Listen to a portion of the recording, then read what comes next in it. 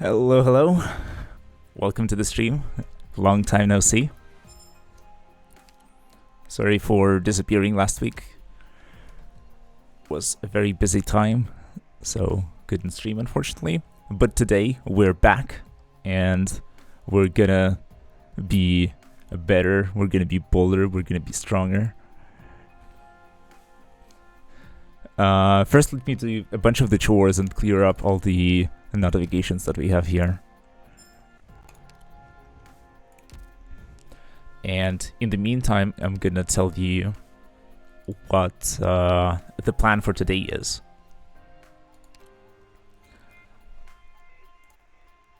So basically,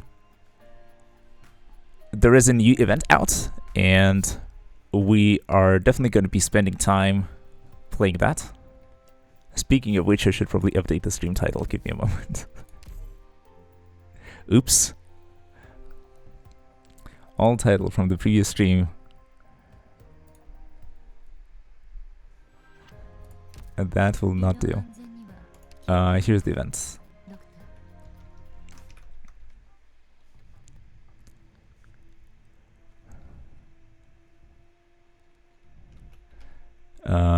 Okay, so what's the name of the event? Where Vernal winds will never blow.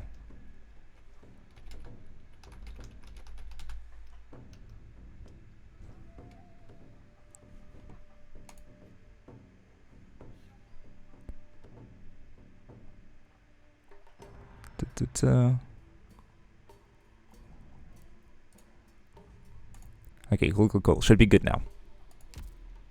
Alright, so we're going to be playing through this. I haven't touched it at all. Even the tutorial is open. We have a 0 event currency. I didn't purchase anything, for sure. How can you without completing any stages? And the goal for today is going to be to clear as much of the event as we can. Just go through it and see what it holds, what it has to offer. And since reading is difficult and we really struggle to keep up with the stories of the previous events, and we're skipping a lot, what we can do instead is just create our own headcanon. I think that if we just, fast forward through the cutscenes, we might be able to glean just a little bit about what is going on there, and we can create our own story and come up with our own explanation for what's going on. And that might be a fun little experiment to do. And it will definitely turn out to be way different from what the story actually reads, but I think it's going to be fun. We can try and improvise our own story based on the cutscenes that we see. Before we start the event though, there is some account maintenance that I'll have to do. Namely, there are a bunch of new banners that just came out, and I think it would be a good idea to go and grab some of the new units. Because new units, always useful. And because one of the things that we can actually do is become even more down to earth or closer to an average player, or like whatever my imagination of an average player is. I guess closer to a new player. My account has already existed for a few months, and I have a bunch of units leveled up. Maybe not all the way, but already sufficiently enough to where you could say that, oh, I am clearing the stages just because my units are leveled, and that is maybe not that fun to just be, beating the just brute forcing the stages because you can. The newbies are intimidated by me, you say? That's only natural. So maybe instead of brute forcing the stages by just using units that are high level, what we can do is we can try and utilize our less leveled units. And what I mean by this is there an air vent in this room? we have a ton of Just curious. operators that are not really leveled, because you can't really level everyone at the same time. It takes a ton of resources, and the game just doesn't give you enough. But what we can do is we can turn it to our advantage, and we can actually look at our list of operators. We can sort by level, and we can look at all the units that are lower level, and we can utilize these for the earlier stages to make things a little bit more exciting. I have some units that are just Elite 0 level 1, so with no investment at all. Some units with a little bit of investment, so around Elite 1 level 1. And then a bunch of units that are around Elite 2 level 1, or like E1 max. And so we can sort of split the game into several stages where we try out the units from all the categories, and this way we make use of our roster and we make it more fun for ourselves, because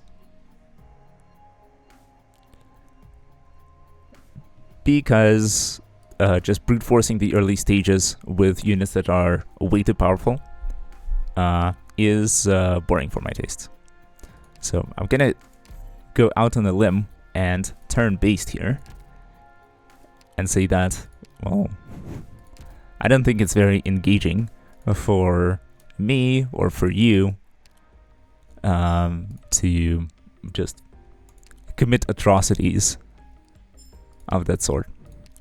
I mean, I understand that the Rhodes Island is a quote-unquote pharmaceutical company, and we go around the world committing war crimes, but maybe we should just, chill a little and instead make it a little closer. Just curb stomping the enemies without any thought or regard for level design. I don't think that's cool. So maybe we can actually take a look at how the early stages work. And then we'll have to interact with event mechanics earlier. Then we'll have to actually think to beat the stages, and so on and so forth. Oh, hey Leafio, what's up? I've been away for a while, but I'm back.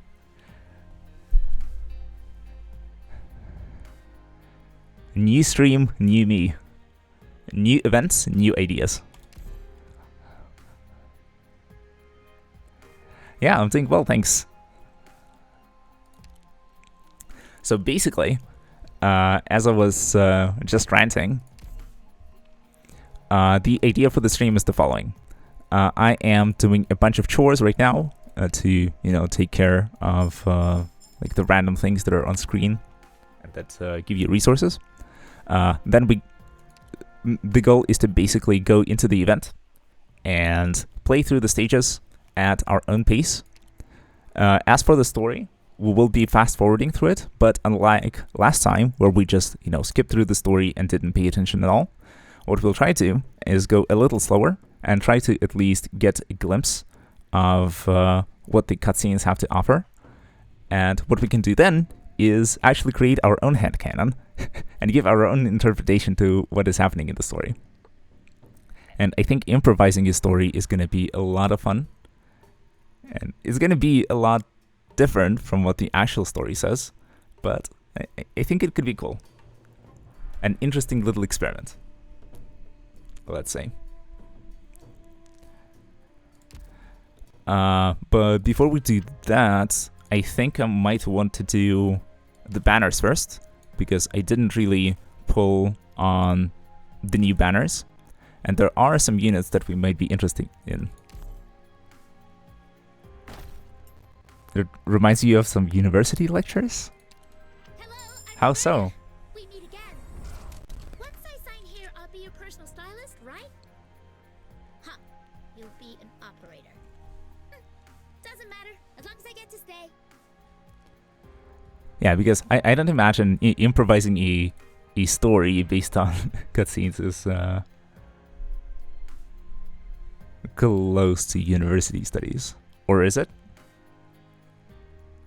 Do you mean it in the sense that sort of you basically don't pay attention throughout the lecture? To know just the way you have explained the all-stream plan? Oh, I see. Interesting. Interesting comparison. But yeah, I have a very structured mind, you could say. Let me take a sip of my tea here.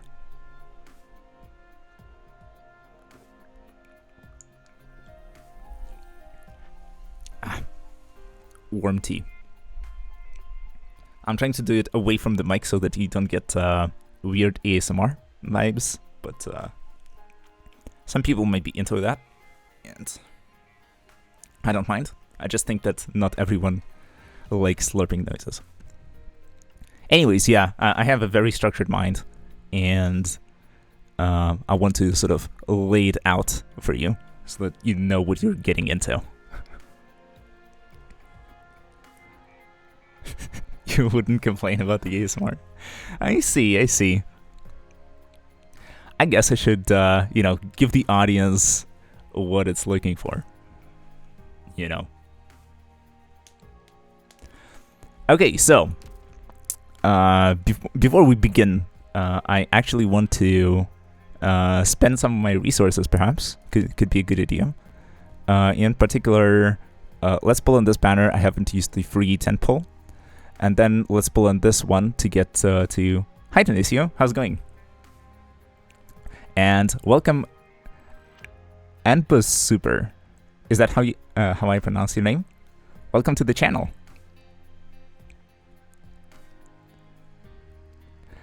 To celebrate people joining in, let's just do the free 10 pull, and I'll explain again what we're going to be doing. The idea is that the new event is out, and it would be cool to play through it. Oh, that's a J. Anyways, it would be cool to play through the event, but I'm gonna do it a bit differently this time. In terms of the story, last time when we played through the previous event, it was very hard to follow, hard to read, because there's just a ton of text and hard to pay attention to.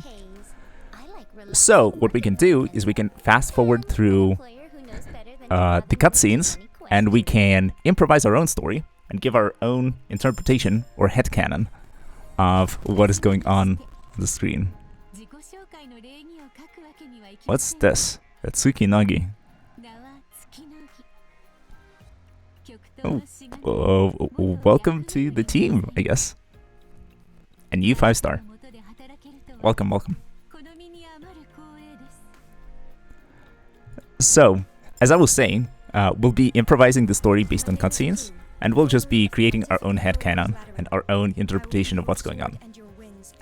Might be a fun little experiment, and might be, it's probably gonna be different from what is actually going on, but I think it can be a lot of fun. And in terms of... Yeah, Hatsuki came home.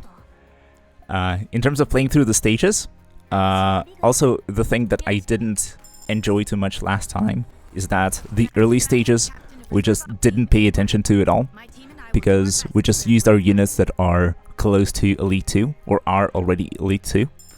And because of that, we could just bypass the stage mechanics and just deploy random units at random times, and not care about what is actually going on in the level. And I don't think it's fun, I don't think it's interactive, and I don't think it is sort of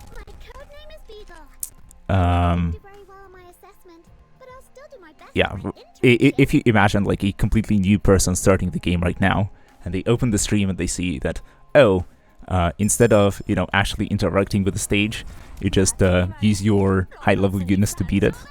That's yeah, not very exciting.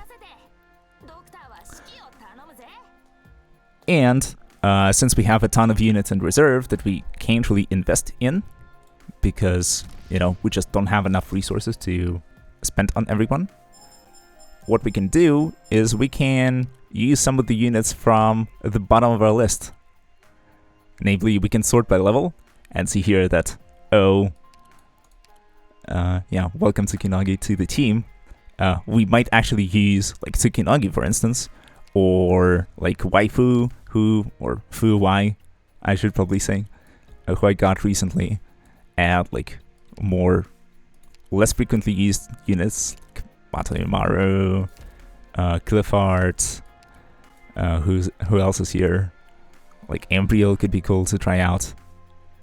Because like really, sort of realistically, if you have your favorite set of units who are, you know, nice and leveled, they're high rarity, you just use them all the time, you know how they play.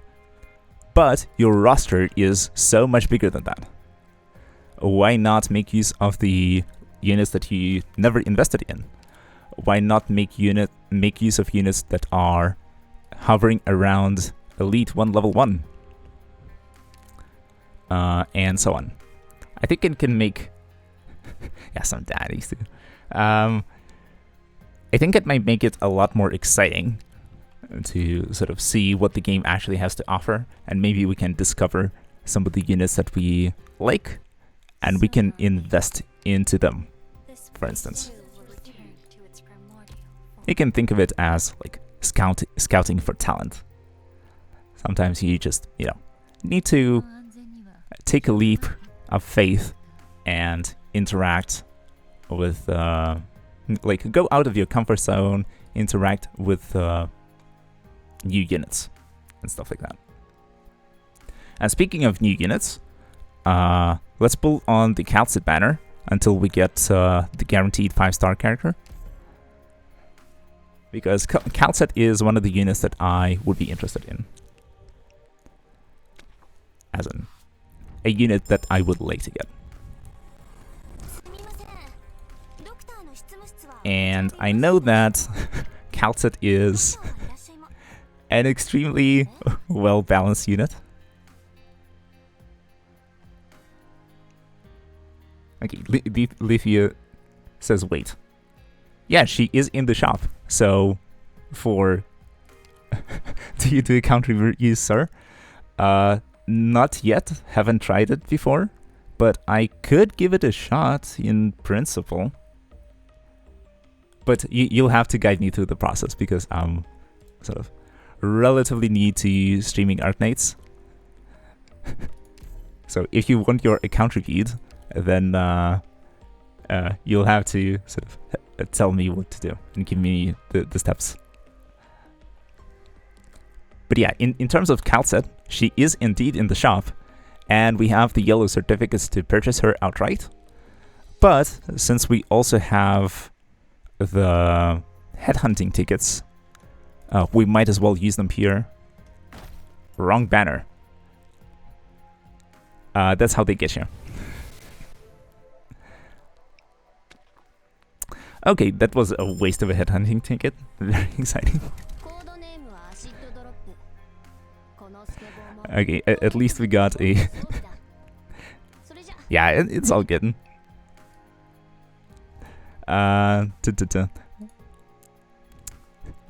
We are... yeah, copium time. It's like we're getting closer to the 6-star pity on the other banner. Copium, copium. Doctor? Oh, Pozemka! Please accept my gratitude. Thank you for allowing me to lodge here. A refuge on the unseemly surface. Streamer luck or what?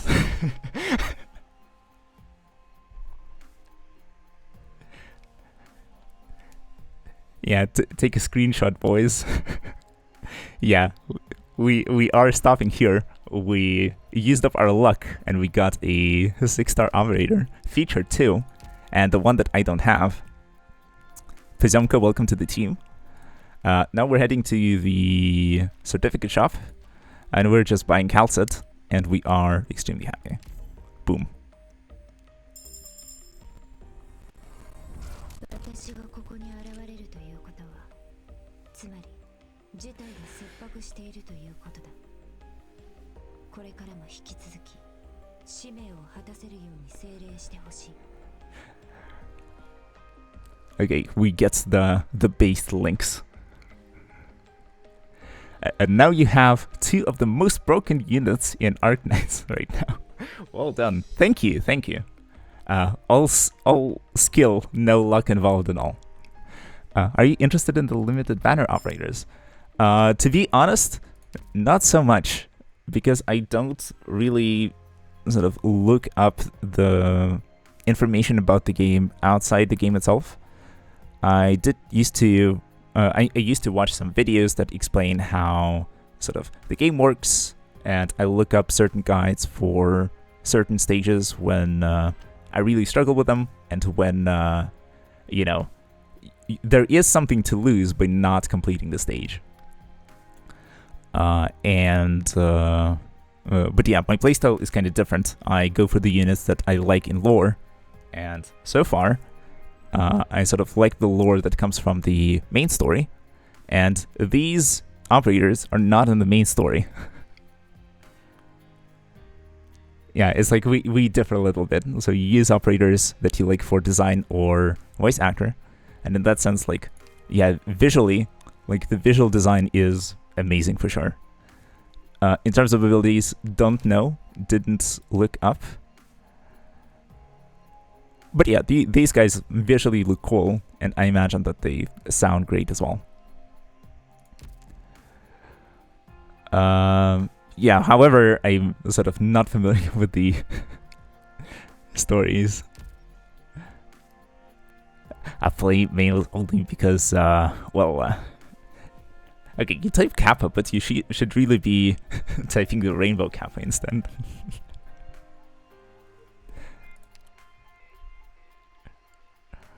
Or Gachibas or something. Anyways, I keep returning to the screen. I should probably get on with it.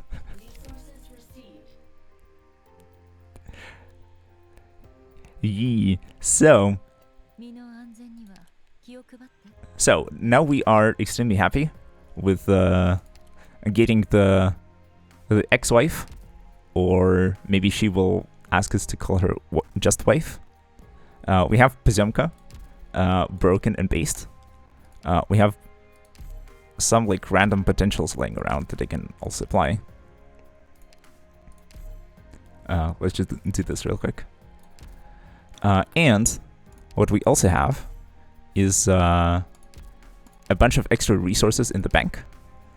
So we have, what is it, 1.4 million credits saved up over the course of several weeks. We have some promotion materials that we can use to push some of our operators up a notch. Maybe not like for everyone, but like for some of them at least. But I think for now, I'm gonna hold on to the resources and then maybe later level some of the operators that we might want to do. But we already have a good selection of operators that are E1 max level or around there.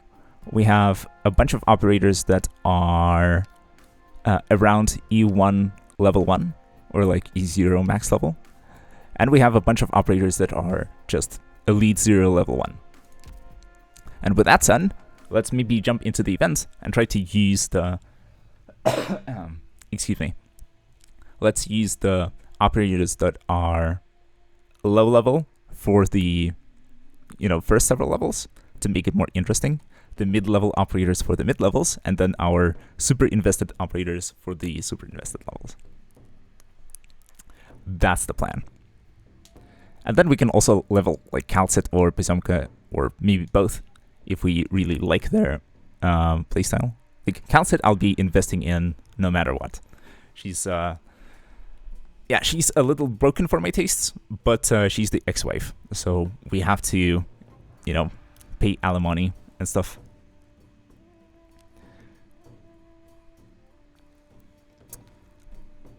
Man, I wish women were real. Anyways, should we watch the cutscene for the events once again? Or do you want to just jump straight into the levels? Let's go, she's a fossil though. Well, never ask a woman about her age. Arknights makes my head hurt every time I play. So much stuff on screen at times. Yeah, true. Well, let's jump to the suffering. Excuse me, princess. I don't think it's... I mean, yeah, this time I might struggle a little with the early stages, rather than,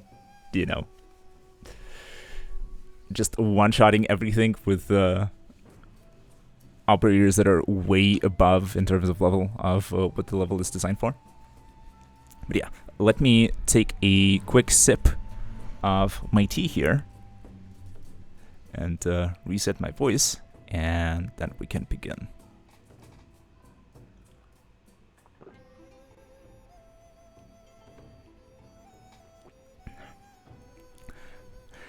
You will one-shot everything after Max, Cap, and Posy. Don't lie to yourself. Probably true.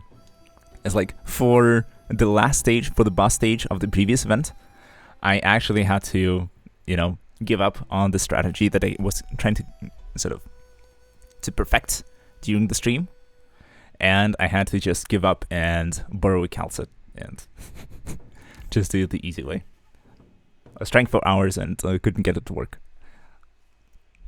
It was super close with Amiya skill 3, but no dice, unfortunately.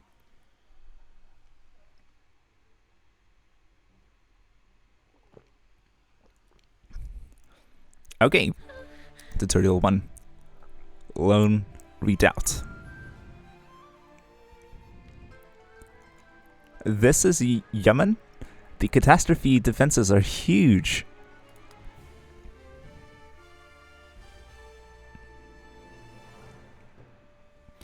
I haven't used Kalset much, so I like understanding of how she works. Oh, we can just take her into the team the first chance we get, and then we'll actually see how she functions. What are you looking at? The enemy is attacking. Get ready. All right. I'll help too, Instructor Doberman.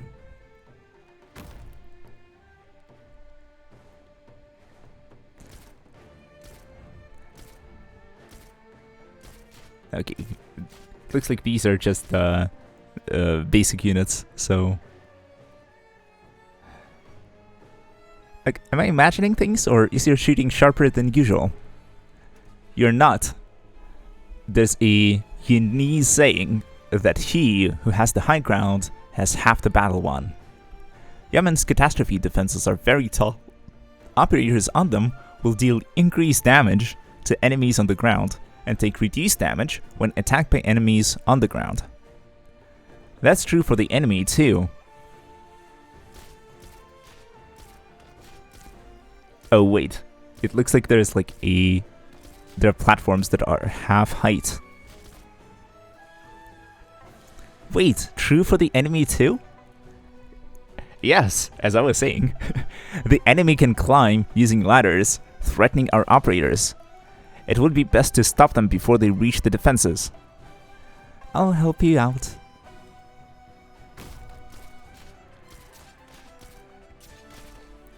I see. So, our ranged operators will be in peril. Oh, hey, yo, Butchie, what's up? You're late, all good. A wizard is never late. He comes always exactly on time. So, I have just started the new event, and the idea will be to use low-level operators to clear the early stages, and to use, operators of higher and higher level to clear the stages that, as they get harder progressively. We just pulled on a couple of banners, and we just randomly got Pozemka from the banner with Calcit and Pozemka, and then we purchased the Calcit from the shop. And we're gonna be using those today, together with all the units that we, are unfortunately neglecting because of the lack of resources. Those that have to stay at Elite 0 level 1 just because we don't have the credits and the EXP records to train them all.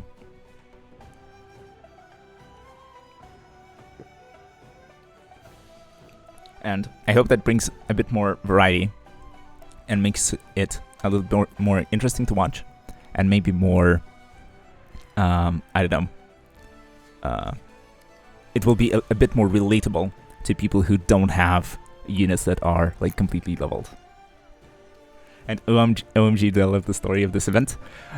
Funny you notice this, or funny you say this, because reading through the story is probably going to be difficult. And what we're going to do instead is we're going to fast forward through the cutscenes and improvise our own headcanon, or our own story based on what they see. It's going to be a little different from what, is actually in there, but it might be a lot of fun. Like how little Sad Cat is in every second training. Yep. Jessica can never graduate to an actual operator, even though she is one of the very few people who can actually shoot a gun. I never read Arknights' story. The main, or the main story, the main chapters are actually quite good. It is like a consistent and long form story that is split into reasonable chunks. The other stories are great too, but they do get like wordy sometimes. Anyways, let's keep going. The enemy is coming around. Don't panic. Roadblocks on some of the bulwarks will slow the enemy, giving us time to defeat them. Alright, I'll do my best. I'll help too. Okay, we get to deploy cruise. I guess this is the only spot. I'm listening. Let's activate Jessica's skills as well. There you are. I hope it increases her chance. Yeah, attack plus 50%. Never used Jessica, so maybe today we get the chance to actually see how some of the operators that we don't use that frequently work. Bam. Tutorial complete, let's go.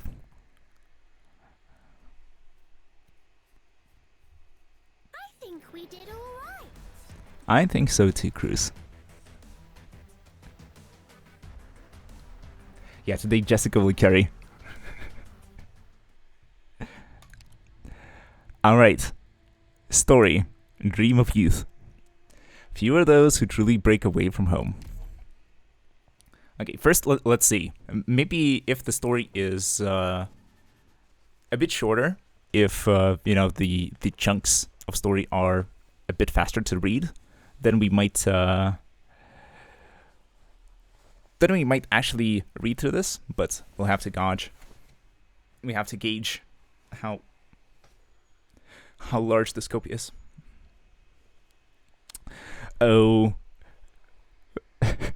Fate lore.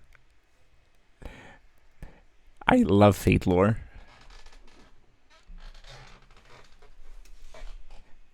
It's unhinged to say the least.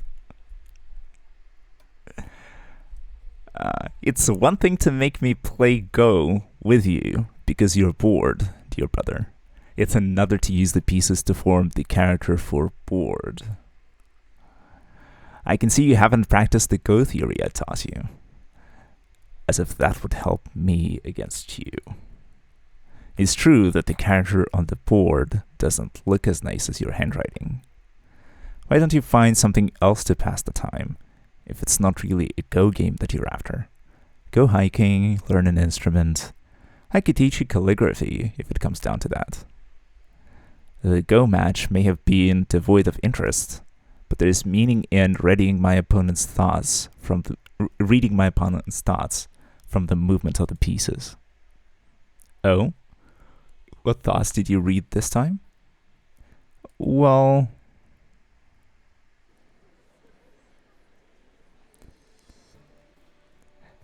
Oh yeah, my reading sessions is like ASMR for the audience. Haven't heard the actual voices of the characters, but hopefully mine is a decent substitute. Hey, Lusai, what gives? The show skipped from episode 17 to episode 20. Happens with a scratch disc. Must have been the sand. Just deal with it, it's not that bad. and you're here, and that's why I'm here, LMAO. The ASMR part. Oh, I hope you're enjoying this. Forgive me. It was a key moment. Qi Shengqiu and Shen Feibai were at each other's throats a moment before, then suddenly they're fighting side by side? How'd we get there? Qi Shengqiu finds out Shen Feibai killed his Shifu and sets out to kill him in turn. When he arrives at Yumen, however, he finds Shen Feibai, a high-ranking officer in the military. With invaders at the gates, Qi Shengqiu suffers a sleepless night and realizes that there is more at stake than personal vengeance, so he joins the Grandmaster's banner to face the foe. It's a simple story, but the duel by the glyphs was a classic. Tian, how many times did you watch that? Any child in town could recite the plot of Heroes of Yumen backwards.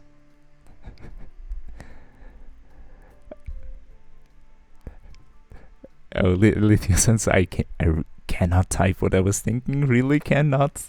Panicked emojis. And Banshee says, but you reading Arknights story at night while I'm just chilling, it's different. I see. So, strap in for this very nice bedtime story about the operators in the world of Arknights trying to deal with misfortune and facing the difficulties head on. Let's keep going. There's just one detail that this gentleman left out.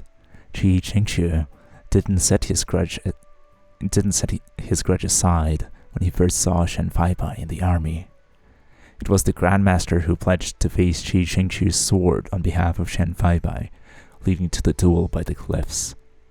Clouds darkened the skies and the winds bellowed, as though heaven and earth were witness to the showdown. The two drew their swords. In Ogodini's, nonsense, nonsense. Fight look good, but details, no good. Yugen He Xian. Do you even know enough Chinese to understand the story? Of course. Heroes of Yumen tell true story 50 years ago. Many heroes joined together, even though disagreement, still fight together against enemy under Grandmaster. I know many scenes shoot in these in. Were shot this in. Looks like you know a thing or two about Chinese history. Of course. Grandmaster tell me when teach me fighting in Sargon. Leafy writes, are you ready for the bedtime story, kids? It's about war crimes, bloods and murders, and a bit splatter. Enjoy it and rest well. Tomorrow you have school. Anyways, Grandmaster has sword, but sword special, cannot pull out. That's what she said. This again. How could you lose to that feline girl so easily if you're really the Grandmaster's pupil? What about feline girl? She very strong. Why you look down her? He's not looking down on her. He's looking down on... So if the TV show was adapted from the true story, Was there really a time in Yemen when Kung Fu adventurers joined forces with the army against the common foe? Arab. Yeah, I'm not good at an Arabic accent. Soon I will see my girl, and soon she will be mine. Yeah, Bachi. You have to chill it a little. You have to give it time. You have to let it simmer. Don't be, too forward or too aggressive. Girls don't like that, and they might want to, ghost or dodge. But yeah, otherwise, yeah, good luck with the pulls. I hope everything goes well. Yeah, it's like the relationship needs time to develop, right? As our relationship to the story that's going on, because like we're in a new place at a new time. It's way different from the main story. It's way different from the previous event. It's like we're on a globe-trotting adventure, committing war crimes left and right in every country that we visit. So let's see here. To enjoy the freedom of being one's own master, but also achieve great things fighting for one's country is pretty cool. Where are you in the main story? Like middle to end of chapter 5, I think. So, like kind of midway, not too far. I'm hoping to get back to the main story after I'm done with the events, and then hopefully go through the side stories at some point too. But that's all for the future, I guess. Today we focus on this event, and we play it on an appropriate level, without operators that are way too over-leveled for the levels that we tackle, for the stages, that is. Well, it's a TV show. The only people who know how things really went down historically are the ones who were there. Anyway, swords and spears are out of fashion. If you really want to do something for your country, you should learn arts and become a Qianqi. How would a fortress like Yemen operate without civilians working to supply its resources? The people who came here to this cold and remote place when the city was first built, and the people who still stay here, they're fighting for their country in their own way. The only thing in the TV show that we know is real for sure, the Grandmaster, is leaving too. Yeah, Yemen Lungmen is like... Pronunciation is hard when you don't know the original language, where it comes from. Either way,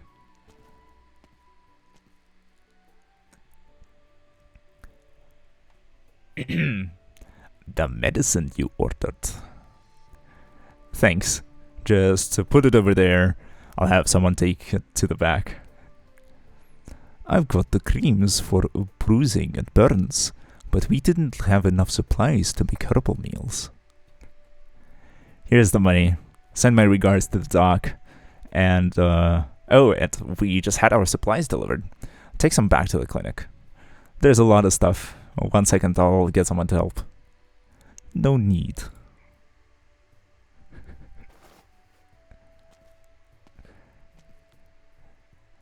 It kind of sounds French. I mean, I wasn't trying to make him sound more French. I was trying to go for more of a Khajiit voice, if you catch my drift. He carried the whole cart on his shoulders? How did the clinic find someone so strong? Good morning, sir. Oh, it's Lee. Voice acting is real. Yeah, it's like I guess I'm doing voices and not like really voice acting. Bacon French for absolutely no reason. You got it, boss.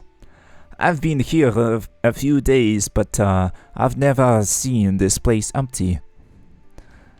We just linked up to resupply with Langman a few days ago, only to run into a catastrophe that forced an emergency separation. Lots of merchants and tourists were stranded in Yemen, filling up the inns.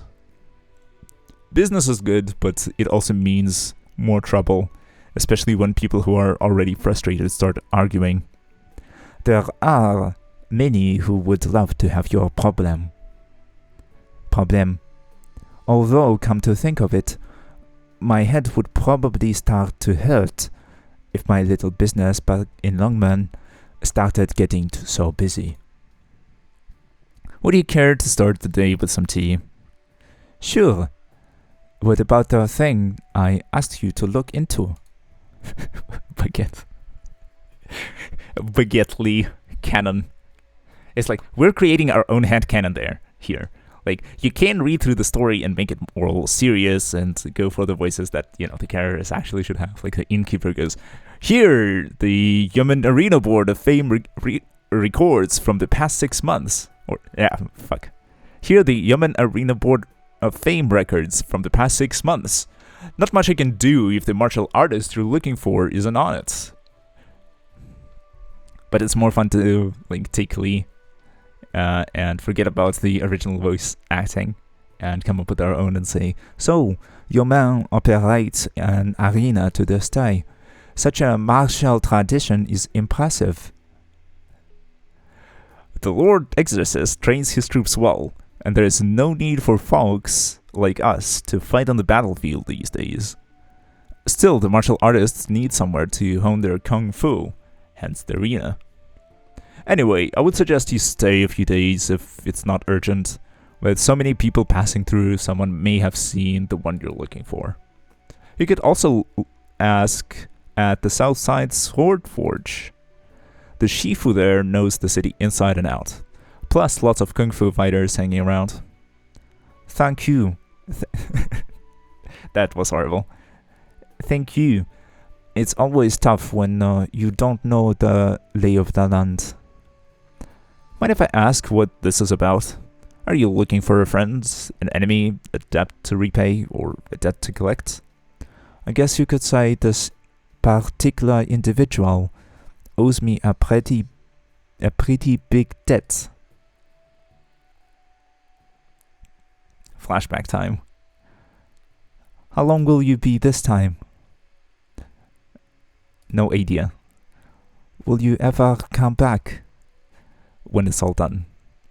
Do you know that Fu Wei's birthday is in 3 days? I wasn't a good husband, and I can't be a good father.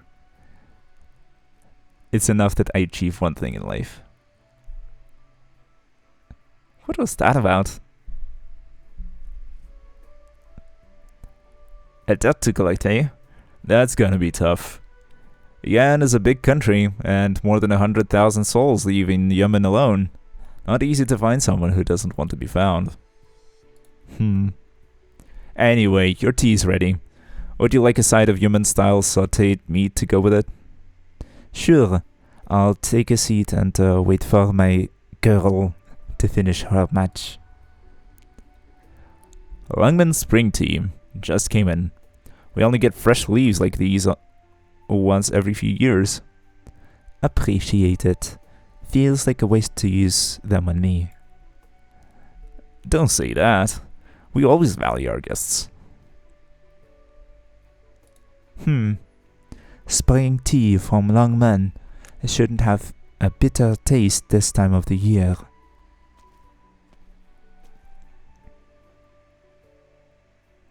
Who's this? Aloof woman. I can't tell if the innkeeper has animal ears or really wacky like hardware. I bet it's animal ears. Because I don't think there's a single character in this game who's not some sort of a hybrid between a human and an animal. So a fairy paradise, I guess. But most of the characters just, have animal ears. It's not furry enough to be weird. But Fu Wei is a bit of a different story. Okay, which voice should we go for here? Yeah, it's like, ma'am, we don't do this here. Saito Chesto. It's you. We weren't supposed to meet here. Excuse me? No, you're not. Do you two know each other? Would you care to share a table since we're pretty full today? No, we don't. I'm not staying long, just a cup of tea. It's fine, it's fine. She doesn't have anything there. Make sure her German. Can be tough. I'll try. Very well then. Let me know if you need anything. Did you mistake me for someone else?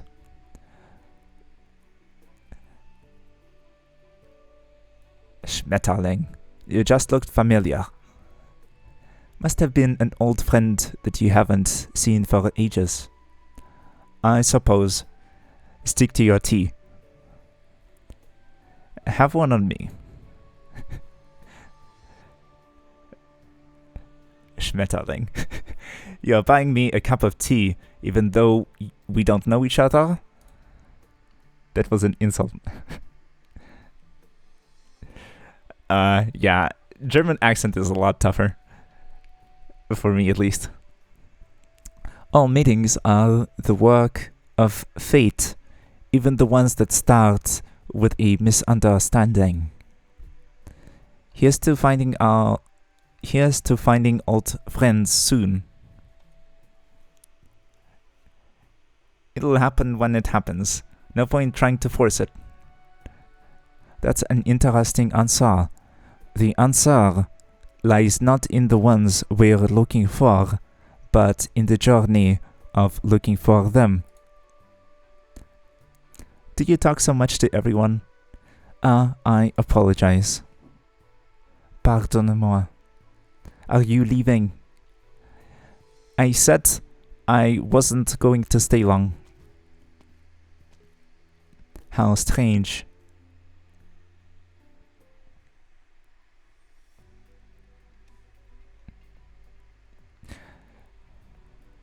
And now we get a scene change and we get completely new characters, and I'm kind of losing the plot here. I don't know about you guys, but it's like, oh, here's a bunch of new characters. And here's a bunch more. Admire the visual designs and read some words.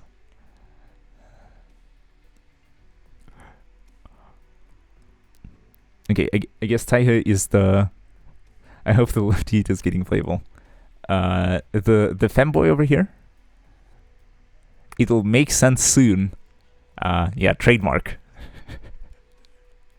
Trust me, bro. Source, trust me, bro.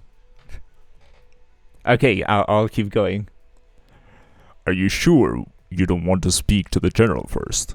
It's been a while since the last time you came back.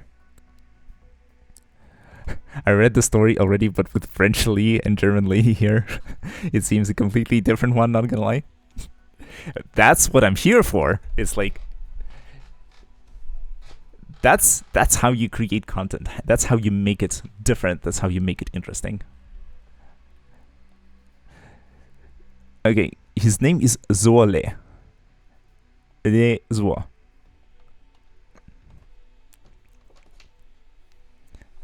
Father is a busy man. I should not bother him at work.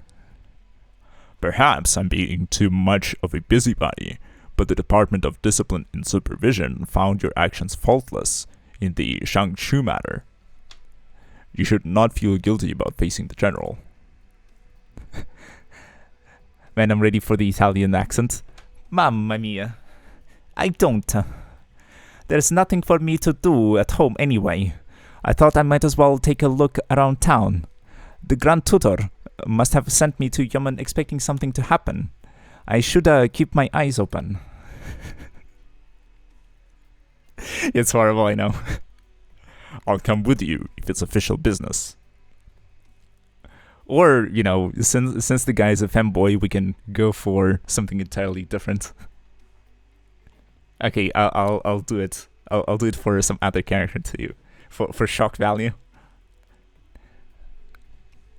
Mamma mia, it's been years since the last time you were here, hasn't it, Uncle Taiha? It must bring back memories. Or would he be a femboy? I mean, look at the character on the left. And tell me he's not a femboy.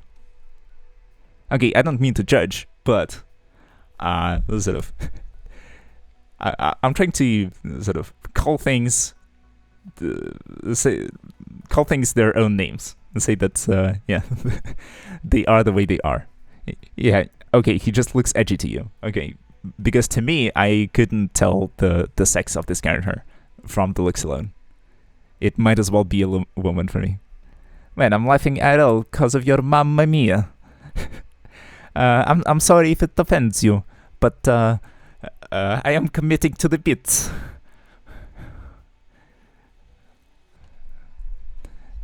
Vernal. Things have changed a lot. It's impressive that the general has been able to keep the people of Yemen safe and thriving, with constant warfare going on in the north. No, it's good. You're making my day. I'm glad that I could improve your day, at least a little. The arena remains as popular as ever. You still rank 5th on the board of fame. Fame is fleeting. I would be glad to see some young talent knock me off the board. The girl's in the ring right now. Did something catch your attention? I was just thinking how your kung fu would compare to theirs. Fanboy, 100%. Taihe, based. He just says, Zuale, how will you compare to the boys in the ring? Ahem.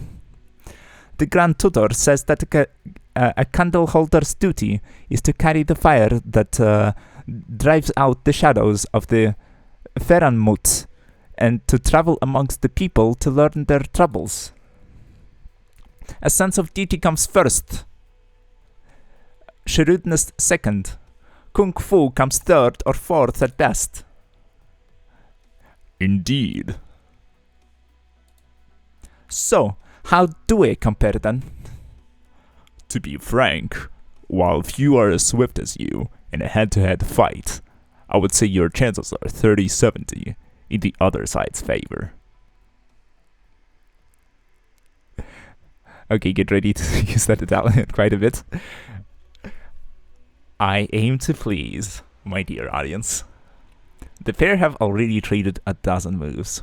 There is hardly time to catch one's breath. The feline girl advances, launching a flurry of fists that keeps her opponent's weapon hand in check. She kicks out. Her opponent, a girl in exotic garb, goes along with it, leaping back with a kick. Hold! You're out of the ring. It's true that you couldn't make full use of your ranged weapons in the ring. But rules are rules. It's my win. Huh. You're very good, and I've never seen anything like your style of fighting. In awkward Viennese. Lose this? No more fights? A martial artist shouldn't be too obsessed with victory and defeat, but I can't lose here. You want the sword too? Sword? What sword? People in the city say, number 1 on the board of fame can get the special sword. No, I just wanted to climb the rankings so my name can be seen. You, number 31, means 30 people stronger than you? I suppose so. You are better than me. I guess this won't work. Hey, where are you going? If I win this, I make it to the first page of the Board of Fame. But will he see it?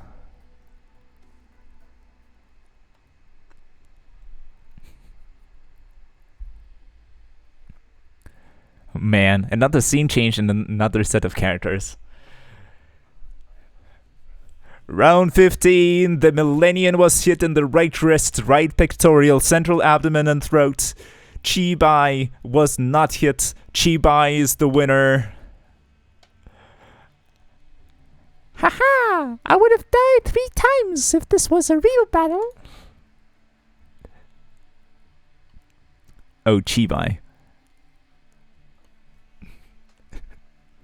There she is, God send me help.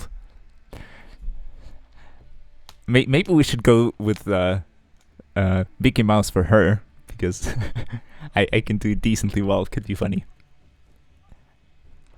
Real battles are about the mind as much as kung fu. Who knows how things would have turned out? Uh-huh. You are indeed the Grandmaster's student. It was humbling. Thank you.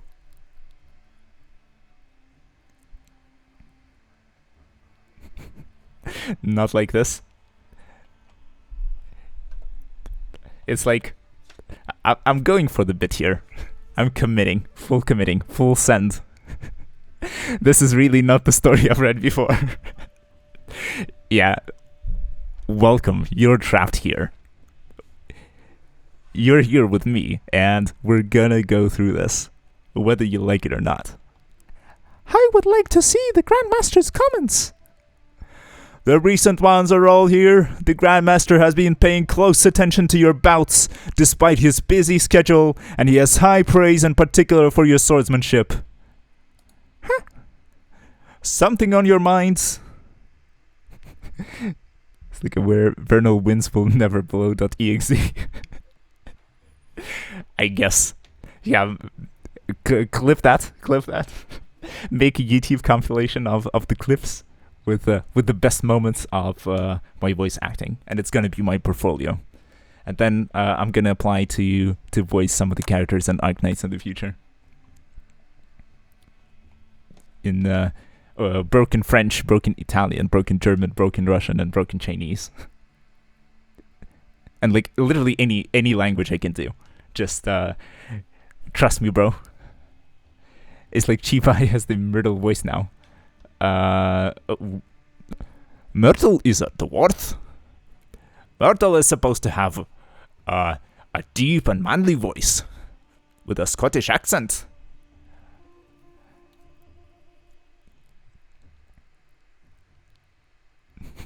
Anyways, that's just a theory, a game theory. The troll is real. I was just thinking what you meant by not enough purity in the sword. And how long would it take for me to reach the point where I can beat him? There is no mention of it in the Grandmaster's Book of Kung Fu.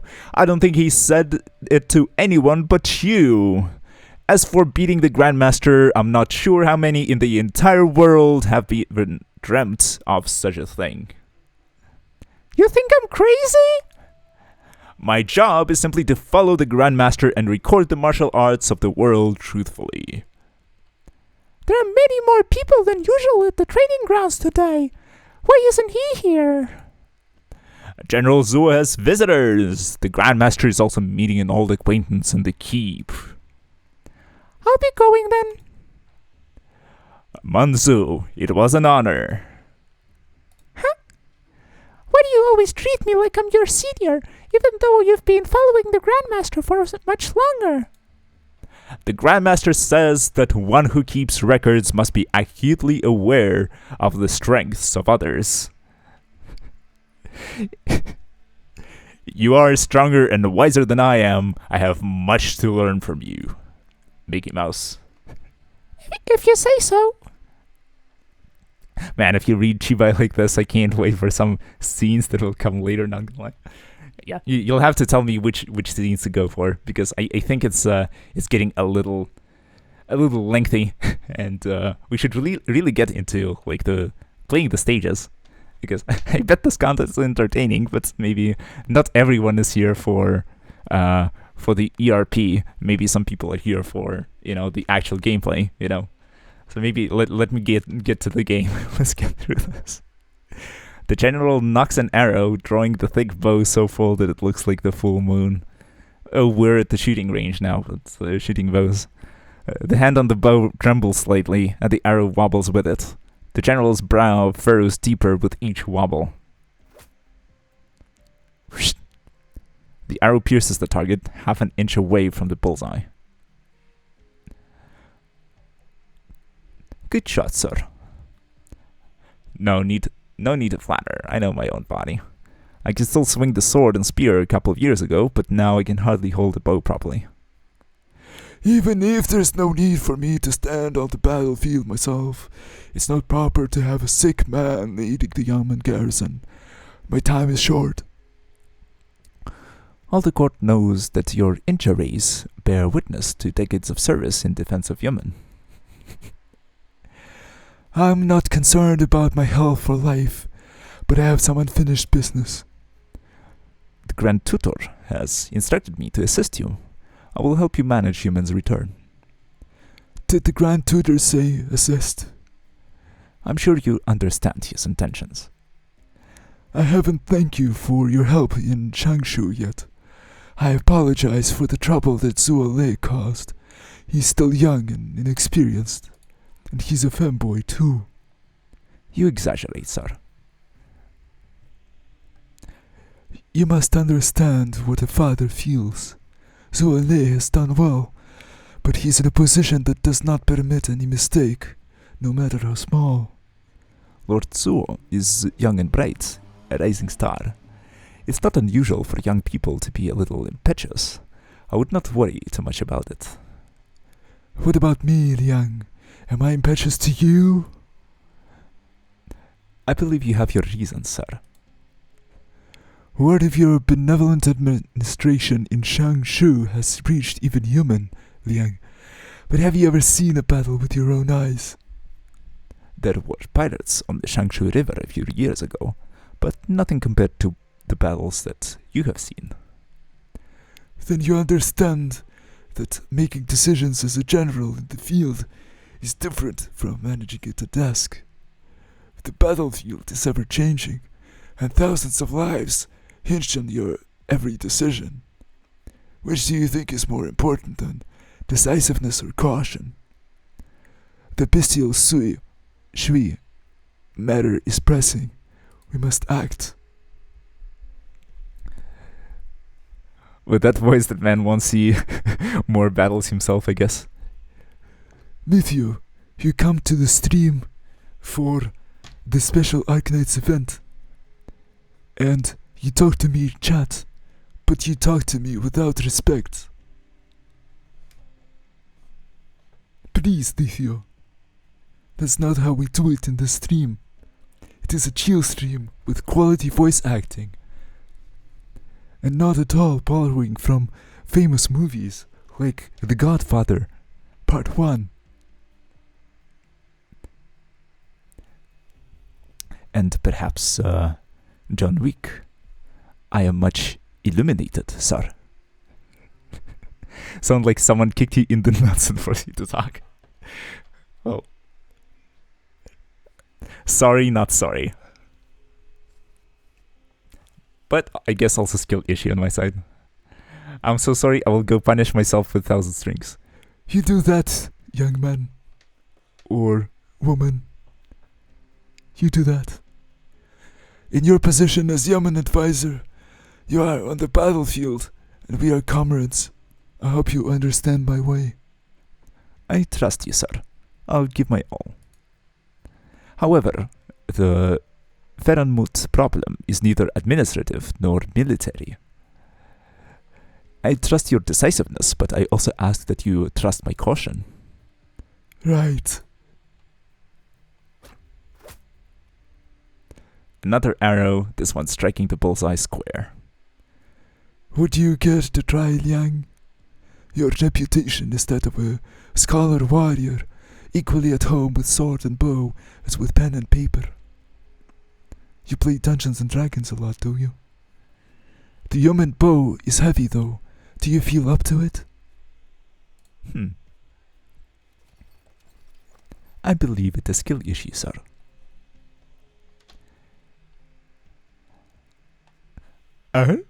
Chief Executive Wei Wenyu of London is here, sir. He's waiting in the meeting hall. Very well. Mr. Lin's daughter was a few days early. It was about time for Lord Wei to arrive. The Grand Tutor has arrived as well. All the Disney cast. Bro, what is this? Yeah, my voice is just cracking and it's all over the place.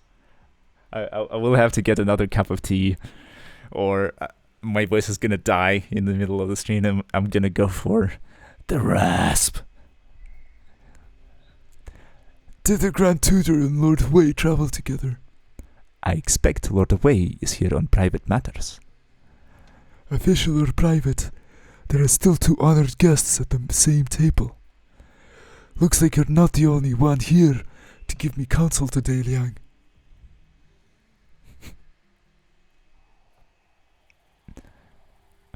Oh, nice. Like, the visuals in this game are just amazing. Just like, look at this. This is like wallpaper material, if not like put it on the frame on the wall. You know, this is some high quality stuff.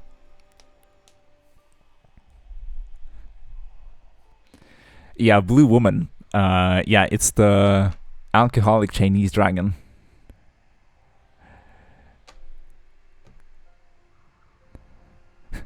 The wall is where Jessica was on the map. Just imagine. I'm not sure what you mean by that, but yeah. So can you elaborate, please?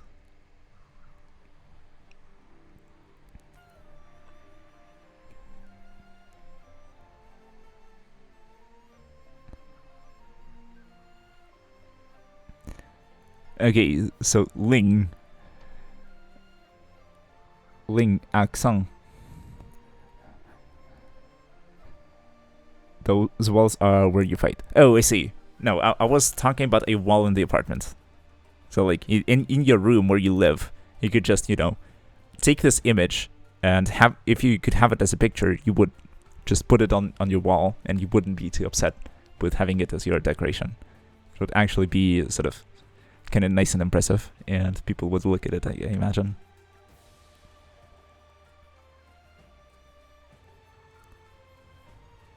My dear elder brother.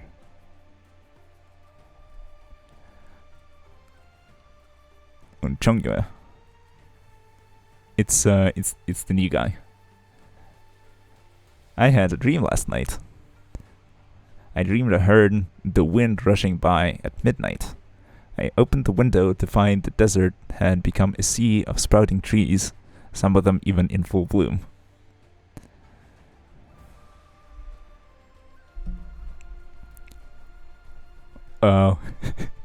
What if we just make him monotonous? The branches of the trees grew and formed a web, trapping human within. Few are those who truly break away from home. Do you still miss human? What was the saying you had when you left Yemen last time? I forgot. Neath crisp night merriment resounds. Travelers doubt it's truly frontier bound. A new one, it's been a while. Looks like your thoughts have changed. Nothing is sacred for me. A century is not too long, but I came back at this point in the dream. To me, 100 years is simply 30,000 days and nights. This fits perfectly. What are you talking about? To me, 100 years is simply 30,000 days and nights. The urgent reports, the scouts departing, the messengers returning. Oh, that voice, my hormones are not ready anymore. Thanks. Yeah, it's like, yeah, pull for this operator. Here's the reason. The watch has changed innumerable times since you left, and countless new bricks and stones set into this wall. But still it stands. Did you see neon and dusk in Shanshu? Yeah, they haven't changed one bit. They found a place to stay, a place where they can have fun. And so, you met our second brother. We lesser siblings always worry our eldest brother, don't we? Dusk is a sensitive and thoughtful little sister, but she keeps it to herself and tells no one, which is why she's often troubled. Nian looks carefree on the surface, but she fears loneliness more than any of us. She constantly needs something new to keep her mind occupied. I don't worry about being lonely at all. It is not in my programming. I don't have much to worry about you, other than maybe you getting too drunk and forgetting to pay your tab. But as the oldest sister, and without any official responsibilities, it would be good if you spent more time with your younger siblings. With him with this voice, this event will be a long one. Yeah, welcome to the stream. We're just becoming hinged, with more and more hinged with every minute. Do you accuse me of being an irresponsible big sister? How many families are like ours? From whom do I learn? I have to figure things out on my own. But our foolish sisters just don't know how to rise above things. They keep making it hard for themselves. Don't blame them for being self-troubled. Put yourself in their shoes, and you may not find it easy to free yourself from troubles.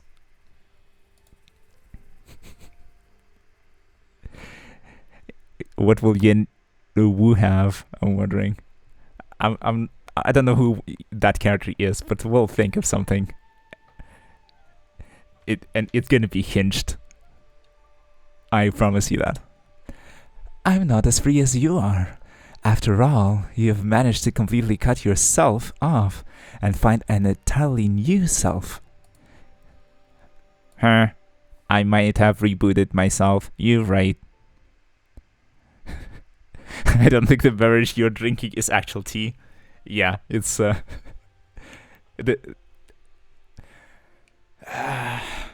this tea is based. Nah, it's tea for real. I'm just going balls to the wall here because, like, if the stream is just like a casual stream where we just read out the lines, where we just play the stages normally, then like what fun is it? How about we make it more interesting for ourselves and just entertain ourselves by going with like something more entertaining, like Chengye, who's a robot. The name Shua and the Silver of Sol are sealed within the sword. Now I'm just an ordinary man who knows a little kung fu. A little? How many martial artists would abandon their careers if they heard you just now? Taking into account the fact that I've had centuries of practice, perhaps I should call myself less than ordinary. Huh? The St. Louis there churns through tons of sand every second, clearing a path for humans' advance. The massive nomadic city rolls toward its new goal at high speed. Where are you planning to go after you leave Yemen? I'll go south to see the bridges and streams, have some of the Heartland brew, or see the place where Neon and Dusk are staying. The Jianghu world is big. There are plenty of places to go. Yeah, a little kung fu, he said. Proceeds to casually beat the hell out of every boss in game. True. Truage. Hey Haitian, what's up? Lore. We're doing an entertaining reading of the very first story. And it's been, I don't know how long it's been. It's like been 20 minutes, half an hour. I've lost track of time, but I am enjoying myself, and I hope you're enjoying the reading too. Because, like, here's what I'm doing here. Chungyue says, but I suppose all the people with whom I've shared a toast are gone now. In the distance, the heat rising from the ocean of sands warps heaven and earth. The wind is weak by the time it reaches the tower. The sand in the wind touches the cheeks, almost like a caress. 3,000 miles of yellow sand in the blink of an eye.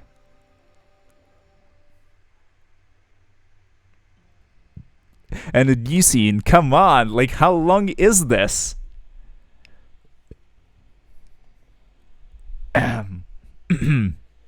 Patience. Focus. Check the serial numbers on the gear. It's the Catastrophe Messengers group, which should have been back this morning. Yeah, Curve Lady. Traces of originium explosives. The bodies have probably crystallized and turned to dust. Okay, din Yusia.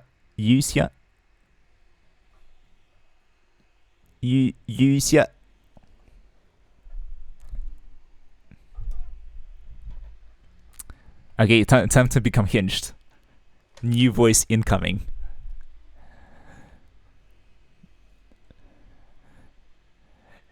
Watch out for originium residue. Basically, we are playing a different event here, where Daddy Chong is Wall E, the old man sounds like he's dying, Lee is French, and, hear me out, Shibai reveals to be Mickey Mouse. And now Lin Yuxia is Batman. I'm Batman. Watch out for originium residue. I'll need some tea. Is someone on this banner or saving 100 pulls for the Monster Hunter banner? I am using the free pulls, and I just randomly used a single extra pull, but nah. Bro, what is happening? Welcome to the stream. Entertainment time. Are you motherfucking entertained? About the banners, I have no clue what this character is. I'm seeing her for the first time, other than in the banner, other than in the trailer, and other than... Yeah, I guess that's it. Yeah, Lin is Batman, that's what I'm talking about. So, since I don't know who these characters are, I don't think I'm gonna pull for them, or, spend any more of the pulls other than, the ones that you get for free. We already got I don't remember, like a 5-star from the free 10 pull that we did earlier on stream. We got Calcit from the store, and we pulled on Calcit banner until the free, or the guarantee, and we got a Pozemka. So we're super happy, and we're going to be using them today once we get to the stages. But before then, I am Batman. Watch out for originium residue. This is less than 2 hours from the city. Who would attack a catastrophe messenger on official business so close to an nomadic city? Everything valuable has been taken. It could make sense if this was the work of bandits. Or someone who wants to make it look like the work of bandits. I really need to drink some tea because my throat is not ready for this. Keep looking. We need to find the catastrophe survey data.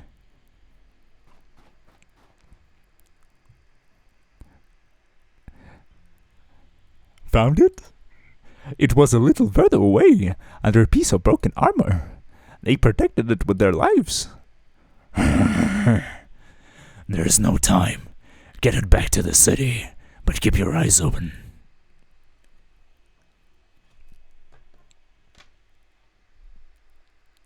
Oh, you get 20 for free during the event, so 100 so long as you log in. That's nice. Fog the Dark Lin. Yeah, it's the hinged arc.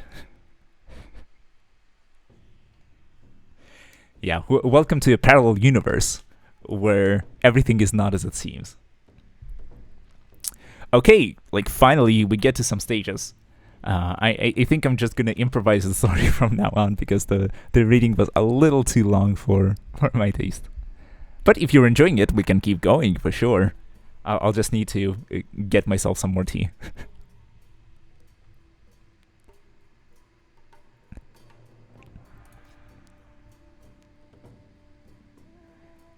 Okay, this looks like a pretty straightforward stage. We should be able to do it, no problem.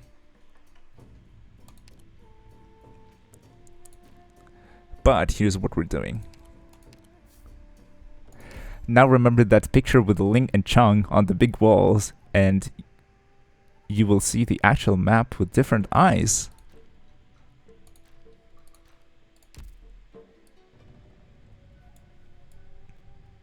I see. So like if you focus on the background here, it is, I guess, a map of Yemen. And it lies on the table. There's some coins here, a dagger stuck in the table. So like visual design is top notch.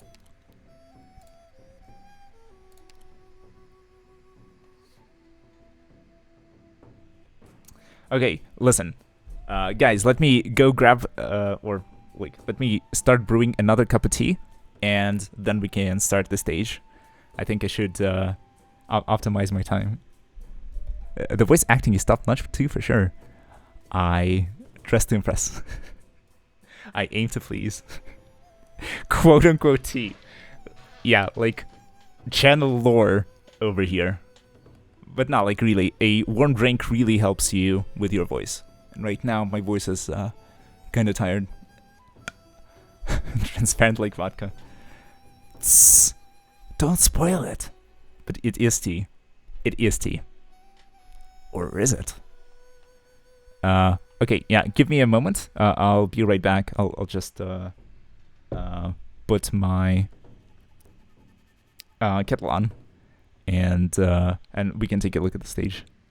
Yeah, first stage, and we're like almost max sanity, which yeah, you wouldn't say if you were listening to the stream before.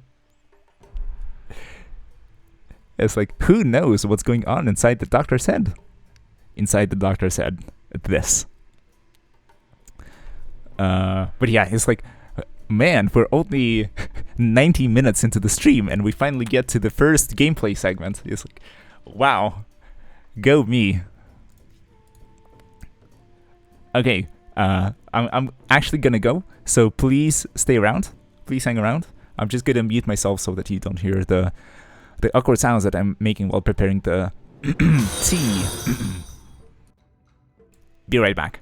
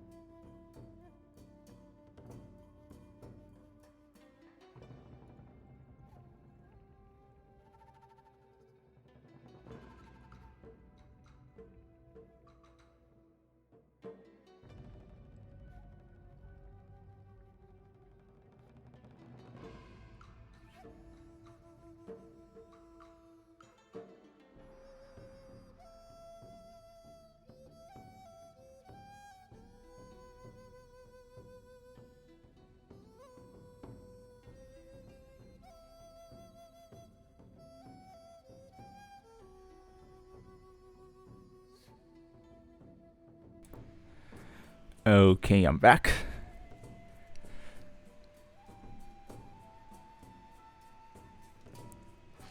The tea is brewing, so it's nice. It's just standing here on the table just beside me. It'll take a little bit of time. I'll keep track of the time, I hope.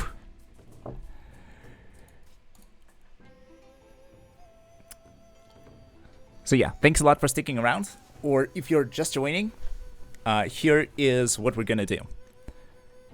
We are gonna actually get to the gameplay segment. Poggers, 90 minutes into the stream. Based, hinged, a different activity, finally. We don't have to endure my creative, but not completely professional voice acting. Now instead we get to play the game, finally. Unless there's a story segment just before the stage starts, in which case... Okay.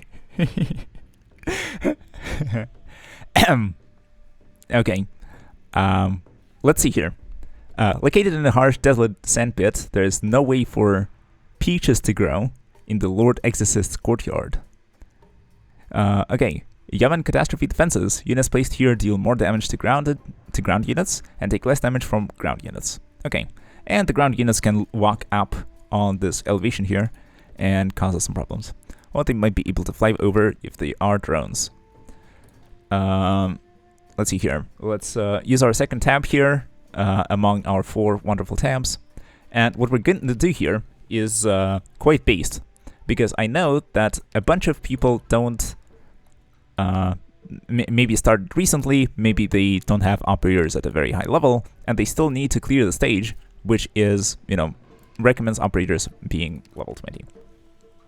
And would you take a look at this? In our collection, we actually have operators that are not leveled. What?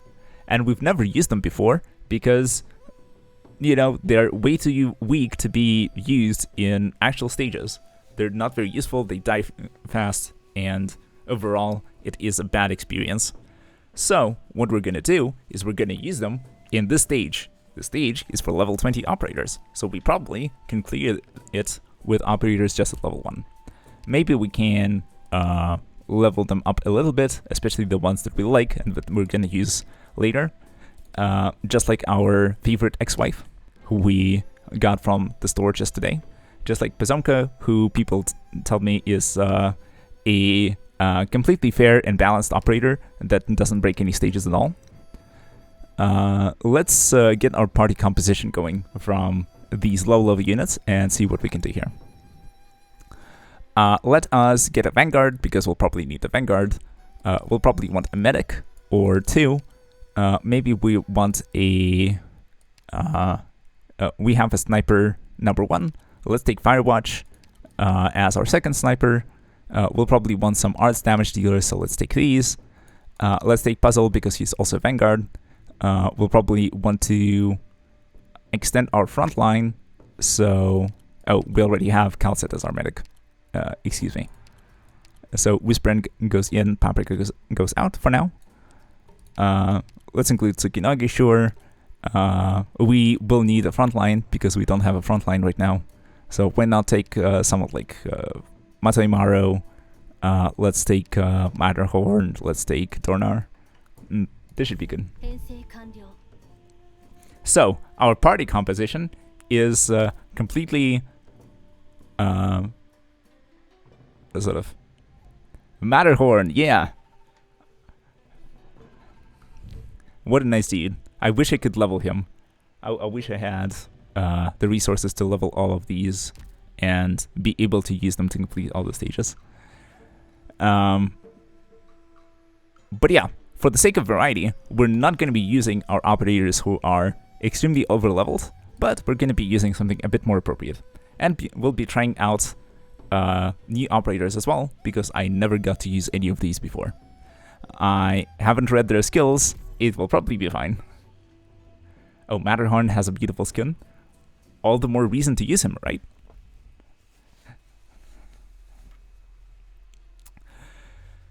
Oh, it's story time. My tea is not ready yet. So, do we employ the tactic that I was talking about before? Do we fast forward through the story and create our own headcanon? Because, like, this is sort of the last step to creating chaos. I am an agent of chaos. Okay, let's see. We'll go for... Can I go for 4x? Okay, it's really long. Yeah, thanks for letting me know. Speed. I want the speed to be a 4. Alright. Or an 8 maybe. Let's see. New characters. I'm Batman. I'm Batman. I'm Batman. I am kind of dying, but you can probably save me if you give me enough tea so that my voice can keep going. Oh, Ani-san. Zhang Yue is here as well, and I will participate in the strategy meeting.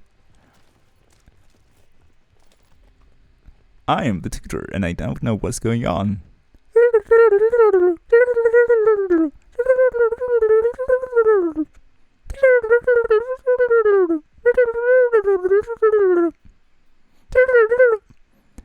Oh, bonjour, my fair lady. Perhaps I am into the furry stuff, and we could share some tea, and you could show me some of your pictures in your Instagram. Our strategy meeting is going well. I still have no idea what's going on here. Can somebody give me some throat tablets? Hi, Blue Blitzar. How's it going? Why Fu Boggers? Don't call her that. Her name is Fu Y. Please get it correct. As our favorite YouTuber Quasar said, this is way more appropriate of a name. Story summary. 4x speed. Oh, new characters. I'm Batman. I'm Batman. I'm Batman. Wally say something. Some French baguette. And so on. Yeah. Sheesh! A fight breaks out. And, oh no, a woman with a side chest is destroying everyone. And in the next chapter, we will see if she actually was able to disrupt our strategy meeting or defeat Batman himself. Okay, Ikuzo. Let's see. Do we actually have some operators that generate DP, or is this the wrong skill? Reed isn't. Looks like man to me, Leo. Oh yeah, welcome to like the part where where we have femboys and manly girls. Yeah, we have Reed and Puzzle, which sort of at second glance they don't really seem like proper vanguards, do they? The next attack deals 70% as physical damage and gains 3 DP, but this says nothing about DP generation. So I guess we just use Puzzle, I guess, and hope for the best. Puzzle is pretty good. Alright, good to know. Let's deploy him here, for example. It's probably not the best position. I probably want to protect our front line, but it is what it is for now.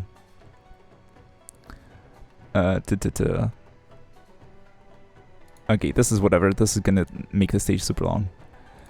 Now let's get our... Yeah, I think if I just deploy Calcit here, we should be good. And now we have 10 DP to get Monster into play if we didn't mess up. Don't leave it written across your face. Oh, Calcit can not fight. And apparently... Good visibility. I'm ready to fire. apparently Puzzle is not pretty good. He just cannot survive the attacks.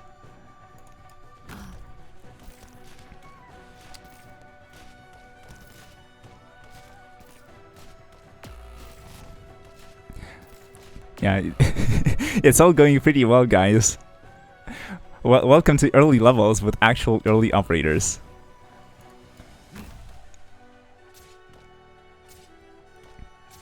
Yeah, it's like, and now we're going to actually die to game mechanics because the enemies are way too strong for us.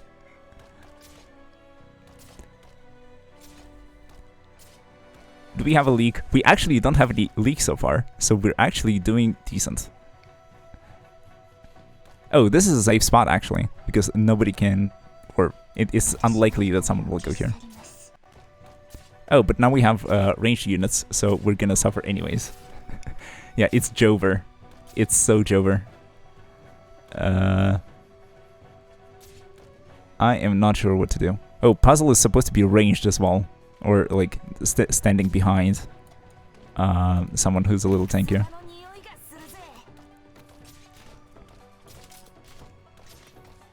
Yeah, winnable. Yeah, it's like, it's a learning experience. I've never played with these operators before. I didn't read the skills in typical global fashion, so... So yeah, this is the gameplay that he came here for. I'll leave the support to you. Yeah, maybe I should actually read the skills and actually get someone who can generate DP for me, because this is definitely not ideal.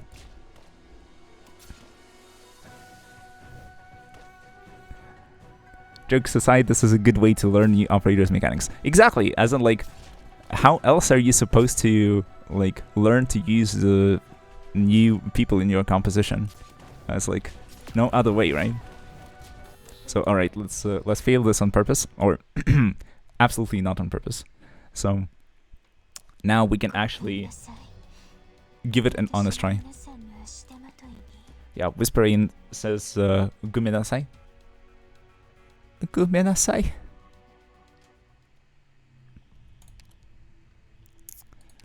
All right, we go again, but now we adjust our composition a bit.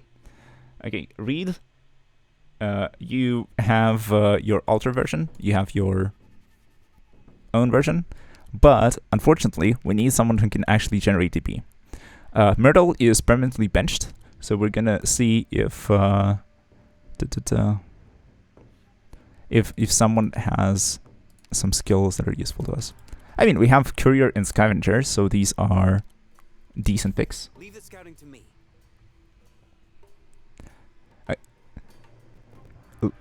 Lithian Game says, I know the problem here. Matterhorn skin. Say no more. Where is it? Oh, we gained some resources. Whatever. The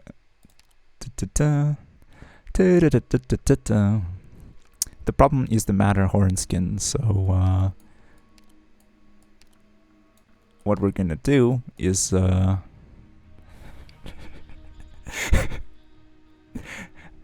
don't even care.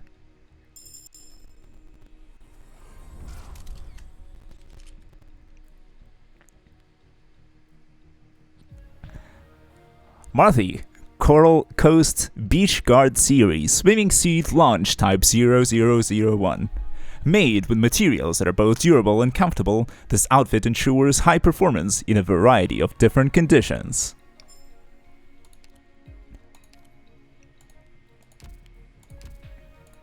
Okay, now we're ready to do the stage. The power of skins is gonna solve our skill issue, and this way we'll be able to beat the stage no problem.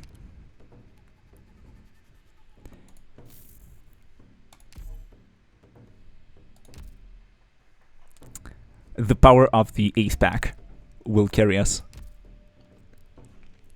Okay, but actually, let's look at our party composition properly and see what we can do here. Okay, maybe Puzzle will hopefully help us generate DP together with Courier.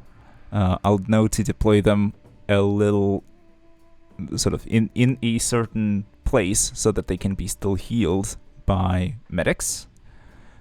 Whispering's healing seems to be a little on the low side, but sort of fingers crossed we will persevere.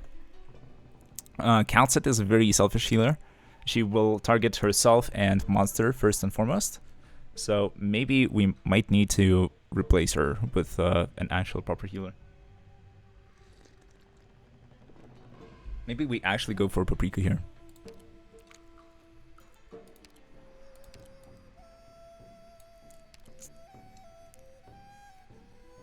Where is she? Here.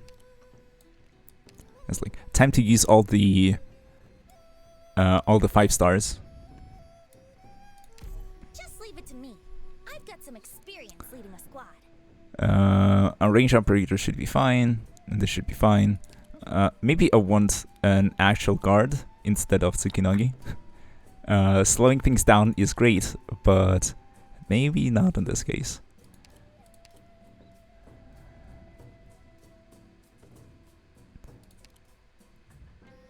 I don't know. Who should we go with? Let's take Utage for the memes.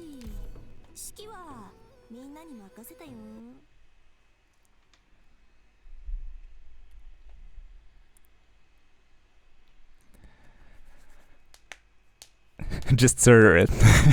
Yeah, it's like, oh man, this stage that requires level 20 operators is too hard. I have to take out Surtur to beat it. No, dear Bashi. My grandpa's deck has no pathetic cards. Puzzle. Courier. Matoimaru. Pozomka. Matterhorn. And his abs. Paprika. Whispering. Firewatch. Firewatch gains invis, so maybe maybe this will come useful. Maybe this will be super handy in this stage. Durnar with attack up gamma, with attack up beta, sorry, and Kira with attack up gamma. Kani Palat is frigid, and Utage, who drops block and starts restoring HP. Okay. Wonderful team. We got this. So, I wonder if we should actually deploy here instead. Maybe this will help. And a little forward too.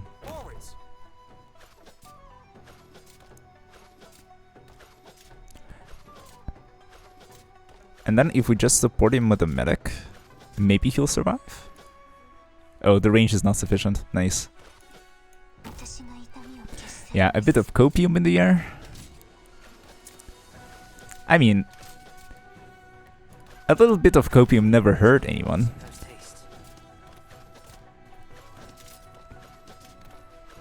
Right? Right? So now we just need to... Oh, it's automatic. Cool. We just need to defeat these animals and we should be good.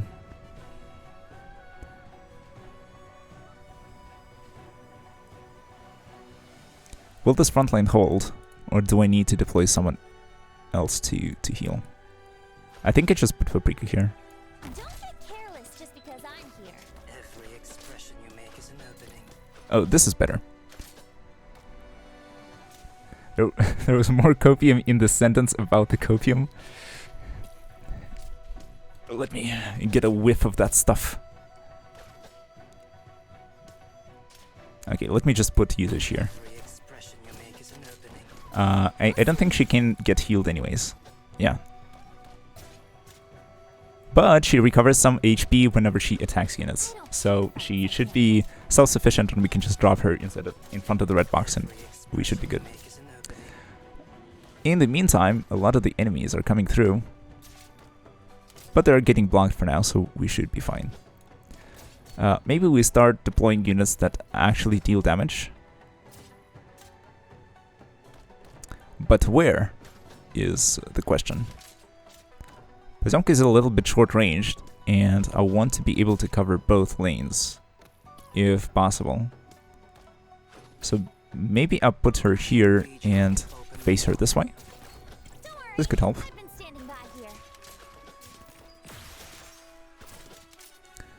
And now we get typewriters. Nice range. I can read you like an open book. Oh, someone enjoys reading. unlike global.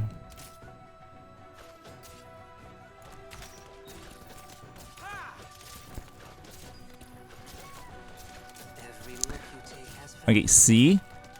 Now we're doing a lot better. 私が必要だね。いいとこついてれば痛くないからね。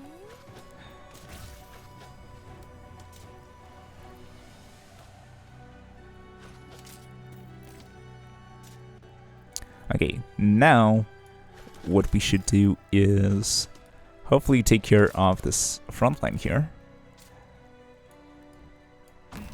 Matterhorn, go. Tallulah difficulty, yep. face. Let me cook, boys. I got this. Didn't redeploy in time.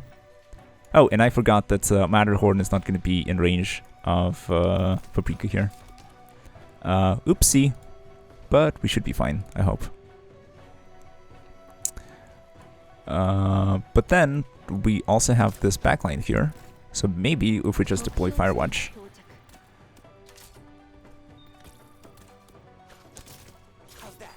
Hopefully she will not get targeted. I can read you like an open book.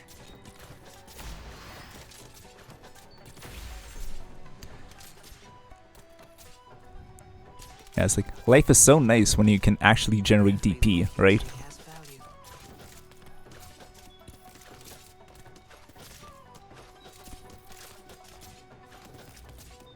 My shield is. You don't have what it takes. 了解した。ごする。I can read Cool, you cool, like an cool. open book. I think we're doing very good. Our operators are working. Wait a second. Oh yeah, Kiara can freeze the guys. So maybe let's apply a little bit of a freeze on this lane. If Kiara doesn't get focused to death, then we should be good. But yeah, it's like, it reminds me of back in the day when I just started playing Arknights. Because I didn't have enough resources to level my operators, I would be forced to beat stages way above the level,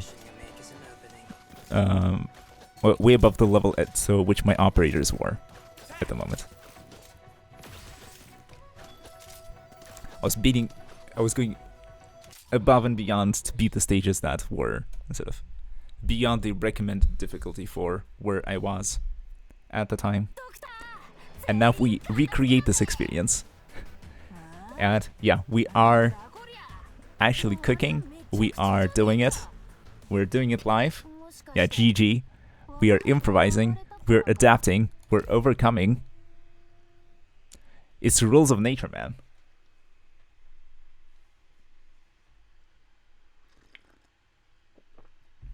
We got this. And for the actual execution of the stage, what we can do is we can actually improve our placement and give advice on what to do. So first and foremost, you want to deploy your Vanguard here to generate DP and to block the early units. You could also consider deploying them one tile below, but it's important that they are in range of the healers that we're going to deploy on this side. From the healers that we have, our geometry is a little wacky. One of them is the standard 3x4 rectangle, but the other one is where is it? It's the square with an extra tile in the front, so it's not going to be able to cover everybody. But what we can do is we can deploy our second medic in a way that it covers a huge area around her, so that we can hold both the ramps to the high ground. And then we have reinforcements incoming. And maybe for the sake of simplicity, what do we do? Maybe we just go with Mataimaru here. Maybe we'll want to deploy some damage dealers in a moment. Let's go like with Bazonka here, for instance.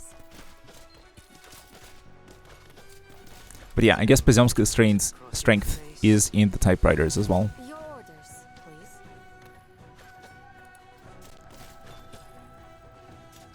But yeah, if need be, we can activate the skills of our medics to make sure that we hold a little bit more comfortably. But another thing that we can do is start deploying on the top side, and we can put some snipers or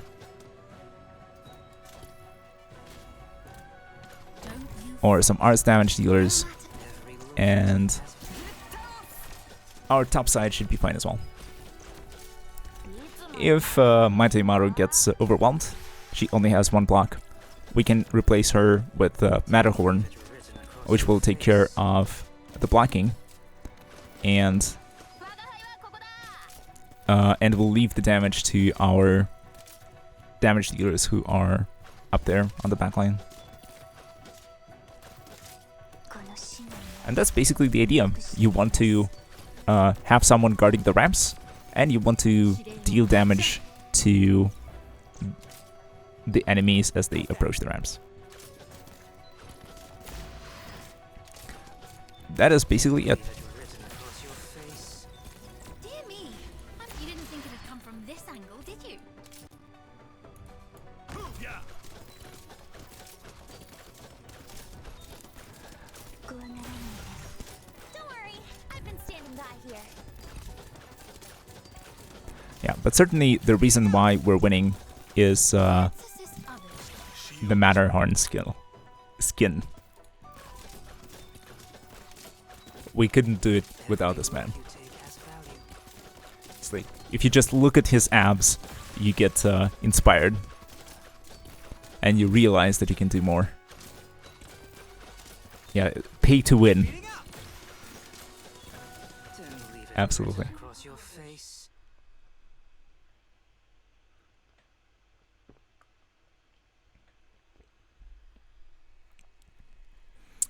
Okay, so where we are in the story.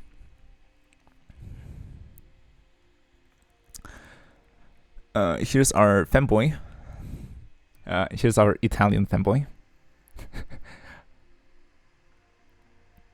Oh, exactly. You get inspired, quote unquote, but I would use a different word. I would use different terms as Lithio. Okay, my guy. You already sort of outed yourself as a Matterhorn enjoyer. So no shame here. It's all good. Everyone has their preferences. Everyone likes certain things, and I don't have anything against it. At the end of the day, just look at those apps.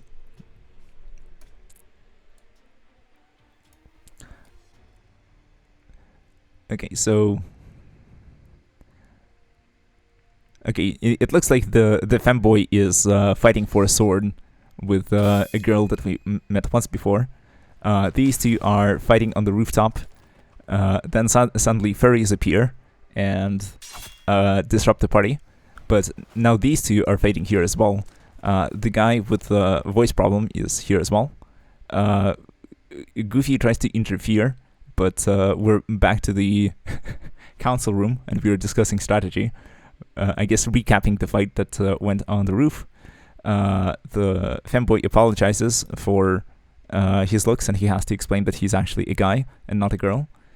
The master asks him if he enjoys the Fate Grand Order series, and the Italian femboy asks what this has to do with anything, while hiding an Astolfo body pillar behind him. The old people don't approve and don't understand, or they probably, completely don't understand what the fuck that is. But yeah, the peers are definitely looking down on him, especially our robotic Chung Yue, who is actually extremely judgmental towards people with fetishes. They meet in the lobby of a hotel to I don't know, discuss business or get inspired. That's why the Saito Chesto lady is here for inspiration purposes. She says that her Saito Chesto is more developed than Matterhorn's physique, and she's here to prove it to everyone in the city. In the meantime, Batman is doing his research in the cafe, meeting with random tourists and interrogating them about random things that they have no idea about. We get flashback to where the Batman went through his training arc with Wei Yanwu, the chief furry of the fandom. And now Batman gets to meet an actual furry IRL, and their interaction goes extremely well.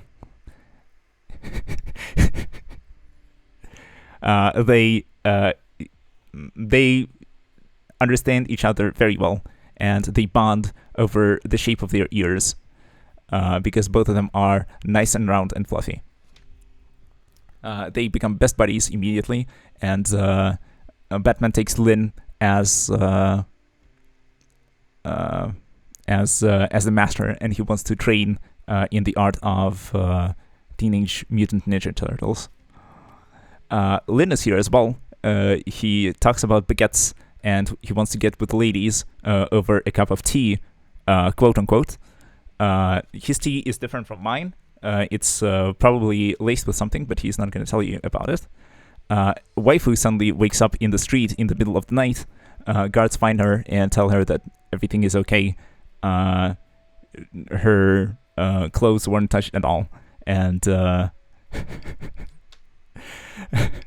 and Lin, not Lin, fuck, I forget his name. The French dude didn't do anything weird with her, but yeah, she definitely got roofied. Bro, what do you mean best buddies? They're literally father and daughter.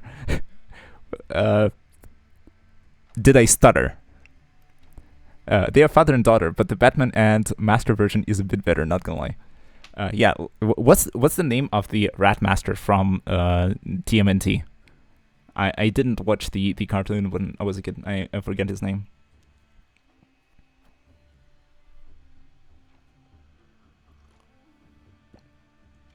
It's not Shredder, is it?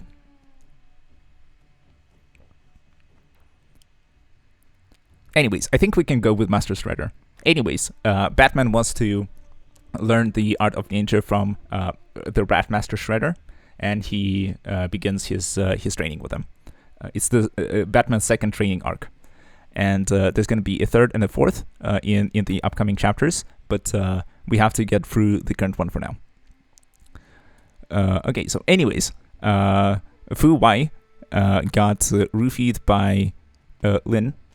Now Batman is here to investigate the case of getting the tea spiked. Fu Wei explains the situation, but then Batman says that it's okay, it happens all the time, and you just have to deal with it. Because Batman doesn't understand what sexual harassment is.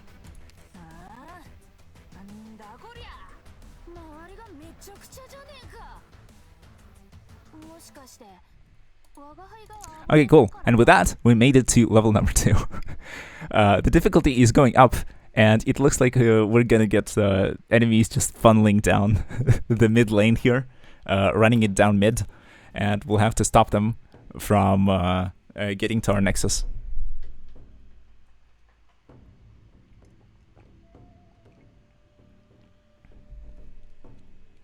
Yeah, we're making progress here. It's like half an hour later, we are on level 2.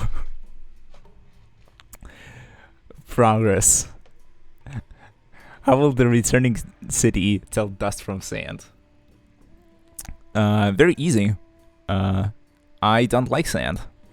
It's coarse and rough and irritating, and it gets everywhere, and that's how you can tell.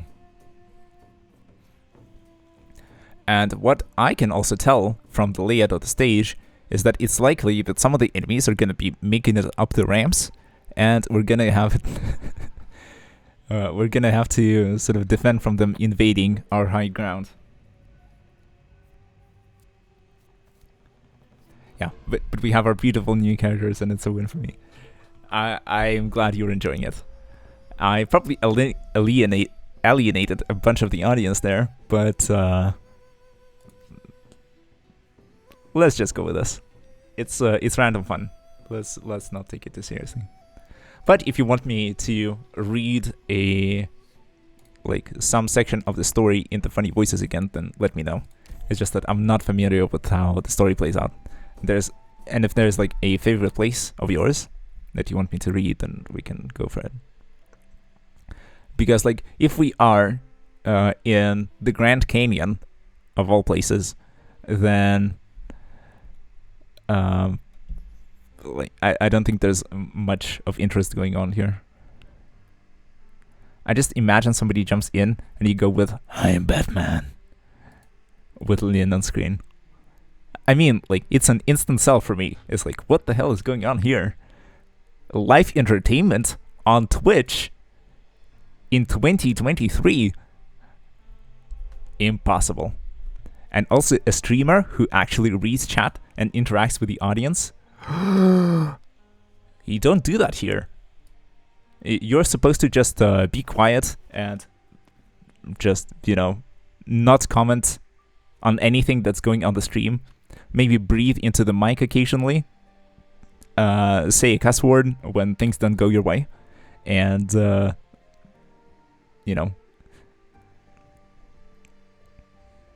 But here we do entertainment. When we see these characters on the screen, what do we say? We say...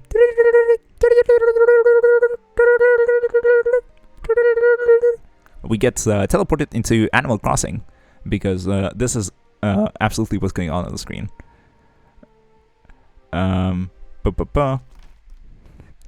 Stay down. So I guess this guy told the girl to lay down on bed. They were in medical. Now they're in the streets again, I guess, taking a walk.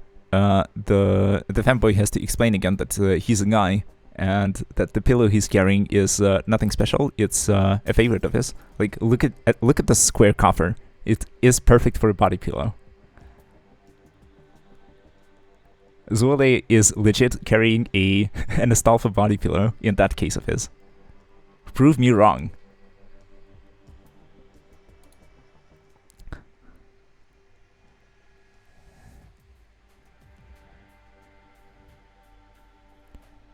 They return to the hospital, and the girl is not there.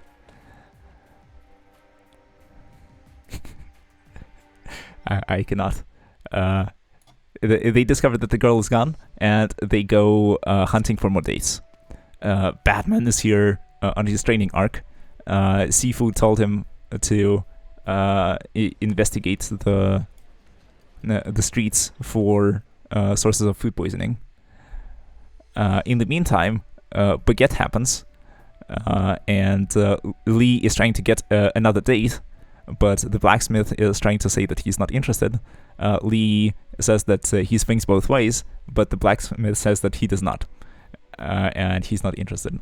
Lee tries to get the blacksmith's attention with his specialty tea of his, and he's trying to give the blacksmith a whiff. Back to Batman. He's he's back prowling on the streets, maybe asking for directions because he got completely lost. Apparently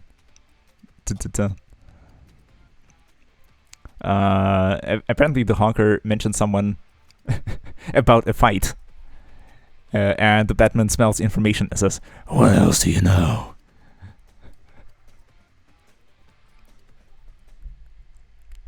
The person gets scared and runs away, so the Batman turns to the next person and begins interrogating them instead. The femboy gets distracted in the market, going out to buy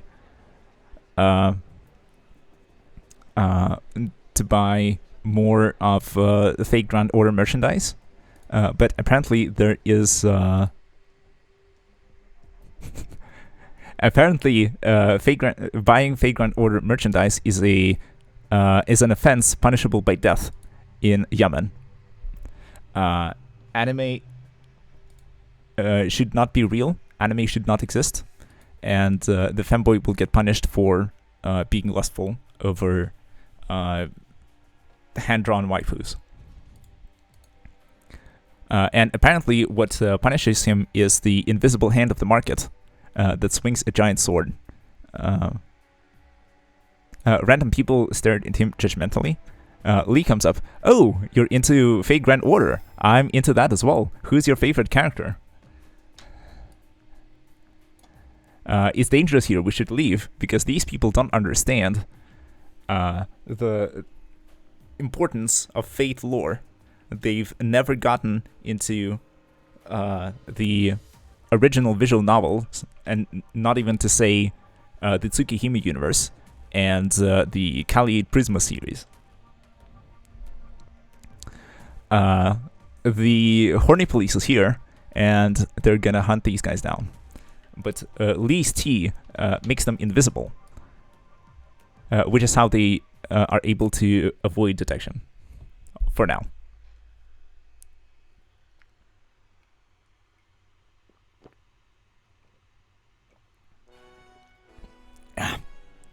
Had to take a sip of my tea there for quote-unquote inspiration. Anyways, what do we have here? We only have 19 enemies, so it might not be too bad. Unfortunately, we're extremely underleveled. Our operators are level 1, and the enemies are level 35. So, Prage, hopefully this works. Let's try to deploy somewhere in the back, perhaps. Then we can support ourselves with healing.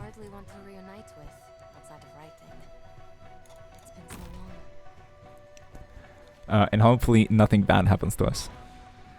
We believe in the power of friendship. Yeah, especially with Lee and...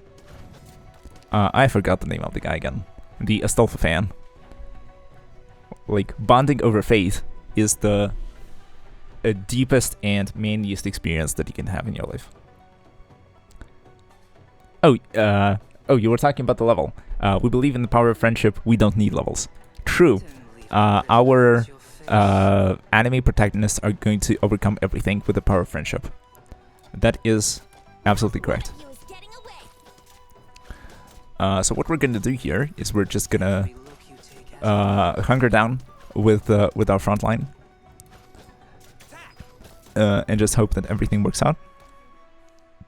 Maybe we will deploy some DPS units somewhere, but it's hard to see how and where they should be positioned. Maybe something like this could work. Maybe Bazonka is actually good here, because her effective range is wider than it is long. And for now, this should be just perfect. The archer just teleports out of thin air and materializes close to our front line, which is why we should probably freeze the wave, just like you would do in League.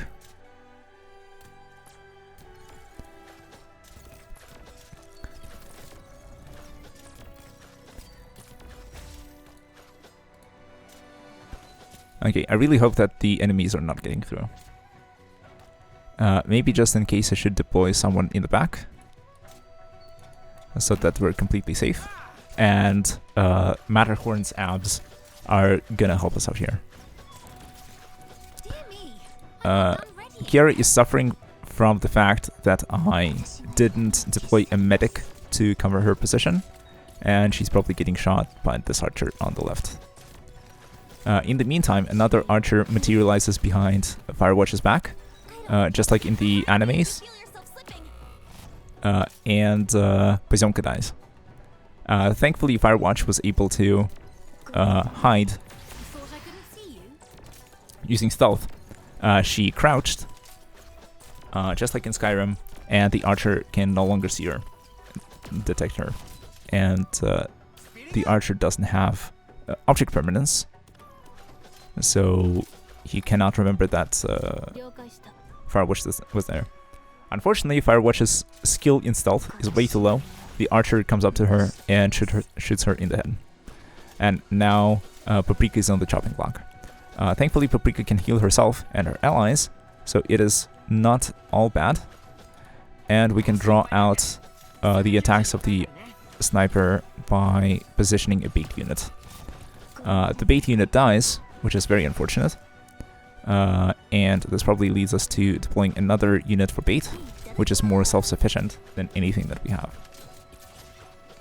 The backline is doing fine, and Paprika is holding everything together. But we probably want to have some more damage units because this is beginning to pile up. And maybe I should have had Mataimaru facing the other way, because more units are on the other side than on this side. Let's save the life of Yudage. This should help. In the meantime, we are suffering from taking way too much damage from everything.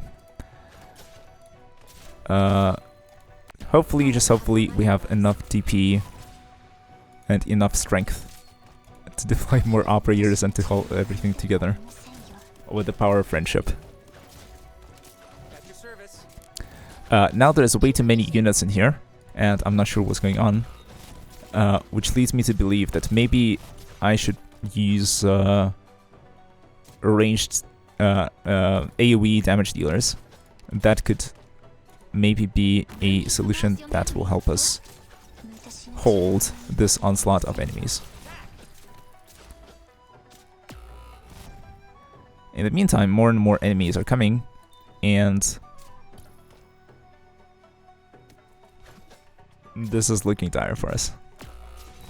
Maybe we'll need to refine our strategy and make sure that we don't die as fast. Curbing the enemy's weak points post haste. Yeah, because this is brutal. Yeah, we just got folded. The enemy snowballed way too hard, and the lane became unwinnable, so we had to FF. I should not have taken the enemies lightly. Now I pay the price. Apparently Captain Price is involved as well. We had to pay him for losing on the stage. Matterhorn had a bet with Captain Price. Matterhorn says that, oh, we're gonna clutch the stage. No worries, I got this.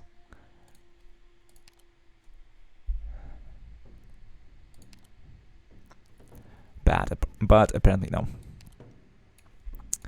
Anyways. What can we try and do here? Maybe we switch our healer to something like Pure Stream.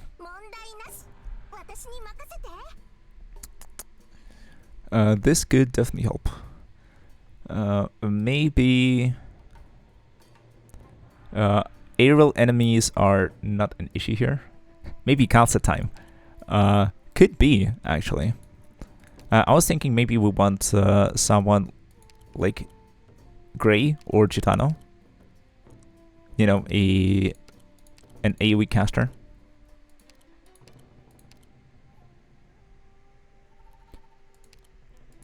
Who do you prefer, Gitano or Gray? Press 1 for Gitano and press 2 for Gray.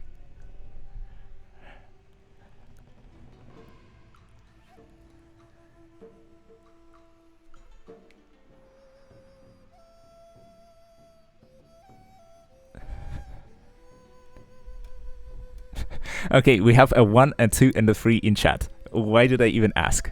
Antony234, welcome to the stream. I hope you're enjoying the carnage. Since the number is 3, this is a core caster, this is a mega core caster. There's Durin too. Durin deals. Oh, she's a core caster, so that's not gonna work. We can use 12F if we wanted to.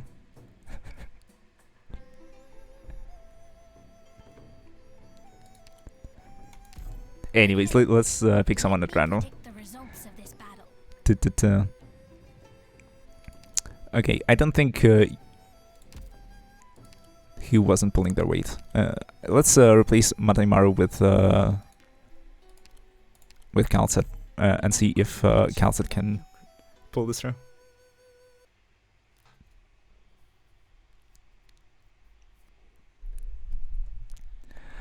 But yeah, if you're new to here, welcome. We are Monster. Yeah, exactly. Fate is a fickle thing. Only the victorious will We be have the forever monster here, we have the doctor here, we have our... What's it called? I'm forgetting the words, it's becoming too late for me. We have our wonderful ex-wife here, and we really hope that she clutches us the win.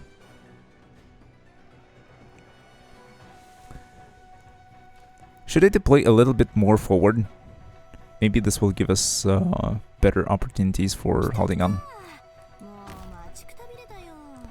Let's go with this. Be ready at a moment's notice with the info I send back. So yeah, we are playing through the stages of the events. In case you're new, we are playing through the stages of the events.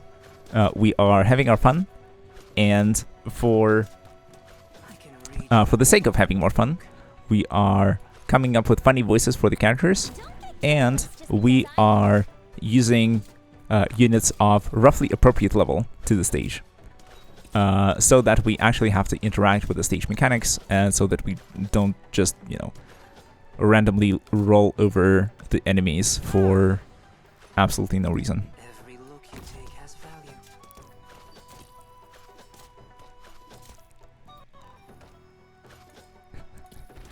Yeah, stay with us. We have French Lee and Batman Lin, if that's her name. I'm getting lost with the names. There's way too many different characters. Face. It's impossible to keep track of, especially on stream. But now we have our AoE caster. Our One-san is here to help.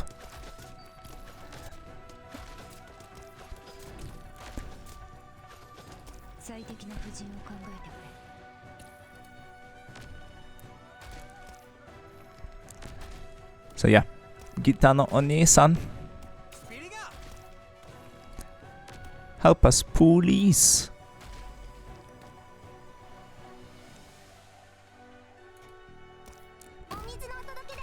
Actually, her name is Yushia because Lin is her father. I see. But her code name is Lin. Alright. So I guess it's the situation with, like, my name is X, but it's not actually X, it's Y, but I can't tell you because I'm a secret sleeper agent, and I've been working with the other side the whole time. I don't think healing waves is gonna help with healing monster, unfortunately, and monster is gonna suffer here. For me, her name is Curve Lady. Okay, Bachi. We don't kink shame here, so it's alright.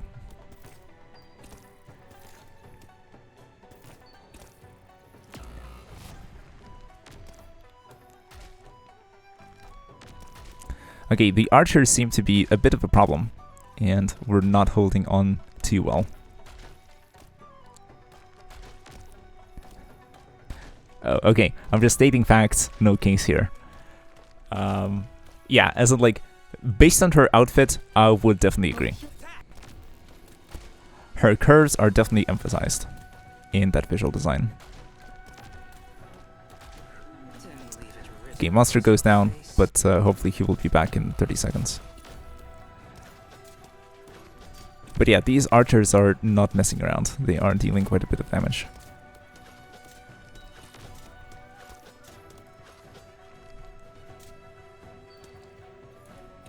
Yeah, maybe I really should have deployed in the back. This would have allowed me to cover Matterhorn a little better as well. Yeah, but thankfully Pure Stream is here, and she might be able to save the day. Oh yeah, and now there's like 2 random archers in the backline. And Calcet just pieces out. それ不法投棄だよ。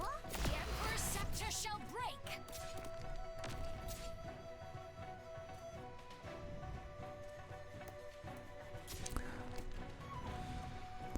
Okay, strat. We go with Utage here. And then once she starts attacking, we put Dornar here. Rip Matterhorn, your abs will be missed. Don't worry, everyone hanging in there. Your orders. Gitano One-san is not helping anymore. This is also not helping. No need for mercy on the enemy. This should help.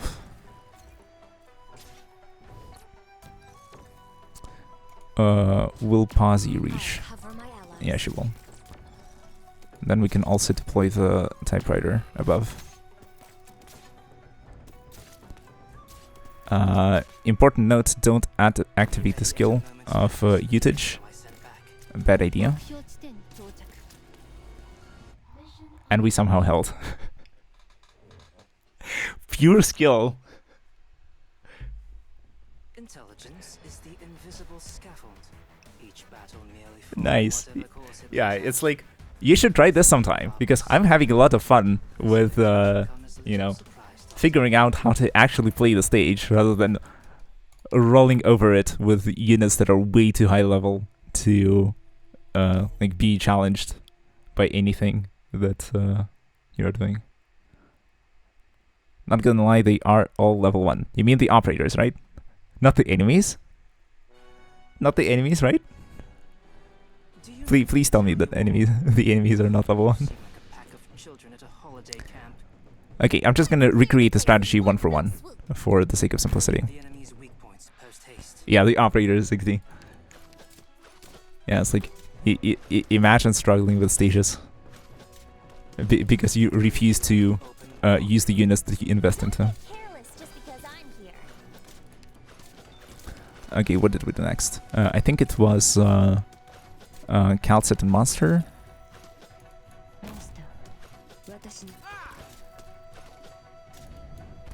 Yeah, so let's do the Monster Watashi ni Tsuzuka. Don't leave it written across your face. We can... Yeah, I think it was Every expression Gitano is happening. Gitano One-san. Gitano One-san.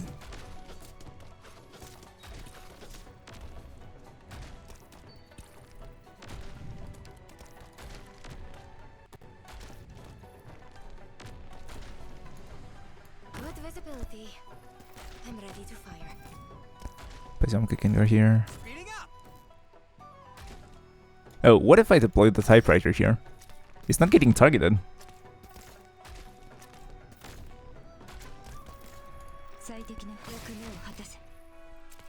Yeah, Calcet's voice is very gentle.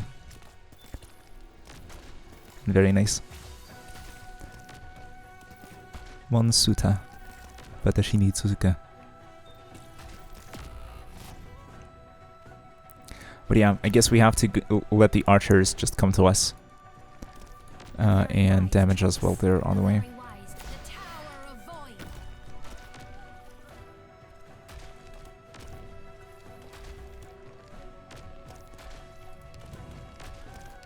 How's that?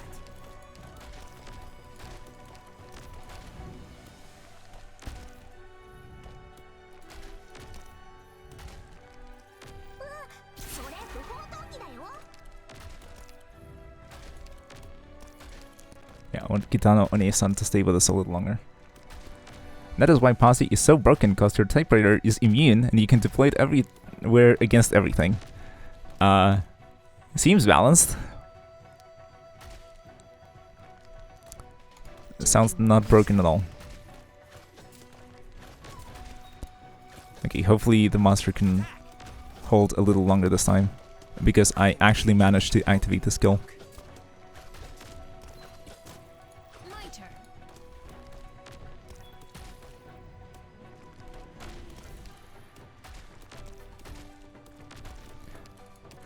So yeah, I guess it was a skill issue last time.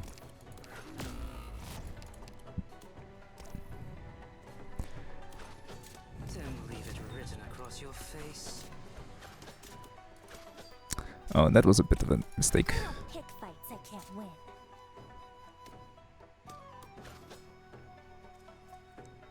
Do we need to activate the skill or no? Maybe we need to activate this one. そう潤すのが大事だよ。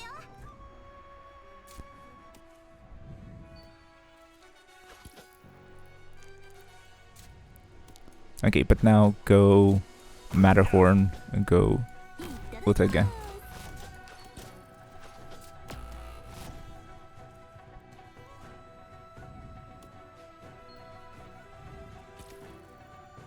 Yeah, this is a bit too many enemies for my taste. Cover my allies.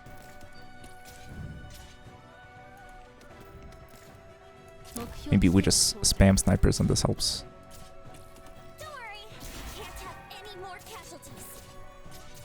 私が必要だね。I'll leave the support to you.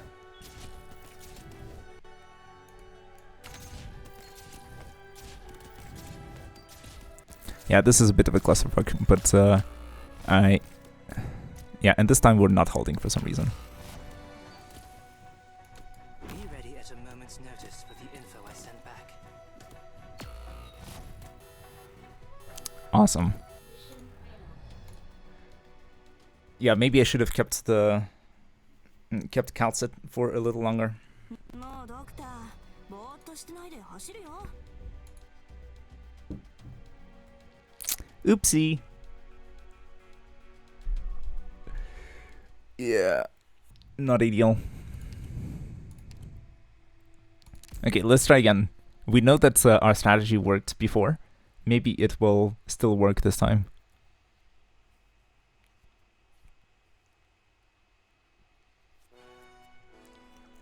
Maybe if we're a little faster with undeploying the units that are about to die, we might recharge them soon enough, or just in time for them to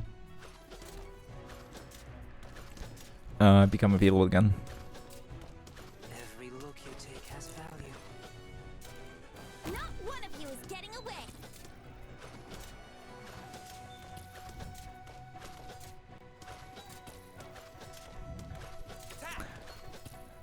But yeah, it definitely could be that my choice of party composition is not ideal here. That could also be the case. You said that you will include stronger ops and harder stages, but when do you see a stage as hard? I think that I will go by recommended difficulty, and so once the recommended difficulty becomes E0 max level, I switch to E0 max level or equivalently E1 level 0. I think this should be fair.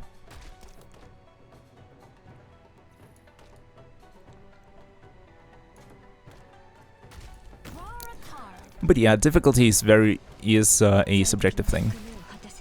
And you could say that, sort of, in principle, you could just beat everything with your operators being, you know, just E0 level 1. There are crazy people like that who do it on all the stages. There is a caveat in the sense that the reason they succeed is that they use broken ops that have amazing skills and amazing stats, even at the very beginning, and that's the reason why they can hold their own despite all, you know, despite the circumstances.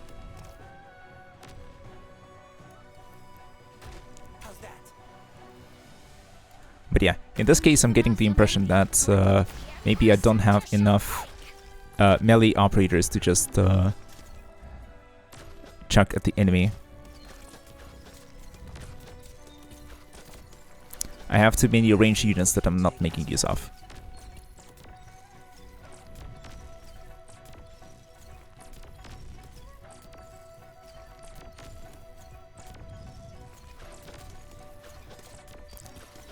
And then order matters too.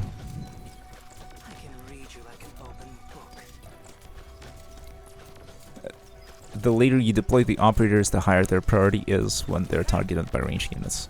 So like in this case, Kiara was deployed last, and that's why the archer is targeting her first and foremost. Has value.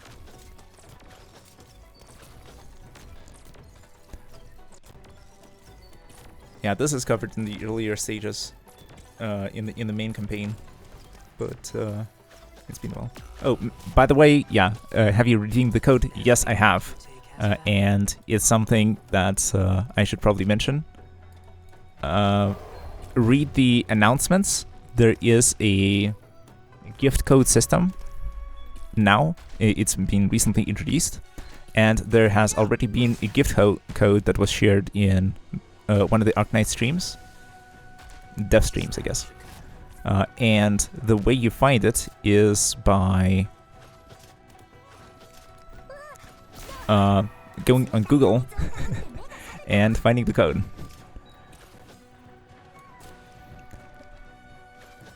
That should be doable, I hope.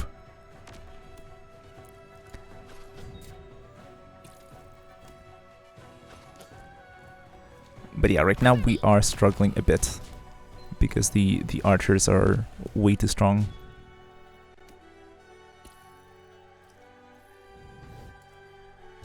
A very wise choice.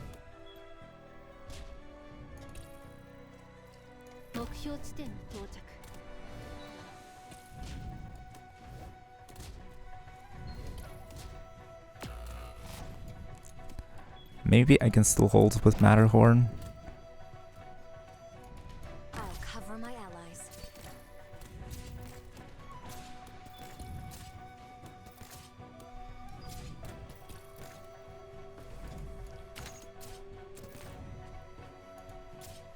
Curbing the enemy's weak points post haste.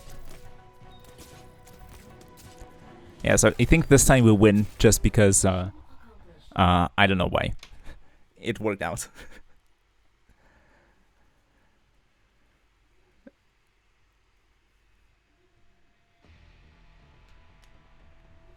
But yeah, I do find that the 5-star operators that I'm using here are a little...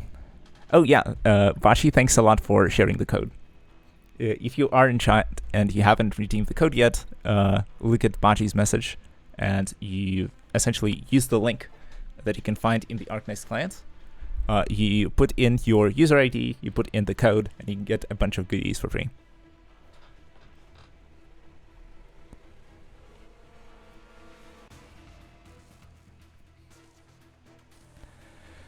Oof. But yeah, it looks like the units that I chose to use were quite situational. But I imagine that sort of the 3 stars should be sufficient here to beat the first stages. Even though they may be, you know, their stats might not be as high, or they may not have abilities that are as broken as Calcets, but you should be good, should be doable.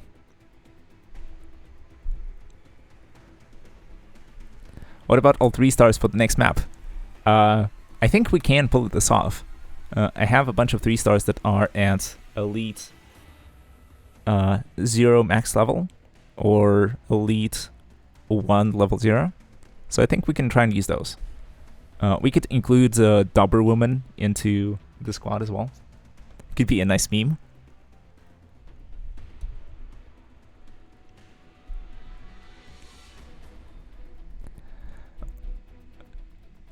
But yeah, as you can see here, they're sort of going back to the story.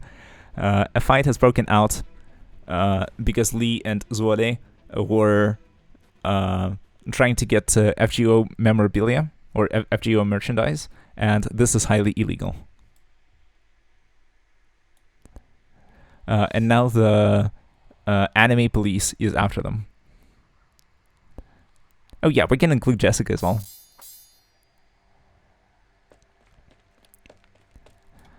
Mickey Mouse is here as well.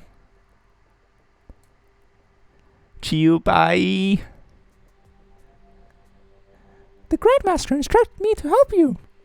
And who is this gentleman?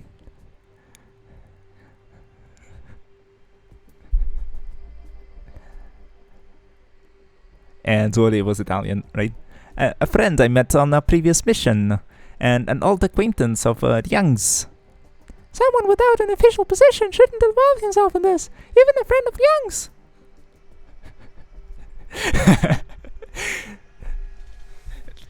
It's time to spit your drink. Yeah, it's not the time to drink the tea. It's time to use all the voices in the arsenal. Well, I just happened to pass by. Anyway, someone always tells me not to meddle whenever I'm hired to do something. Guess it's a private eye trope. Yep, Lee doesn't king shame.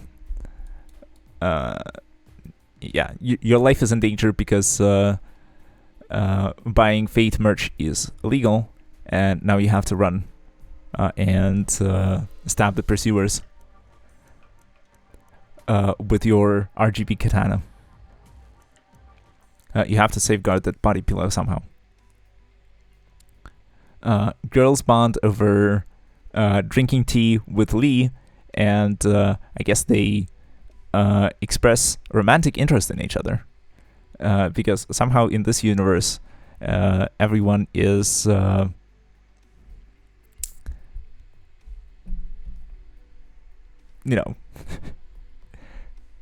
sexualized. Because, like, just look at this dress.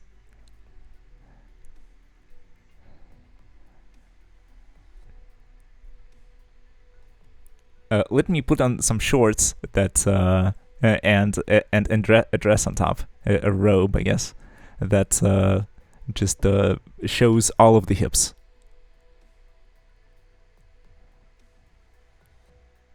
For Fu Wai, it's even harder to say where where fur begins and clothes end. Okay, in the meantime, Batman is on the case, sneaking around warehouses trying to find out more about Kung Fu. People say, I just work for Amazon. What Kung Fu are you talking about? And Batman is like, where's the detonator?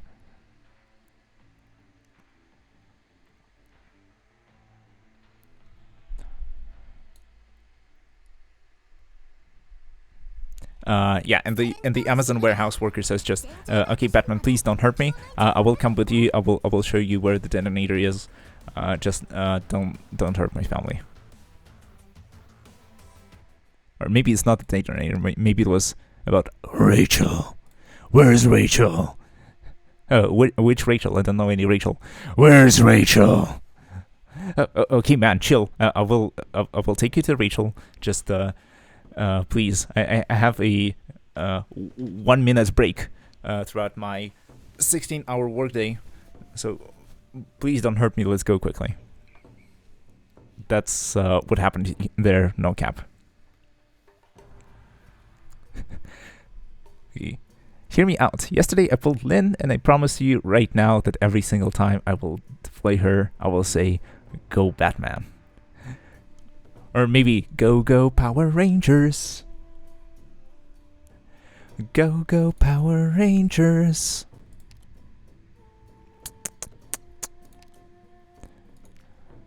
But yeah, Batman is also appropriate, I think.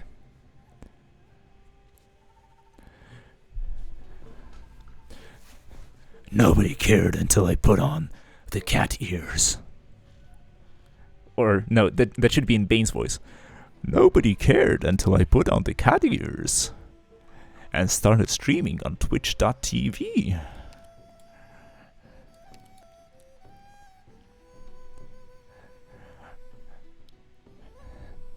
The cringe Batman.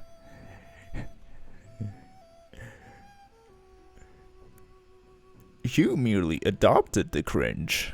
I was born in it. Molded by it.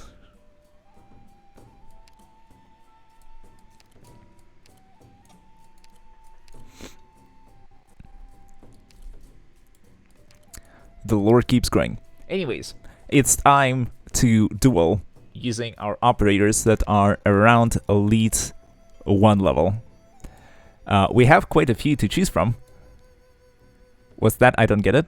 It's Bane's speech from the Dark Knight trilogy, which is Nolan's movies about Batman. Like, Bane and Batman get into a fight. Batman tries to hide in the darkness using some of the ninja tricks. And Bane is like, oh, nice tricks. And there's a famous speech where he says, "You merely adopted the dark. I was born in it, molded by it."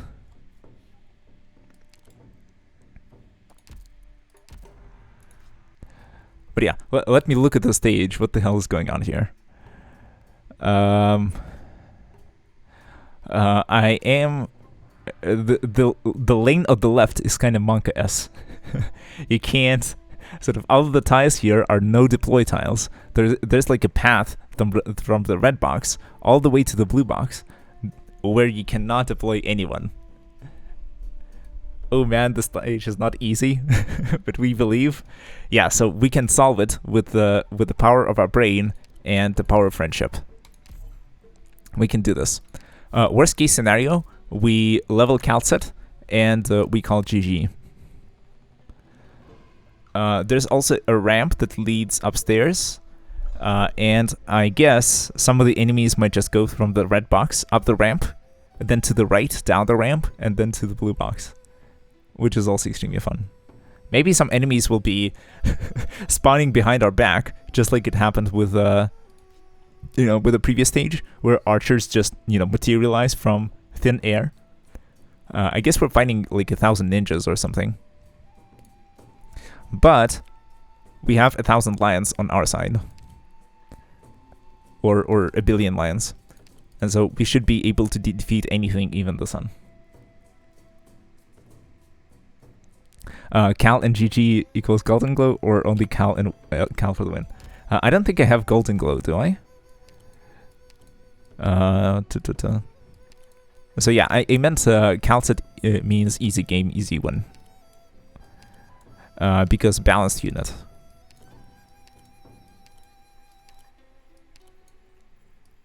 But yeah, I don't think I have Golden Glow. So, we wanted to see 3 stars. Let's see our 3 stars. All of these are over-leveled, so they're banned. We can still use these. We have a decent selection, actually. We have some frontline, some backline, some DPS. This should be okay. We can add Double Woman for the meme. This should also be okay. But now we have to do something about healing here. Oh, nice. My healers are either level 1 or level max. Man, after today when you got Cal and Posey, I don't believe you anymore when you talk about rejecting balance units. I mean, like, they're still level 1, right? So I can't just keep them there and not level them at all. It's just that Calcet is, in my opinion, a very well-written character. And I would be Kappa. I don't know. In this case, I can make an exception and use Calcet. She is a very specific. She has a very specific playstyle. So it's not like a free win every time. Just because you got her. She is a very selfish unit. She is essentially like monster with a heal. You can buff the monster by a lot because of, skill 3 and things. Make it deal true damage and stuff. But like, it's not like she will solo everything. Do you mind about CN spoilers? I really want to show you something if you haven't seen it yet. Sure, go for it. I don't mind spoilers at all. In fact, I think that, for example, when it comes to stories, if you know how the story plays out, and the story becomes worse for it, then maybe it's not such a great story. Good stories should hold up even after you experience them once. Okay, let's see here.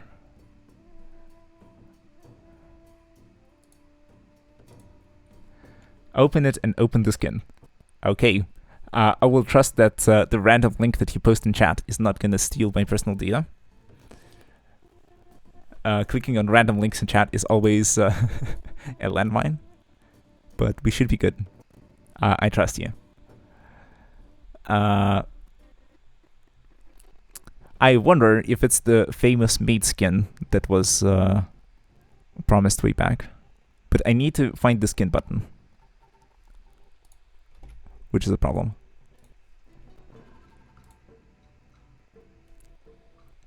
So give me a moment.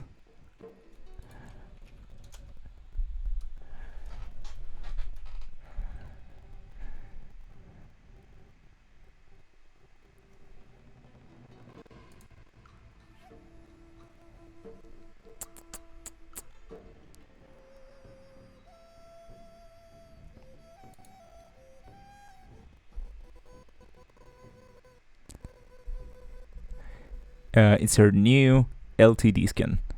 Okay, cool. It is loading because my while streaming, opening things other than the game that I'm playing and the stream is very taxing for my machine. Oh, it's the YouTube video that is mentioned here, right? Okay, let's see.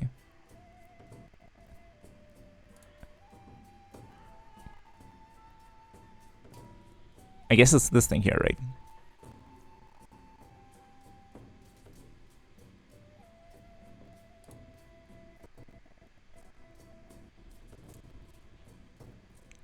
$1080p. No kappa.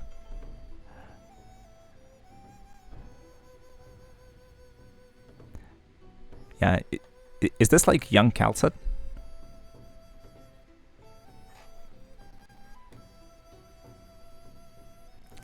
Looks pretty dope and thematic.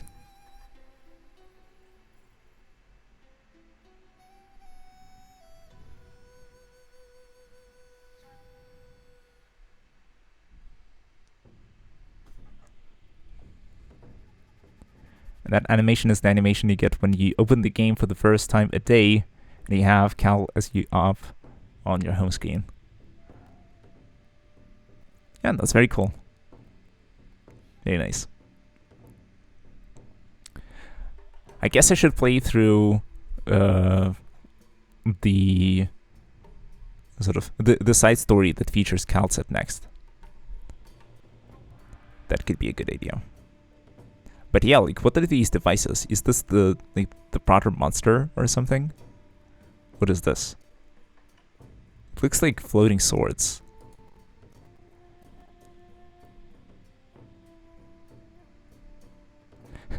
Copium for Fiesta skin. I mean, like, you can't win them all.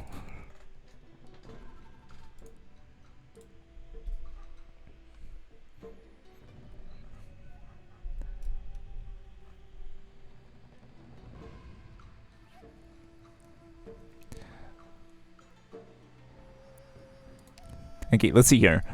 We're extremely lacking in the healing department, which might become an issue.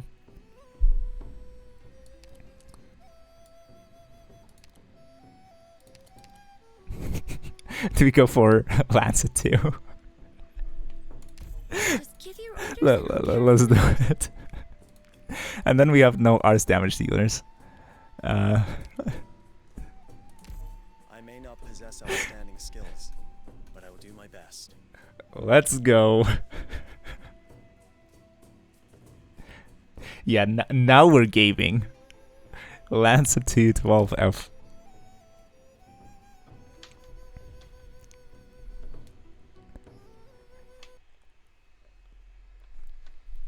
Live streaming is for entertainment.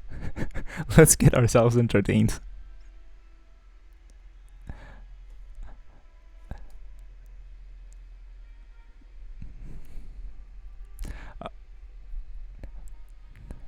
Okay, the guy, the first thing that this guy said was let us out, so I guess he was locked up for, he got caught watching the Face series. And now the police are detaining him and questioning him about his tastes in anime.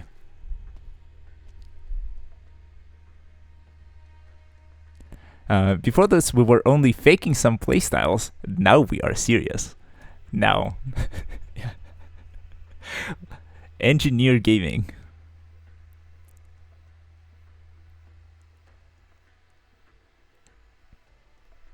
But yeah, I'm burning out a little, and I don't have any ideas for what the story might be.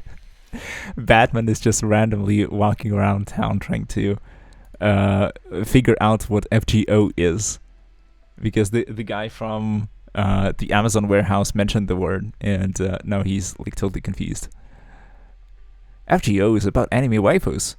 What's anime? What are waifus?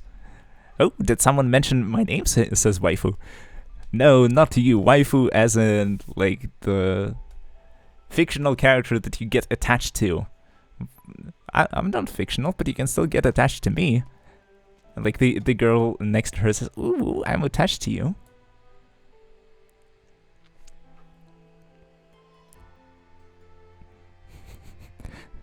The most unserious stream to ever exist. Yeah, it's like I'm embracing chaos at this point. Like there's like some swords, we go to like the Grand Canyon occasionally. Even more unserious than changing Twitter to X. Oh, I completely missed the news because I don't read the news. I get my opinions from the most reputable source, myself. So, did they really just rebrand Twitter to just a single letter X? Yeah, Twitter is named X now. Wonderful.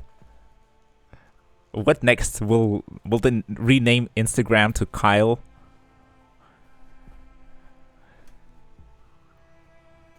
Oh man. I don't know, it's really random. It's like as if the branding is gonna change something substantially. But don't what do we call Twitter videos now? X videos question mark? Yeah, that's already taken.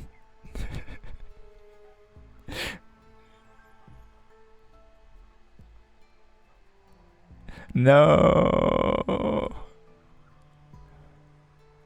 Maybe it has to be Videos X.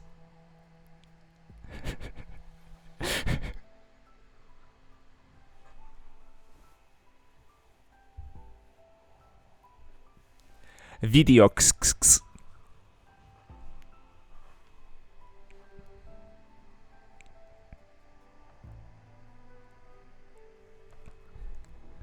VDocs. I don't know. But not like Bashi, you have a point. That's an amazing point to make. It's like, why not rename Twitter to X? Oh, that name doesn't make any sense.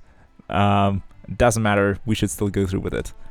What will we call Twitter videos now? Okay, you got a point there. Maybe renaming it to X is not such a good idea after all.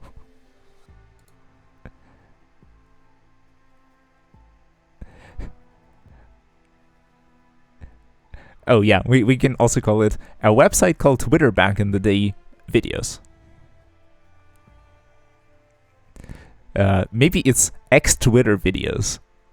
That could also work. Because like just X is not gonna work. It's not gonna stick. I don't think.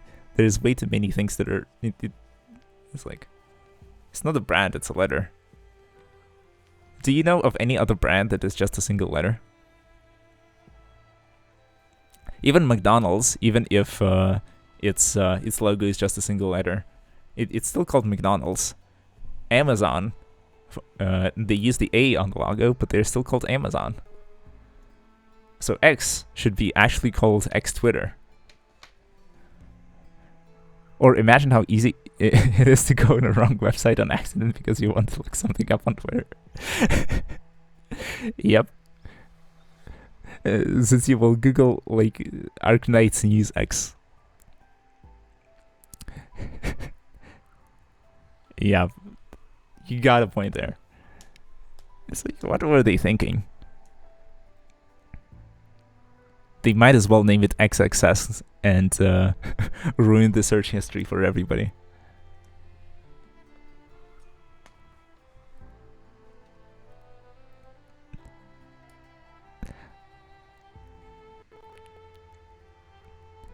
Well, you can cover your browsing history with that excuse. Yes, it's like, oh no, I was just looking for videos on X Twitter. But instead, the Google just gave me this stuff. Yeah, it's like on the same level as Elden Ring, naming the horse that you acquired in the game Torrent, so that if you Google Elden Ring Torrent, the horse will come up instead of sussy links that allow you to pirate the game. It's like this is next level stuff.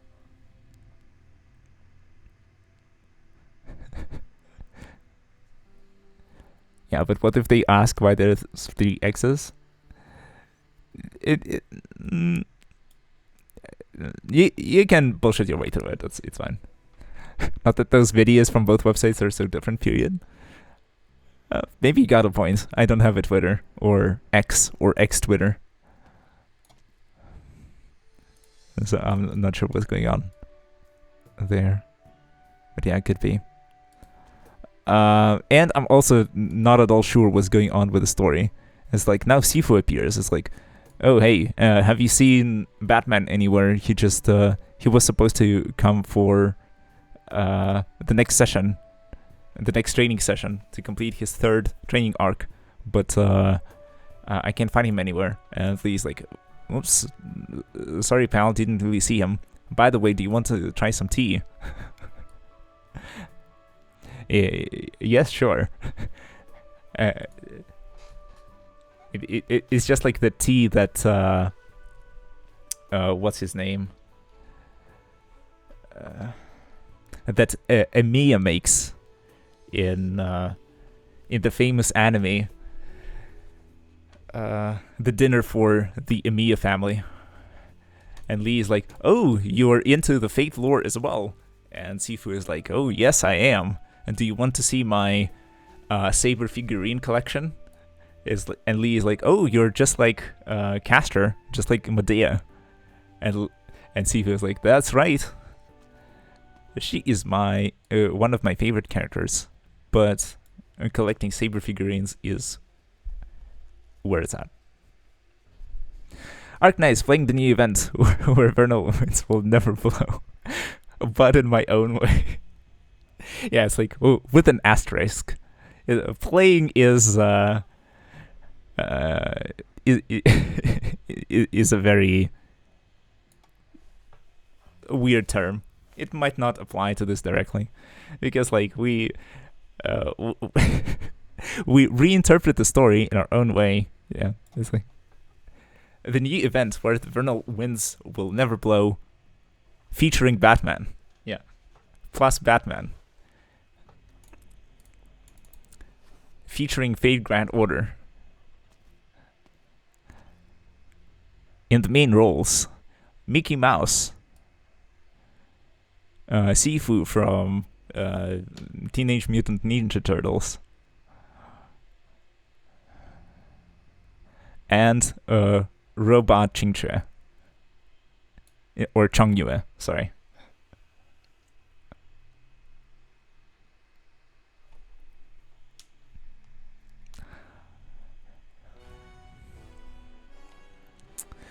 Okay, let's see how this stage works. My ammunition belt.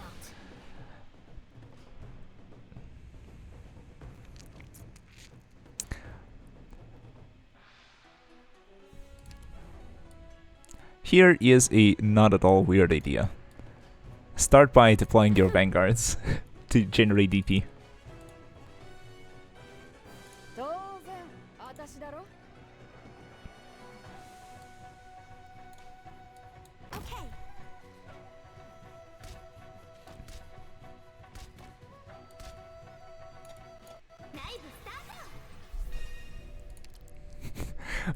Man, I don't want you to waste your resources, but at this point, Batman is a channel meme, and it would be a shame if you don't get Lin yourself.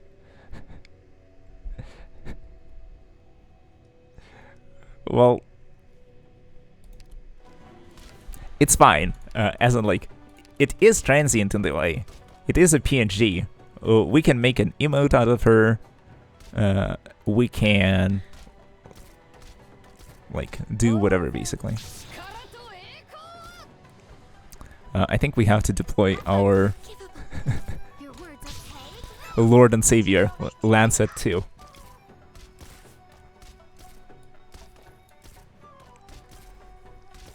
No mercy for me. Commence tracking. Oh, and now we're getting attacked from the other side, and we have to figure something out with the defense for that flank.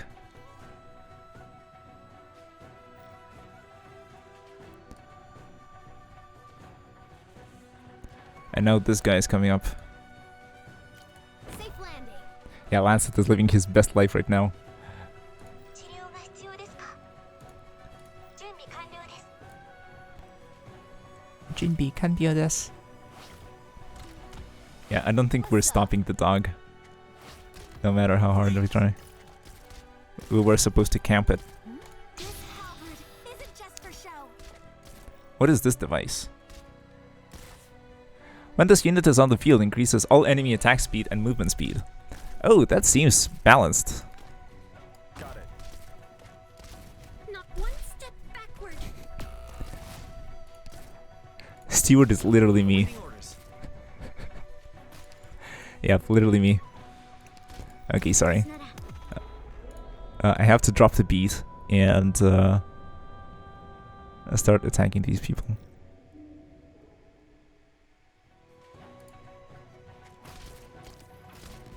We stopped attacking for some reason.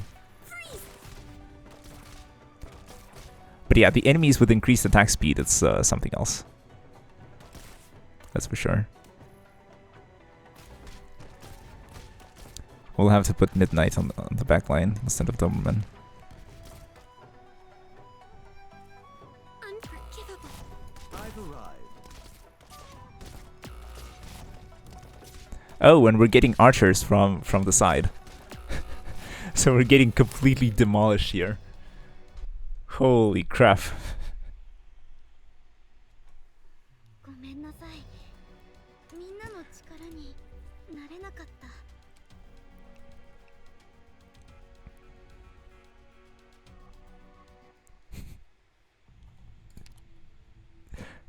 Oof.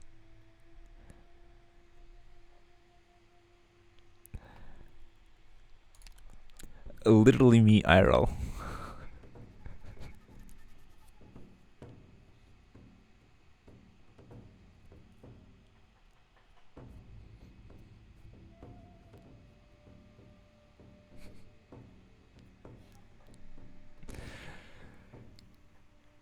Yeah, man, I don't know.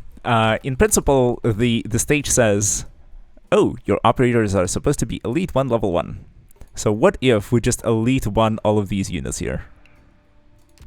How about that? And we actually have some resources here, so we can just... Oh, we get 100 tickets because we completed 2 stages throughout the stream. It's like... holy progress. We can get more pulls, we can get more cash or more books.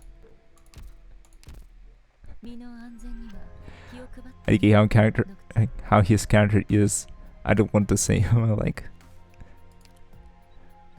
I mean, like, there is a ton of characters in this game, and it's basically inevitable that you'll find someone who you can identify with, and it's not a problem at all. I think that's totally fine. A promotion medal? For me?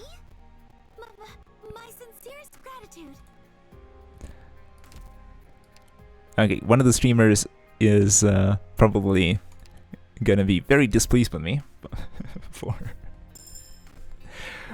for promoting vanilla. So my hard work really paid off. Let's set up a champagne tower to celebrate. My treat. Yeah, Midnight knows how to party. And we're gonna party alright.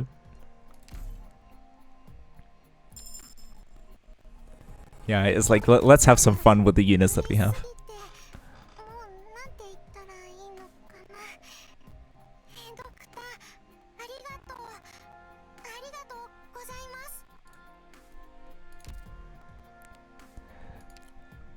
We get more anime moments of arigato gozaimasu. Now with all this upgrade, we are meta players. Yeah, it's like filthy meta abuser leveling up 3-star units from Elite 0 max level to Elite 1 level 0. Or Elite 1 level 1. I finally finished basic training. It's like, just look at that E1 Beagle. Doberman will keep overseeing the newbies even after their promotions? You gotta be kidding me. No. Okay, Miss Time Loss. But yeah, like, you may not like it, but this is what peak performance looks like. And of course, Stewart, who's literally me, IRL. I'm glad that you're satisfied with my work. Instructor Doberman will be happy too. So, max promotion for these units. But yeah, you know what my favorite part about 3 stars is? When you promote Cardigan, I think, she says, "Oh wow, a promotion. I really hope I get the next one soon."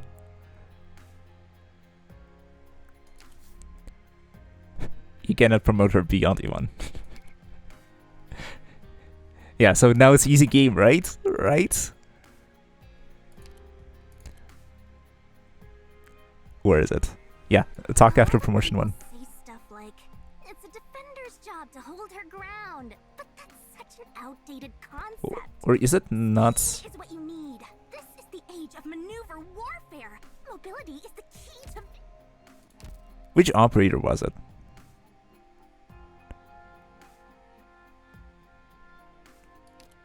I forgot. I will have to find it.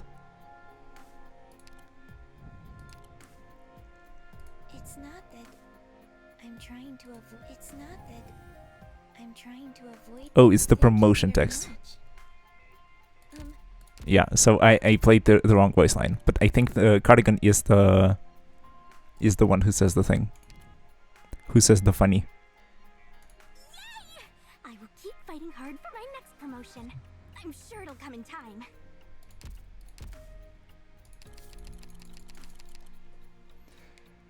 Yep. Literally me IRL. Okay, let's see here. Maybe if we increase the skills, then the stage will go smoother, right? Right? If I just spent all of these resources to get these units to Elite 1,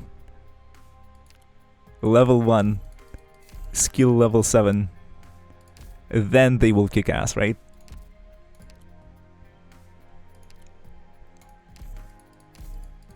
Yeah, it's like, it's as if the developers knew what they were doing.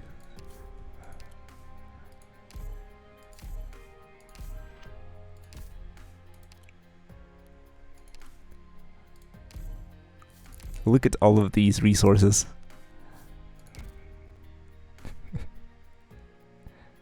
You're joking, but you can actually beat all the stages with all 3 stars. Yep. That's like reportedly what people say. Sadly, Jessica is not getting a promotion. Rip Jessica.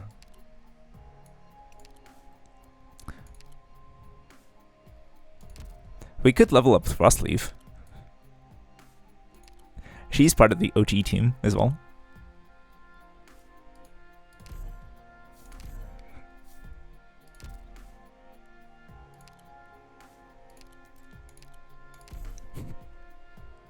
Thanks. So yeah, let's get everyone in here. Who else did we like?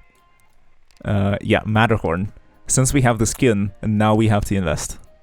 And he was skill level 1 as well, so we didn't even level him for the stage that we completed previously. I don't think I have the chips to promote him, but at least I can get him to 45. And like, this is so cheap. Yeah, might as well.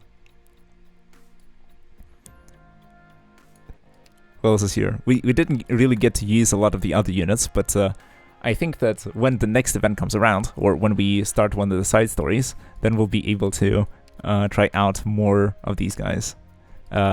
Maybe some of them should permanently stay benched for one reason or another. But sort of certainly there's like a ton of different units that I imagine have like very like wonderful playstyles. But like, it is what it is. You can't invest into everyone. Speaking of which, maybe we should pay the alimony and upgrade her now. Otherwise, she will be giving us that stern look for the longest time. Yeah, but she's like, smash.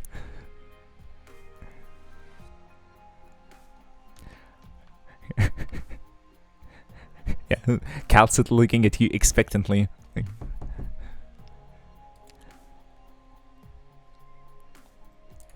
And all you can do is press that button to upgrade the skill. It's like, holy shit. How much does it take?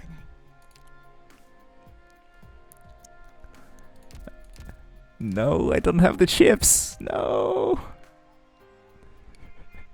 Let me check X if there's new Arknights stuff. And it's like, when you write that, it looks like a typo, a random typo in the middle of the sentence.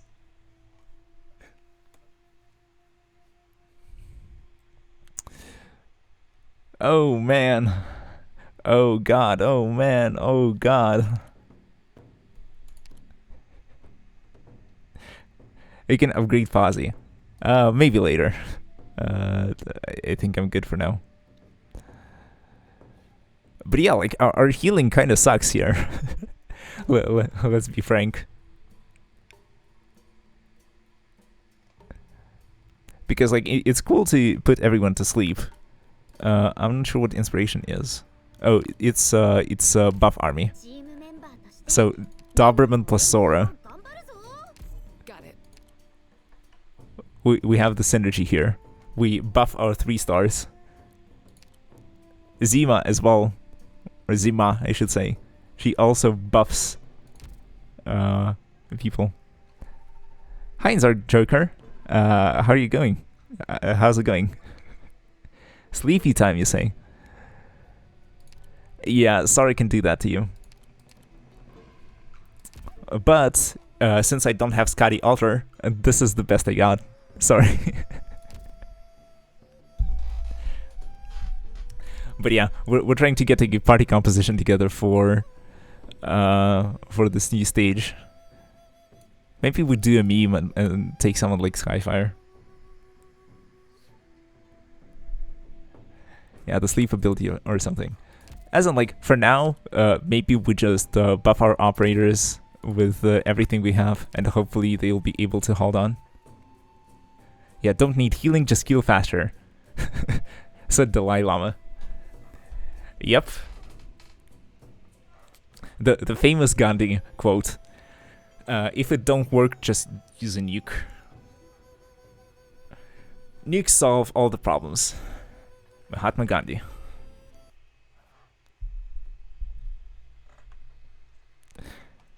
Yeah, but here my party composition, or like my squad, is absolute dog shit. Like, none of this works together. Good news. But Prage and maybe it just works out somehow.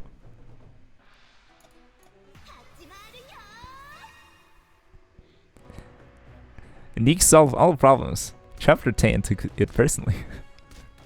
Your word, this halberd isn't just for show. Yeah, just kill things faster, lol.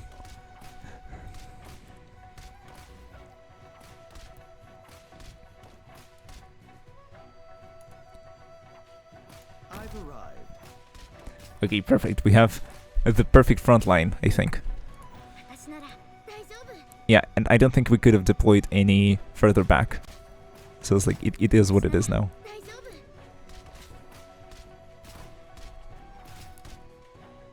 Yeah, it's like, how do you like my budget, Scotty Otter?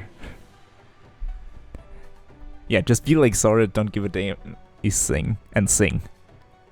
Yeah, Midnight got the view. Milady. Do I just deploy Stewart here?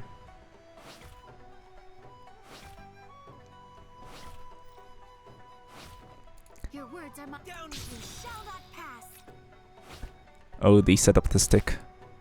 We're doomed.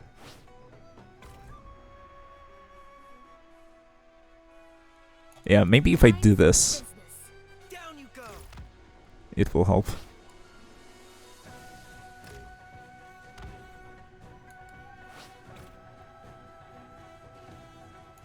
Or maybe not. I lost my timing. Orders? Freeze. Rip.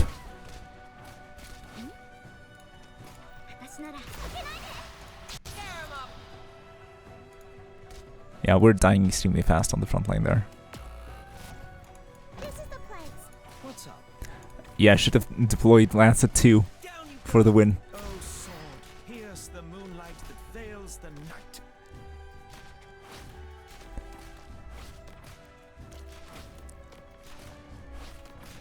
Freeze! But yeah, Midnight got us covered. Sadly, he can't hit the sides. The units on the side from Beagle.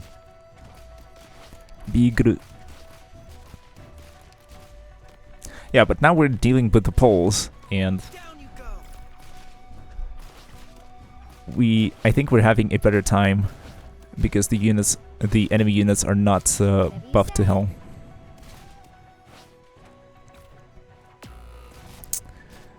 Yeah, Midnight got folded. Is it my turn? Unlucky.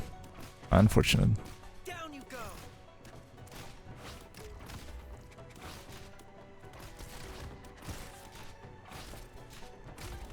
Okay, at least we can take care of the dogs now.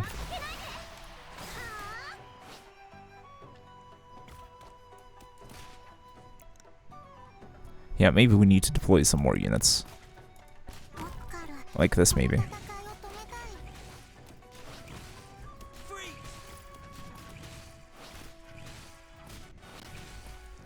But yeah, it's like I don't have enough units attacking the front line here.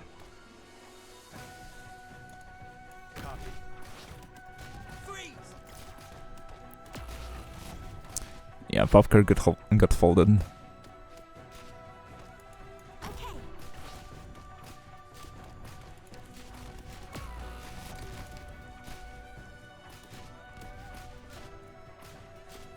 Yeah, the healing is so slow. Orders? Like, if I had an actual healer, this would be so much easier. Orders? Like, holy hell. Your orders. But it is what it is. I'm watching you right now while I'm trust farming a WB8 with only Ling, and I'm a bit ashamed. I mean, like, no shame in that.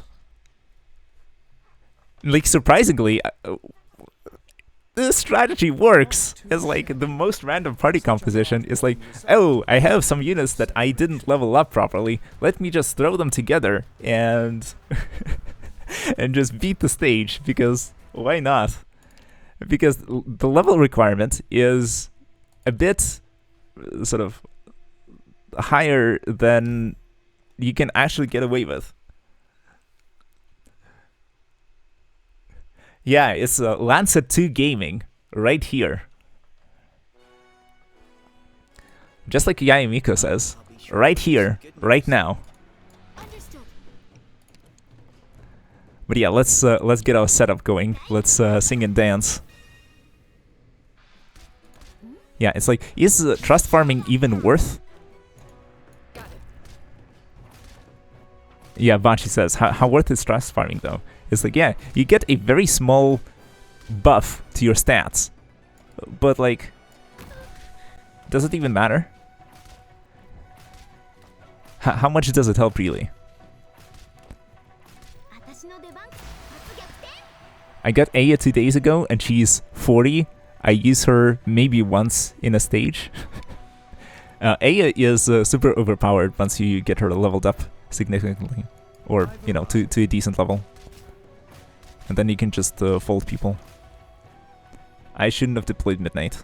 I should have started with Steward and then Catapult.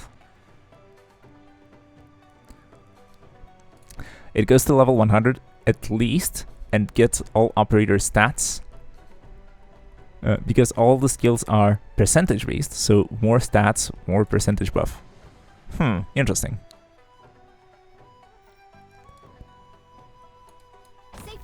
But yeah, I think I have to deploy Catapult here. What's up? I messed up the positioning. Okay. Mistakes were made. Maybe I should have kept on with this and scuffed my way through. Probably beatable. I upgraded her to E260, but I didn't use her yet. And I don't know if I want to auto a stage for Trust. I'd rather just keep farming XP and stuff. Hot take. As in like, based. Absolutely based. It's like, in general, I'm not sort of... Even if it's a percentage increase to the power of the operator, it's like, you can use a composition like this to beat a stage that is intended for Elite 1 level 1 units. Right? So it's like... Understood. The worth really, really depends on sort of how you want to do things. And in my opinion, by sort of just refining your strategy, you can get so much further than by buffing the stats.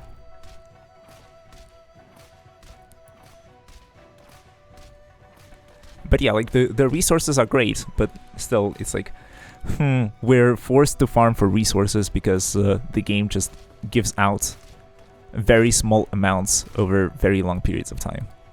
Understood. Even the account level is just a representation of how much time you spent AFKing in the game, rather than actively playing.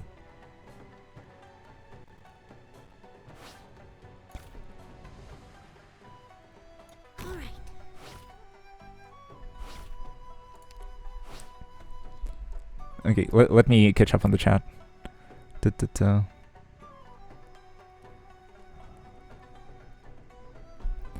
No, but during events you should farm mats from stages because they are easier to farm.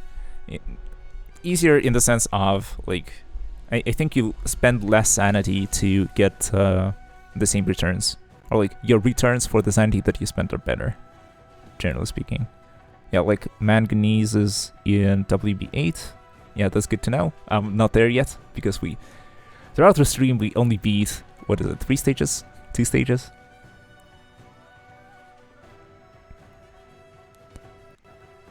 But yeah, but without yeah, like, autoing a stage might be difficult. But thinking about it, I might have done it with A since it's first clear and then farm trust. Yeah, that makes sense. It's like you use the same strategy that you did before. But trust is important for stats and level 200 for operator history and lore. Oh, I see. So basically gain access to the information that you can find on Wikia or like online, where people have shared it and posted it, but now you'll be able to read it in-game. Nice. And you need to spend like extra effort to get there. I need to gain big brain and know how all these characters work. I don't know what to say. As in like, use the characters you like. This is sort of the most important part to all of this. And then sort of learn as you go. The more operators you test out, the more operators you use, the more accustomed you become to everyone you have in your group, in your party. And then you'll be able to learn about more and more operators and incorporate them into your play if you want. And use them, their strengths, to beat the stages. Target location reached. That's not a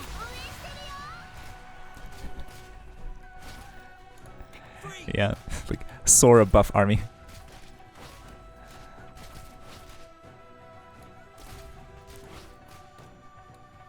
Yeah, I think I just go with 12F here and put him here or something. Or do I still go with Popcar? Let's go with Popcar.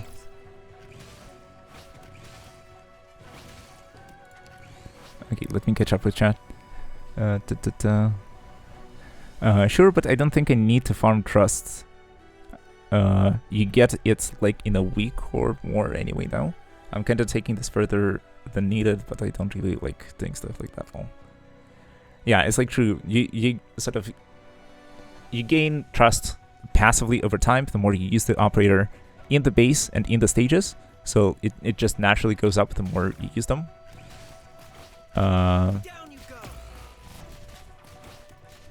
So yeah, you should be fine on that front. And then it sort of depends on how much you want to rush it. And there's still a limit, there's a time gate.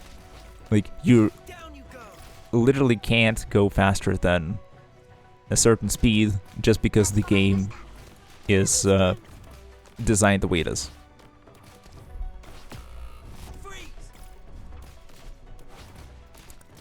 RIP Lancet Gaming. Gone too soon. no mercy for me.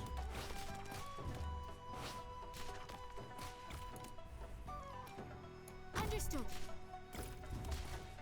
That's not a Sora buff army. Down you go. Our frontline holding strong. words on page. Watch this. Yeah, it's like once a defender is your last deployed unit, the archers are focusing the defender, and you have a much easier time dealing with everyone else. Units stop randomly dying to these random arrows. But yeah, 12F has a 50% physical dodge chance for the win. He gets shot and he just doesn't care. He evades it. Like a true anime protagonist.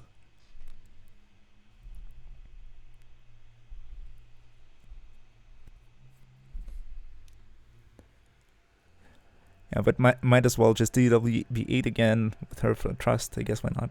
Yeah, it's like, since you sort of... if you want to get stuff from the event shop, if you want to get the resources for less sanity, then it just makes sense to run the stages from the event. It like sucks a bit because I feel like oftentimes I just boot up Arknights to do the dailies and to run random stages for resource farming, and I don't actually get to play the game and use strategies to beat stages. I just auto something and I'm not like actively playing. Because of that, I sort of often forget about finer mechanics like ranged enemy units targeting the last deployed operator, and stuff like this. Chores done, what did I miss? We're discussing trust farming, and we just beat a stage using mostly 3 stars with some support of, what was it, like a Jessica, a Sora, a Lancer 2, a 12F, and a Zima.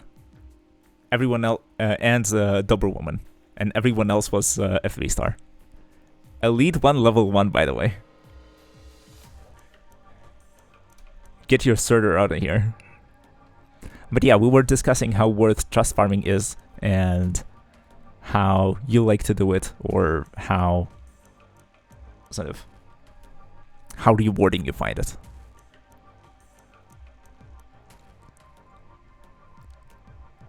Just to explain how trust is important, is like 50 levels in stats. Yikes. For example, A gets 90 attack power with level 100 trust, and she gets 90 attack from E2 level 1 to E2 level 55. Okay, in that sense, it is... yeah, that can be worth it. That might make a difference. But still, I stand by my words. You can... the game is not too difficult. It is a strategy game. If you improve your strategy, you can overcome the lack of stats. If you choose the right squad, you know, if you choose the right units to use in a stage, if you use the correct deployment order and you activate your skills at the right times, you can beat the stages even if you're not like maximum level, maximum trust and stuff. But yeah, and the buffs from trust you will gain passively anyways. Yeah, some people do trust farm, but it's up to you whether you want to engage with it or not. If you need to sort of increase the trust of a certain operator, just use them more, and that's it. Oh yeah, and it's a single player game. You play on your own time and have fun with whatever you want to do. And if it's not fun, don't do it. There's other games. I've been trying out other games as well, and I can talk about that, because like all sorts of things can be fun. Maybe that's what the people in the street are discussing. It's like, oh, have you tried out Final Fantasy 14? Final Fantasy 14? There's 14 games in that series. Do you have to play all the previous games to try out 14? It's like, no. All of them are more or less independent, and even though they share elements in the story, they are still like completely independent, and you can enjoy one without having seen any of the others. It's like, oh great, but then what is Final Fantasy 14 about? Oh, it's an MMO. In fact, the developers sort of released the game twice. The first time around, the game was kind of shit. It ran like shit, and it wasn't fun to play at all. The players complained, and the developers realized their mistake. They apologized, and what they did is they nuked the game, literally, in-game. They destroyed the in-game world and recreated it anew. They just remade the game, well, maybe not from scratch, but they redid the game entirely, and now it is super popular, super fun to play, and a lot of people are enjoying it. And it's like, oh great, I guess I'll try it out sometime, says Chongwei. More software on my SSD.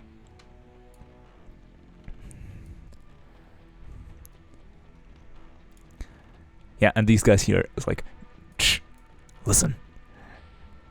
Have you tried Tekken 7? It has this this wonderful story about Kazuya Mishima going against Heihachi Mishima. And what happens? Swish. They fight, of course.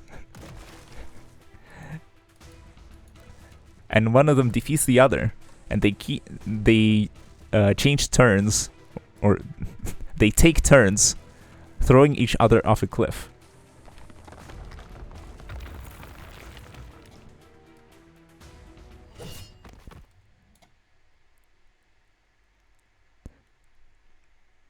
waste of time and boring beyond comprehension. Fighting games are way too hard. I'm not trying that.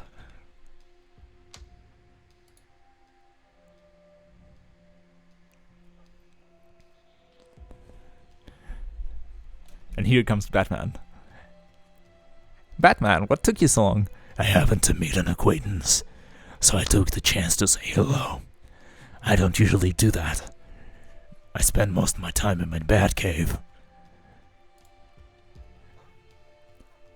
But here, I suddenly met Talia al Ghul in the street, and I decided to say hello.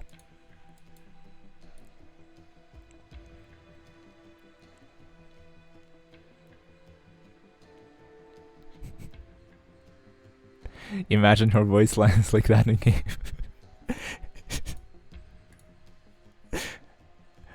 The warehouse had only iron billets and forge fuel, all the materials you would need for a forge. What was strange was the warehouse guard. He claimed he worked for Amazon, but there was no logo on the warehouse. How can that be? Also, he had an unusual sunburn around his neck. Looked like a mark from wearing special protective equipment. As I understand it, the catastrophe survey teams dispatched by the Imperial Astronomical Bureau trek through the desert for long periods of time, and they wear a standardized mask for protection against the wind and sun. How do you know all this, Batman? I'm Batman.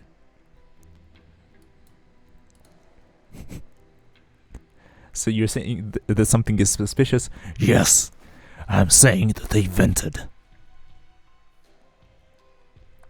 Oh no, we might have an imposter in our warehouse. We better call an emergency meeting to suss them out.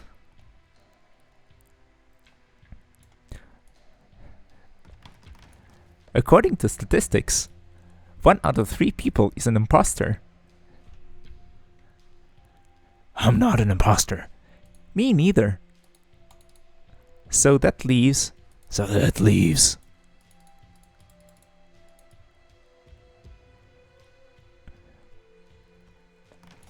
Who could the imposter be?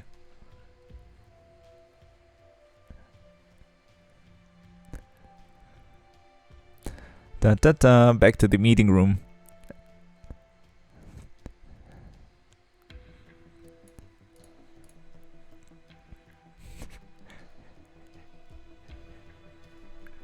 Yeah, the guy says in a goofy voice, what do you have there in your cover?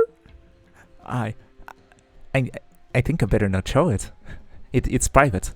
What are you hiding there? That sounds sussy. Have you heard the news? There is an imposter among us. Oh, really? Then who might it be? You sound very suspicious to me. You hiding that thing in your in your cover, and you have an RGB katana. I'm voting blue.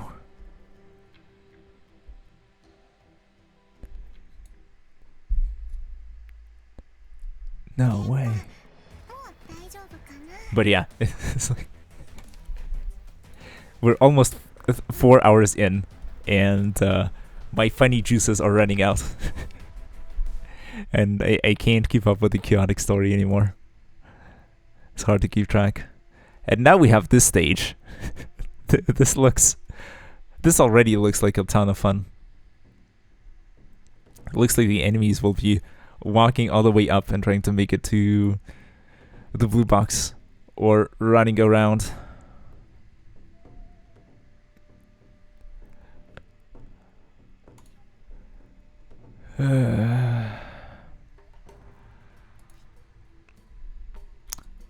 Oh, does it?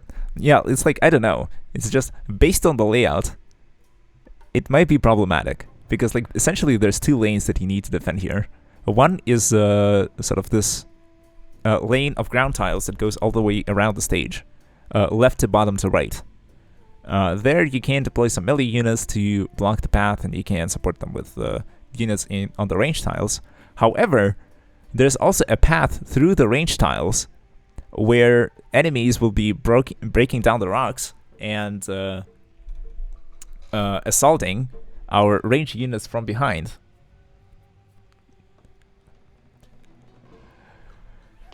Which is probably a crime. And we'll have to deal with that in addition to the problems with the front line. But maybe, just maybe, our team of 3 stars plus support units will be able to deal with the stage.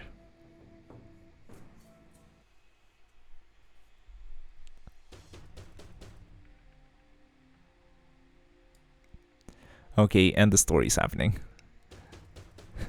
Just believe in Lancet 2.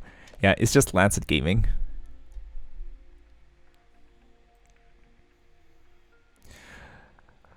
But yeah, now the femboy with the RGB sword wants to go visit the uncle to show him his I don't know, anime figurine collection, but the uncle doesn't let them in. So he slices a bench and goes to Lee and consults with it and looks for, you know, support from him. Because Lee, as a fellow degenerate, he's into Fate Grand Order, and he I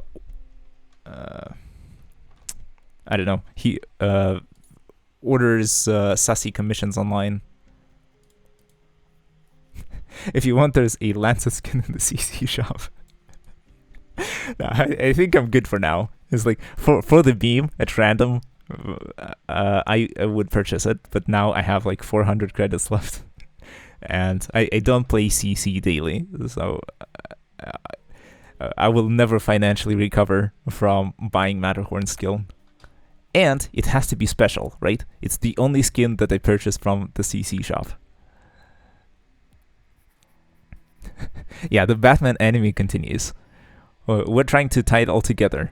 Now we just found out that there's an imposter among us.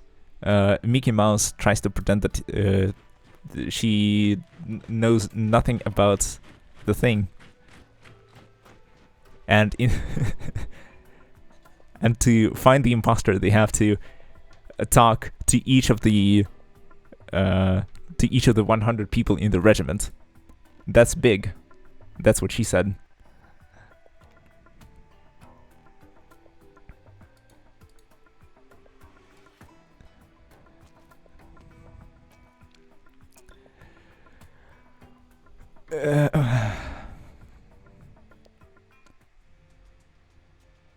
I don't know.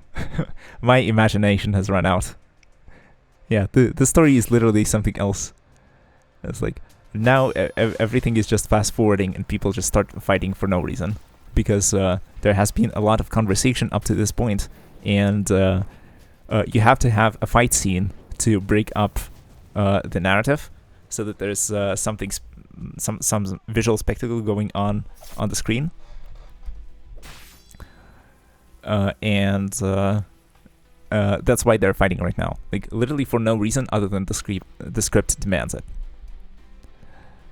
The fanboy flourishes his RGB sword, and no one is impressed with his actual swordsmanship, because he practices at home while wearing his trench coat and a fedora.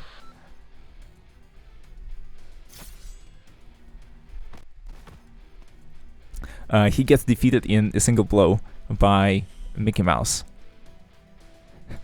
I would like to hear your VA capabilities on WB9 first act. I would pay for it, man. Okay, I guess I will sort of have to play through the stages throughout the next week, because I think the event only lasts 2 weeks, right? And you have to beat the more advanced stages to get to the EX stages to get the certificates. So I might just have to play until there off stream and leave the story bit for the stream. Or maybe I just go through everything and then we come back to the story bit together at the beginning of the next stream. But like, in terms of the EX stages, I am way too stubborn with not playing meta in order to be able to beat anything from there. Understood. Yeah, it's like, at this stage, like, your wish is my command. It's like, how can I refuse you? In terms of, you know, providing you with entertainment of this sort. Your words are my command. Yeah, just like Vanilla says, your words are my command. Got it. I probably should have deployed Sora, or like I should probably have shifted all of this like by one tile, because now the Midnight can barely hit the ranged row.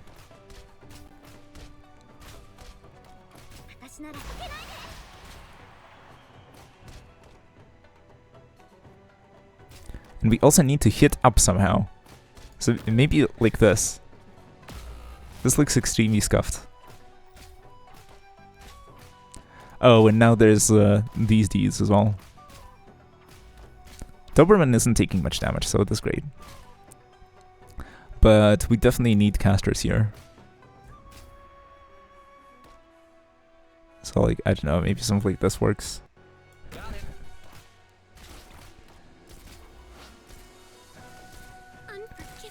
You make me blush, things like this. Well, you will hear the story for the first time with this amazing react. Yep, it's like, please look forward to the amazing audiovisual performance of whatever this is.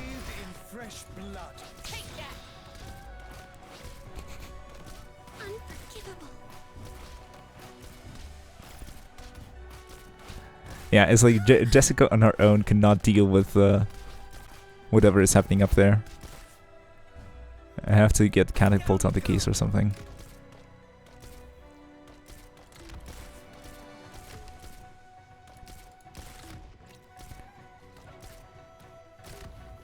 Oh, but now there's a stick as well.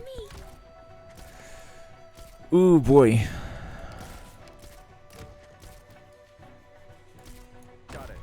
Okay. Ready for action. 12F, you got this. And now we buff attack. Down you go.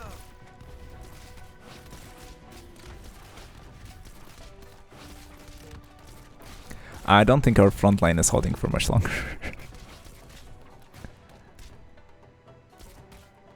New 6-star Lance at 15 and Castle 8 with 5-star Guardian Knight V5 and Therm EX3. Yep. Based. Based.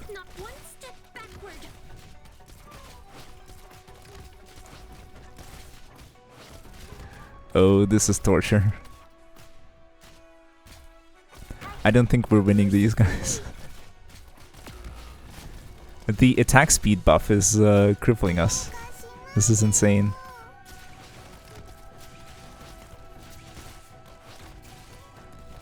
Yeah, now we'll just get overwhelmed. And now there's armored people in the top row as well. Oh my good.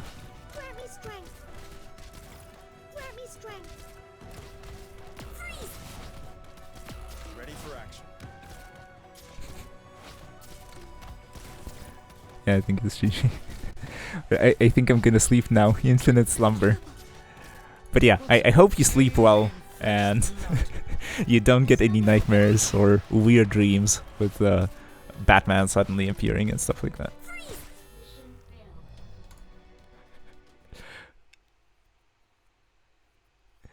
Yushia talking to you in Batman voice. Yeah, man, this is only 18 enemies and like...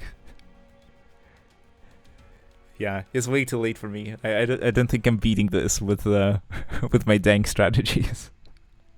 Yeah, see you, Bachi. Thanks a lot for joining in. It was a lot of fun.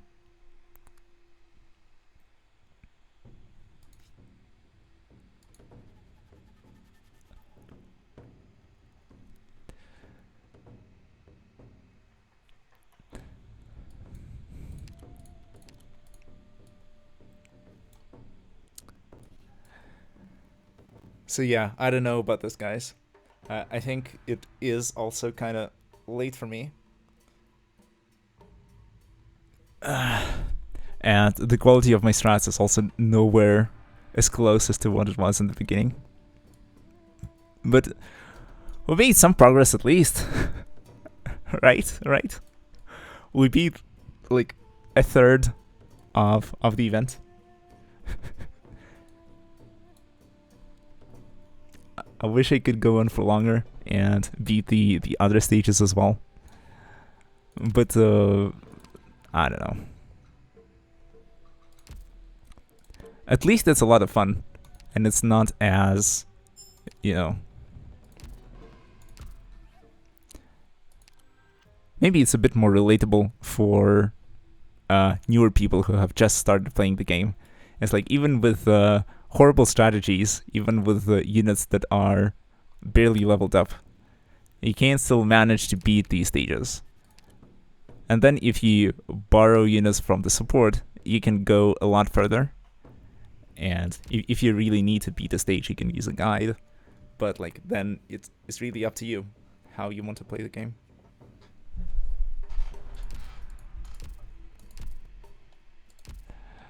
But yeah, I still have all of these resources and I should invest them somewhere. So I don't know. My thoughts are, maybe I should actually invest in my E2 units and get the modules. Because I haven't engaged with the module system at all yet. And maybe it's something worth getting into. Yeah, let's sort by favorite and by level. Because like, for example, for Emiya, I guess recently they've added a module for her, which you can get by completing these objectives. But you also need to reach E2 level 50 and spend a certain amount of resources to unlock it.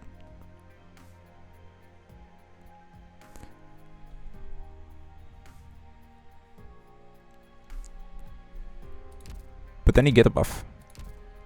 And similar thing for a bunch of other units. Well, not everyone has a module, but some units do.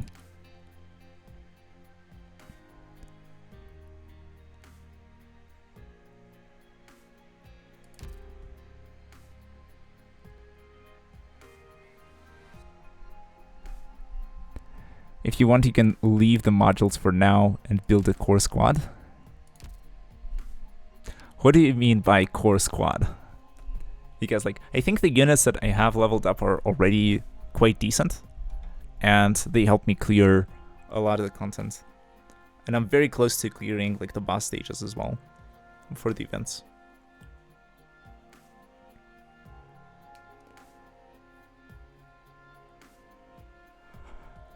So what would you recommend?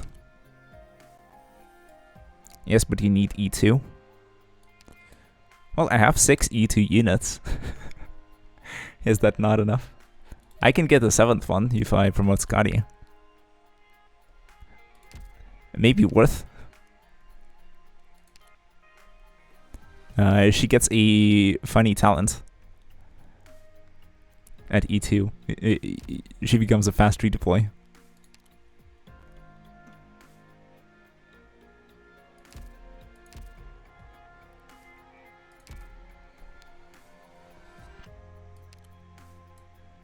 Because like, what else can I do? Archetto is a very nice unit. Schwartz, I don't really feel it. Mastima is a funny meme, but she's not performing that well in battle. Blue Poison is carrying very hard. Rock is occasionally more powerful than Emiya, especially when you have like a single fat enemy that you need to take care of. The medics can probably stay at Elite 1. I don't think there's not much need to promote them further for now. Warfarin maybe, because she has a buff, and it's a very powerful strategy to use. And for the 4 stars, you can promote a lot of them. They're really good, especially for the price. Alethea says, you decide if you want to invest in what you like, or if you want to invest in meta units. Yeah, I would rather invest in what I like. I would rather play with the toys that I have fun with, rather than sort of looking at other people and trying to sort of get their opinion and see what they think about the good units. So perfect investment. All right. In this case, Scotty, welcome to Elite 2. It's time to Orca. そんなに求められると結構困るのね。でも、もしその覚悟があるのなら、私と一緒にあの果てしない闇と向き合う準 Yeah, 備をしなさい。 maybe this warrants an ASMR moment. Your thirst for my power really troubles me, but if nothing can really stop you, then brace yourself for the infinite darkness we will stand against together.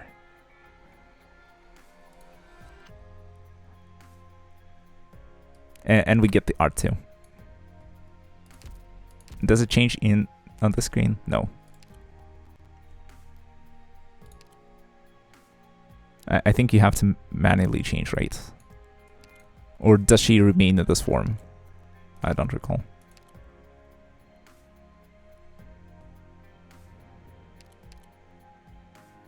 Do you not get the Orca version on the title screen?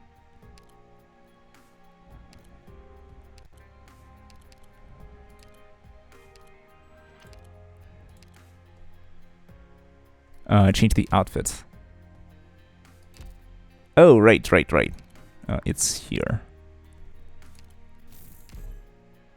Boom.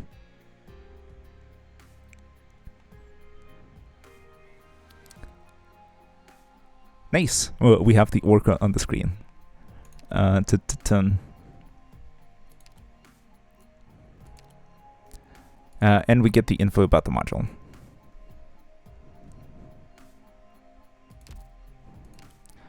Clear size story GT4.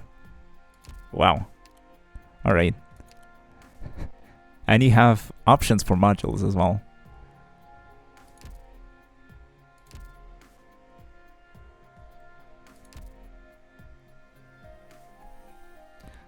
Okay, now an advice. I'm listening with you. Teach me, sensei.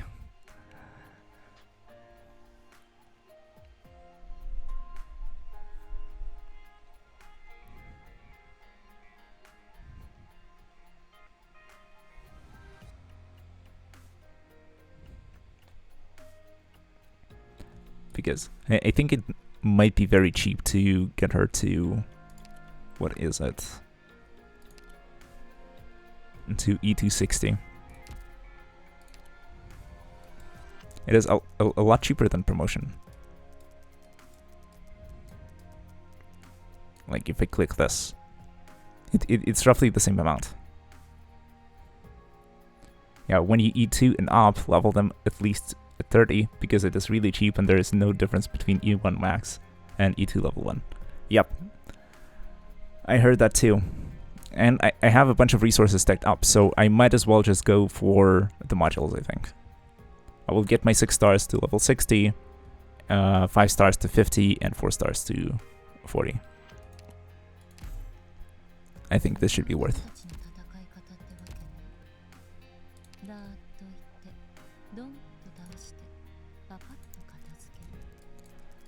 Boom, boom, boom, boom. Yeah, it's like, let's spend the resources. We gathered them for so long. Why not put them to good use?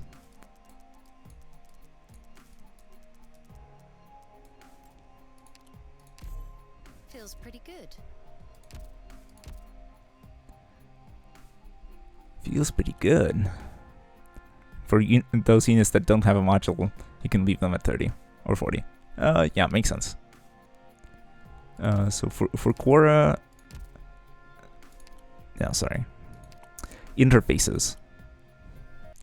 You need to click so many buttons to get anywhere. And it's awful. I feel like all of this can be streamlined a lot. I can make myself super tough. It's my only special skill. Hehe.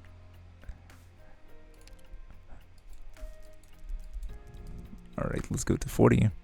Though gravel is, like, Are you the one who comes up with all the Rhodes Island's battle tactics, Doctor? kinda difficult to use, to be That's honest. even more intriguing. Very situational. I thought we were gonna have combat class. Yeah, gravel is the bait operator. Yeah, she's a defensive fast redeploy. It's like, if you need to plug a hole real quick, then she is perfect for that. Power Plug a hole in your is defenses, that is. flowing into me. Don't take this out of context.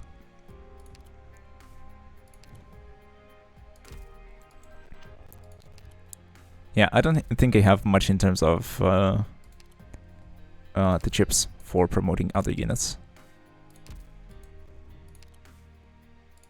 Unfortunately.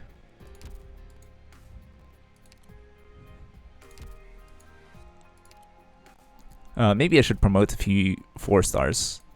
Like Vigna, like Arene. It's cheaper too. Bubble, I don't know. Gummy, I don't know. Especially because of, you know, this cost. Is like, farming for this RMA is CBT. Blue Poison E2, another amazing off. Yeah, I would love to get her up there. The problem is that I never have the sort of the purple cubes, the manganese, whatever. Manganese nuts. Manganese trihydrate. Trihydrate. Man, I can't even speak anymore. Where's my enunciation?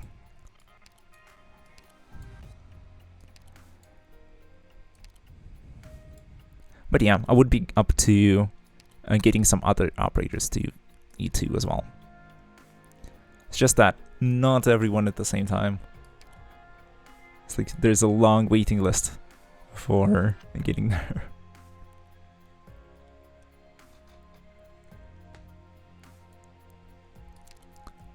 Yeah, like, which one of these units should I get to E1 max first?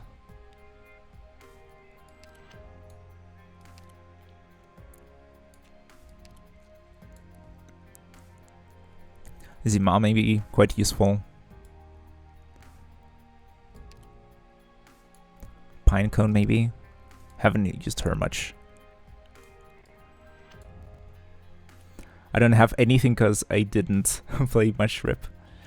I mean, it is a matter of time for the most part. It's like, these units you accumulate passively by just going into the recruitment button here, running the recruitment once or twice a day, and getting the operators. By rolling on the banners, at least until you get the sort of the guarantee. After that, it's optional. Using the free rolls, getting them from this certificate store. Speaking of which, I have like 780 certificates, so I could get pudding or quartz. Pudding or quartz. Or breeze. Or maybe breeze plus one of these two.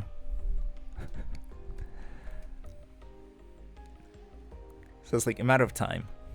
The level, the same thing. It's like, to increase in level, you just spend sanity in-game. And your level is just the measure of how much sanity you have spent throughout your career. Don't waste red certificates, you will need them for chips. Which chips? As in like chip catalysts?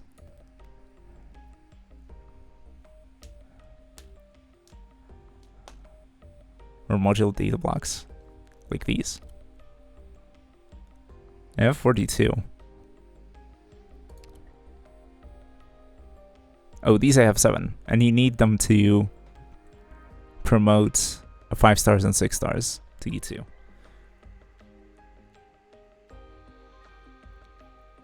Yeah, Catalyst, you use them to get the chips for the E2 ops. I see. Makes sense, makes sense. But yeah, for now, since I'm not E2ing that many units, I wasn't needing it that much. So I'm okay with getting the whole roster once from the red certificate store. It's like getting one copy of each of these operators and calling it there. Because like, why not have some fun with more units? I guess I'm not like most people in that regard.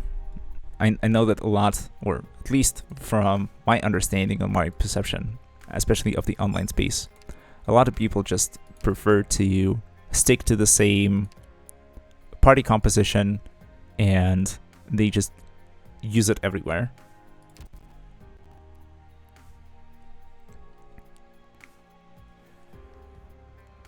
And I prefer, I like variety in my soup. I like to use all sorts of operators for different things and have fun that way. Oh, I'm level 5 but have 1,248 sanity? Yikes. You better spend that, dude. It's like, if you have that much, you will probably be able to like clear Act 0, Act 1, and Act 2 if you just sit down and play for a few hours. Because I don't think the sanity costs here are like that large. It's like, how did you even get to 1200 sanity? Did he convert OP into sanity?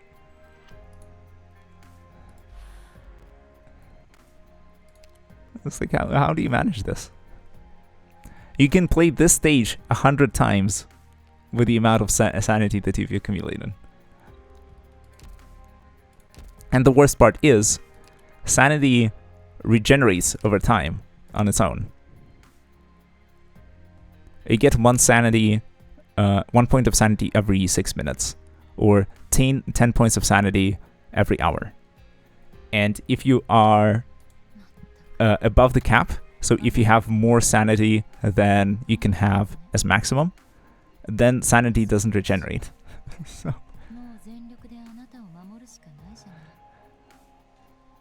So it's like you're missing out. You're missing out in the sense that sort of many things in this game are basically like a waiting timer. You wait for the sanity to regenerate so you can spend the sanity to get more resources to make progress. In the sense of like upgrading your operators, upgrading your base, recruiting more operators, or rolling out the banner for more operators. And things like this. That's why sort of the most basic advice that everybody gives for new players is like, yeah, try to spend the sanity. I would still say that sort of don't let the game take over your life, because like don't obsess over it. You don't have to log into the game every 8 hours to check on your recruitment and roll it again.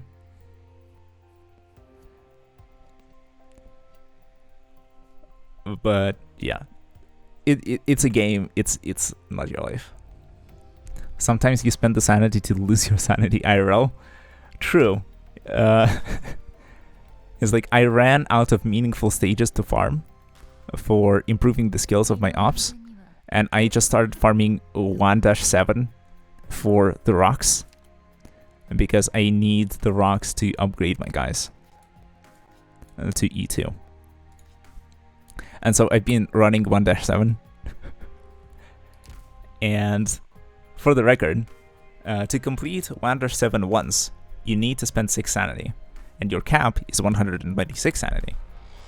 Which, after after some quick math, means that you will need to run the stage 21 times in order to sort of deplete your sanity resource. And while you're running the stage, time is ticking and sanity regenerates, so you might be able to run it an extra time after all the time you spent farming it. Yeah, 1-7 is the best stage to this day. Yeah, it's like if you're looking for rocks, if you're looking for value for your sanity, it's like the best thing to get. because you need a lot of these for leveling your ops.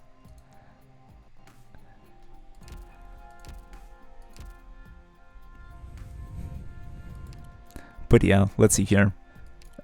Maybe we just go all in and just upgrade our 3 stars to E1 max level. Or maybe we save for Calcet. Maybe that's the play.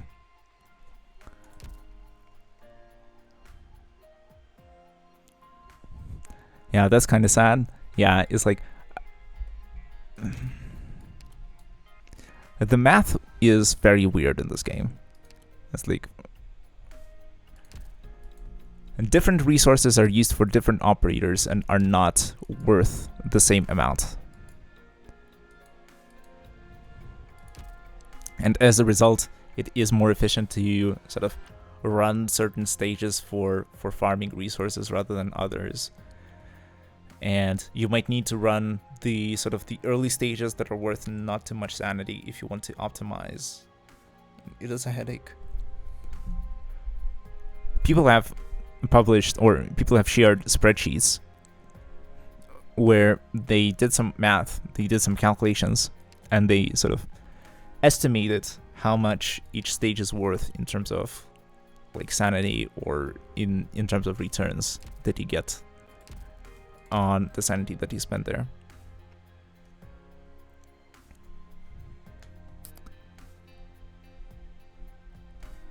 But keeping track of all of this is like a bit overwhelming at times.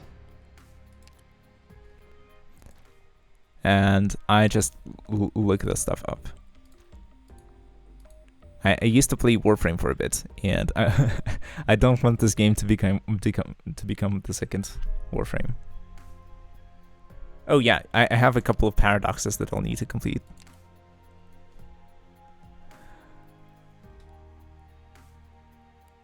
We'll get there eventually.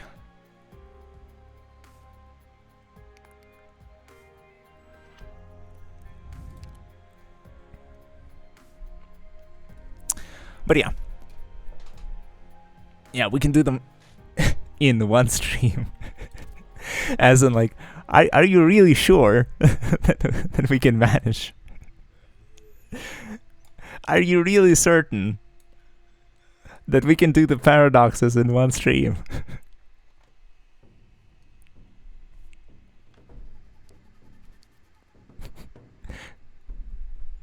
But not like I'm decent with strategy when I'm not fucking around. But like this time I decided to just go for some chaotic fun rather than, you know, oh, let's grind the stages, let's like use optimal party compositions, I'm gonna use my best units and stuff like that. I really need to find someone who could teach me this game. I mean, I can help you out for sure. It's just that the question is, what do you want to know?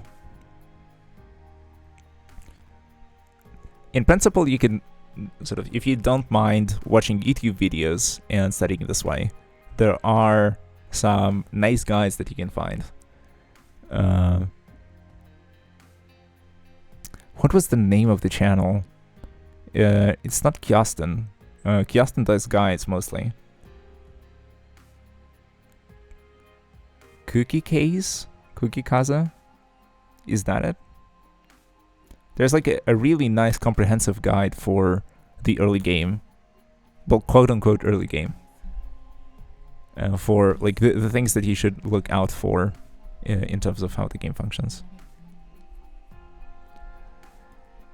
But the game itself is very simple. You have your operators. They have different roles, or like they have different jobs. And in the stage, you gain deployment points that you can spend to put the operators in the field. You generate deployment point passively, and there are operators that help generate more. And what you're trying to do is you're trying to prevent the enemies from reaching the blue box. So you're playing tower defense, essentially. But with anime girls and boys instead of monkey towers. And then, depending on the stages that you play, there might be special mechanics that sort of, yeah, that will impact which strategy we might need to use. Sometimes you get rushed with a lot of low HP minions. Sometimes you get a few beefy dudes coming in, and you have to deal with them differently. And anything in between. Drones, ground units, spellcasters, and stuff like that. It's mostly just making teams and people go just use the characters more, and that isn't really how I learn these. Yeah, as in, like, the best way to learn is to give it a shot. It's like, you will never know how a unit functions really until you try. You can infer their sort of their role or their function based on their abilities, usually. But in principle, like, by the role, vanguards are usually your opener. They help you generate deployment points, which allow you to deploy more of your units in the future. So it's good to set these up, well, most of these. There are exceptions, because if you look at the skill doesn't help with generating DP. So this unit is more of a damage dealer rather than in a unit that helps you deploy your units faster, like this one, for instance. Right? And the units that you sort of deploy over time are your melee DPS, your guards. Defenders are blockers. They sort of stop more enemies in their tracks, and they can hold the line for a long time. You have your snipers, ranged DPS. You have your magic damage dealers, so magic DPS. Snipers are physical, magic users are arts, and different damage types are more effective against different units. You have your healers who help you sustain your team, and then you have like specialist units that do different things depending on, yeah, they do something special, and you might want to use them when sort of the stage has a very certain layout. Yeah, magic is good versus armor. You know that already.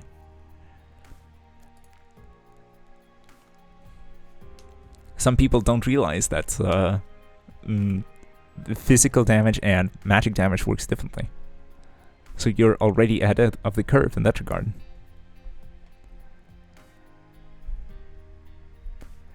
Yeah, that was a simple and clear explanation of the classes. Nice. Yeah, thank you. I'm doing my best.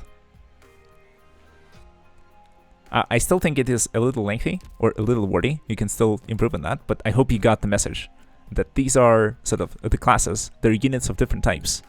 And then, depending on the stage, you want to sort of put your party together somehow. But usually what you're trying to do is find a good balance. And something that sort of is generically good is to have like a couple of vanguards that help you generate DP and get your units out faster. You probably want to have a couple of defenders to block the enemies. Maybe a couple of ranged damage dealers, a couple of arts damage dealers, a couple of medics, something like this. And then you have 2 slots free that you can sort of decide what you need more of. If you need more melee units, then you might want to consider guards. If you need more healing, then you can throw in an extra medic. If you're lacking in the arts, in the magic damage department, you will throw in an arts user, and so on and so forth. You get the idea.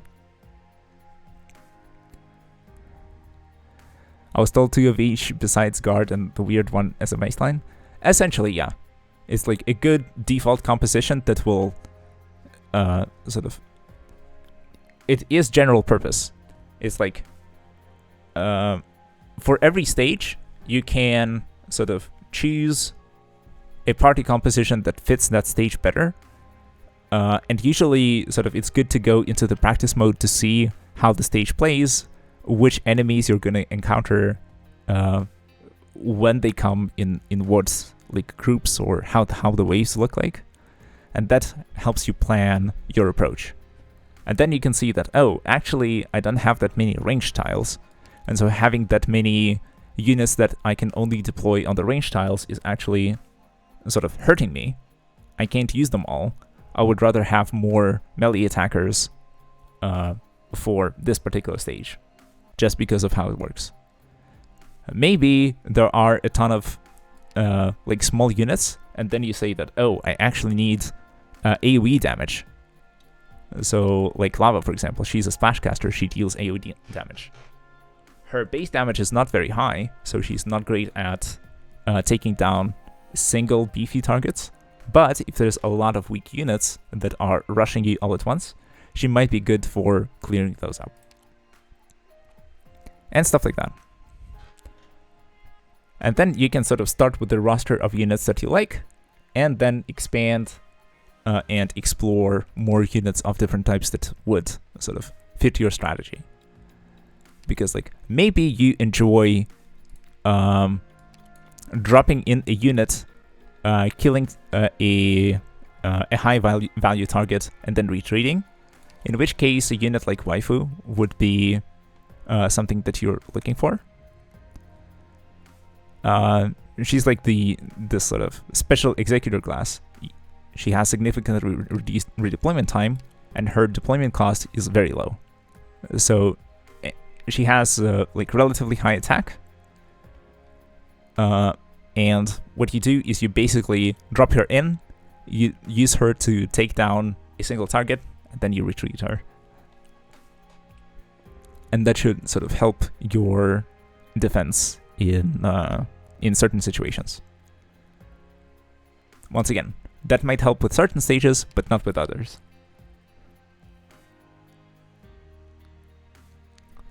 I feel like I'm worse off than my first account because it had less units I had to worry about.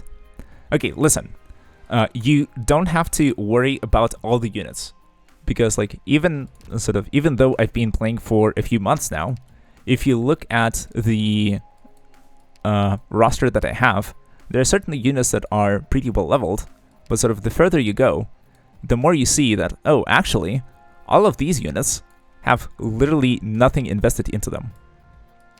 And that's sort of the thing about this game. It is a resource management game. It's like resource management is a very important part of the game. The problem is that you literally don't have enough resources to level everyone up.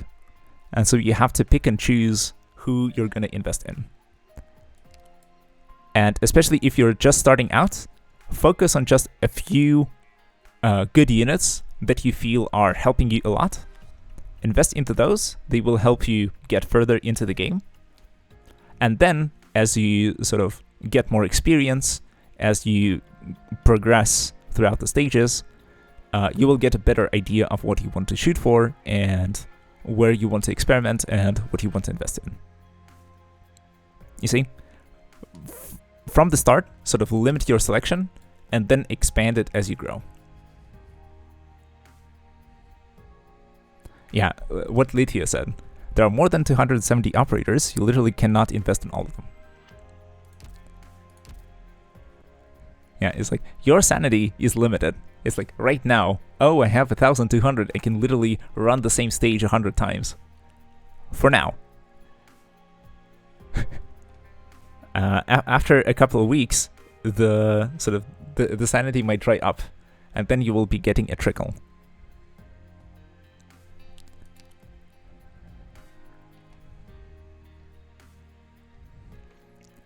And just to sort of show how certain things work over time, if you go into your base, assistant, and you look at the stats, you can see that sort of my base, for example, it generates 30,000 experience and 30,000 LMD daily. It is a good amount, but it is fixed, and it's capped, it's limited. I get this much per day, and that's it from the base. I basically cannot get any more. Same for the sanity. If you spend your sanity to get money, There is a stage that gives you the most amount of money per sanity spent, but that's it. Once you run out of sanity, you can't run the stage anymore, and you don't get any more resources. And leveling up operators takes resources. I'm sitting on the stash of like a ton of money just because I've been sort of passively playing the game for several weeks without spending anything. It's like I just run the stages and shut it off without leveling any of the operators. That's why it's there. Why do I have so many operators like at E2 high level or a ton of operators at E1 max level? Because I've been playing for several months. So in that sense, the players who started playing earlier will be ahead, but it's not such a big deal because it's a single player game after all. You are not competing with anyone. You're just there to have your own fun. So pick the units you like, invest in them, be patient. Over time, you will sort of develop the squad that you're using and additional units that you can later use for whatever needs you might have whenever beating certain stages. And everything else will come with time, with experience. So, does that make sense to you, Joker? Oh, or am I rambling too much and making it more confusing than it was before?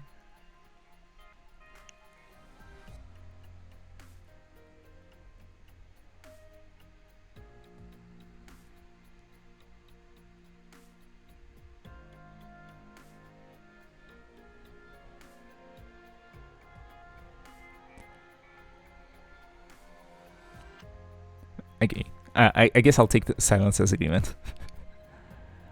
But yeah, I guess I like the sound of my own voice way too much. And I talk a lot. I talk way too fucking much. The old one I sadly lost didn't have a ton, so it was easier to just go in on a few, but this account has a ton of stuff, so I'm not sure what's good, what's bad, and all that. Just try it out.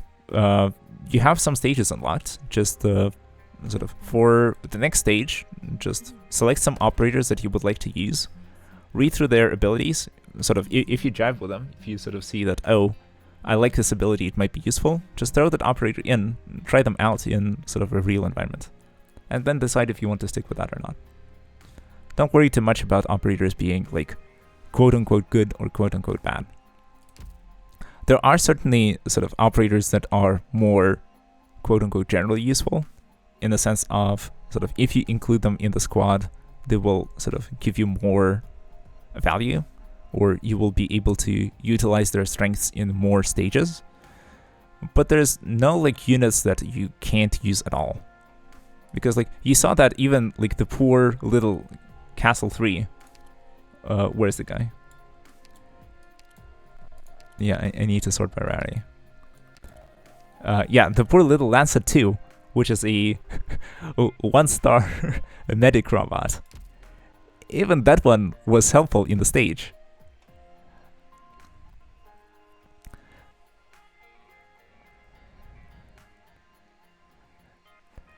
So in that sense, experiment and play with what you like. The internet has a ton of advice on what operators are really strong and really powerful, but at the end of the day, it's like your it's up to you. This is your game, this is your account. You decide which units you like, which units you don't like. I, for example, sort of, it's generally agreed that Myrtle, this little Vanguard here, is an extremely broken unit, and many streamers, many YouTubers, many people who go for hard content, they swear by her and they use her all the time. But I don't like her, and I'm not gonna use her.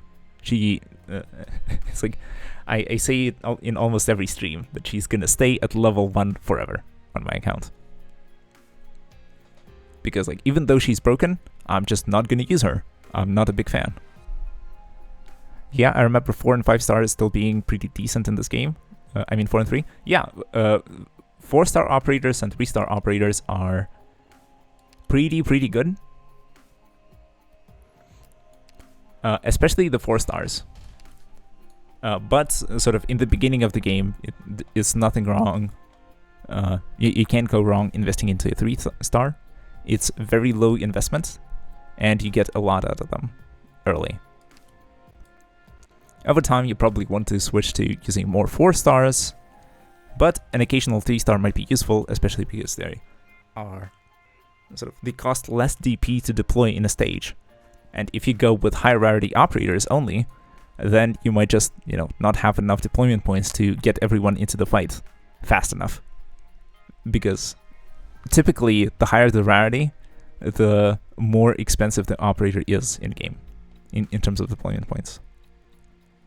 Like Masuma is 34 points, and she's an AoE caster. And another AoE caster is Lava, who is 28 deployment points. It's a huge difference. So even 3 stars can be useful, and you can play with them. And especially if you like a certain character, just use that. Why not?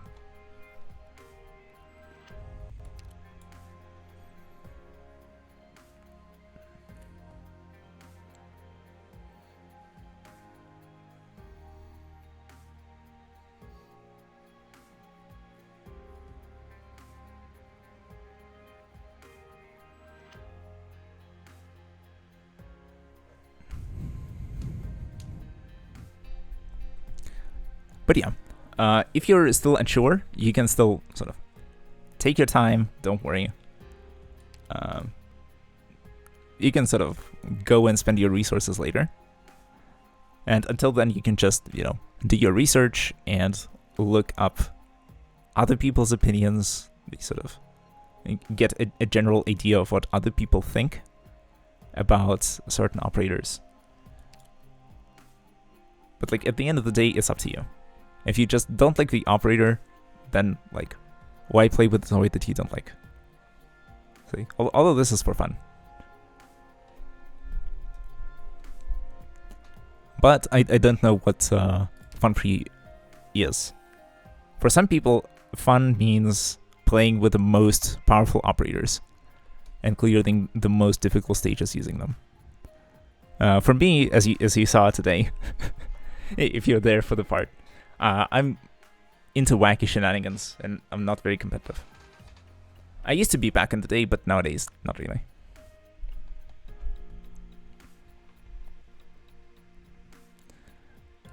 So it's up to you to find your own fun in the game.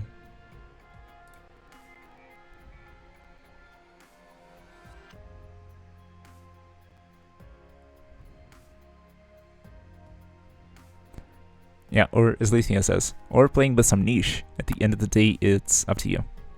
By niche, he means, you know, making a self-imposed challenge. Like, I'm gonna play only with snipers, or I'm gonna play only with guards, or I'm gonna play only with operators from the Ursus race, so I'm gonna only play with bears. Like, it's your call. The world's your oyster. Yeah, just remember this is not competitive and there's nobody running after you.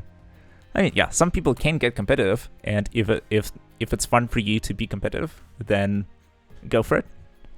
But it doesn't have to be. Oh, battery died for a bit.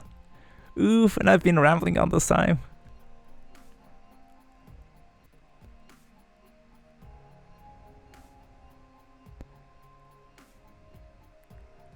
After the cost thing. Oh well. Oof. Long story short, just relax, have fun. You can look a bunch of information up on the internet to get people's opinion, but at the end of the day, it is up to you. I mean, yeah, if you really want to sort of go back and Yeah, we were talking about how beautiful Scotty artwork there is. Yeah, I think I got that right. Now we were just discussing sort of general things, general opinions about the game. You sort of, if you want to sort of go back and listen to what I was saying, you can watch the VOD and yeah, like rewatch that part of the VOD to get what I was about to say, or what I was saying. And I'll also upload the VOD to YouTube. I just need to get on that. I've been kind of slacking. I have a few recordings of the previous streams that I wanted to upload, and I haven't done that yet. So I'll get on it soon. Yeah, Modrock has 31 cost as a guard. Rip can't be getting that out anytime fast. Yep, exactly. It's like, it's a very powerful unit, a very beefy one, but yeah, it takes a while to get the deployment points for that. You're gonna upload on YouTube? Yeah, I have a VOD archive on YouTube, so I can have my own ASMR when I want. Oh man, yeah, it's video on demand, VOD. That's what it stands for. But yeah, I have. I think it's stacking up. It might be 3 or 4 recordings now that are just sitting there waiting to be published, and I just need to like set them up properly, like the title, the description, the keywords and stuff like that. Maybe like do a little bit of editing. I need to get on it soon, and I hope I'll get it done sooner rather than later. And they will be available for you to peruse and enjoy anytime you like. Can't wait for the stream and the yep, it's like, man, can't imagine. It's like, I wouldn't call this voice acting, I would call this doing voices. But yeah, I'm having a lot of fun. I sort of, the type of games that I enjoy the most is actually tabletop role-playing games, because there you can, your creativity is the only limiting factor, and and I just like to do voices when I'm role-playing, so.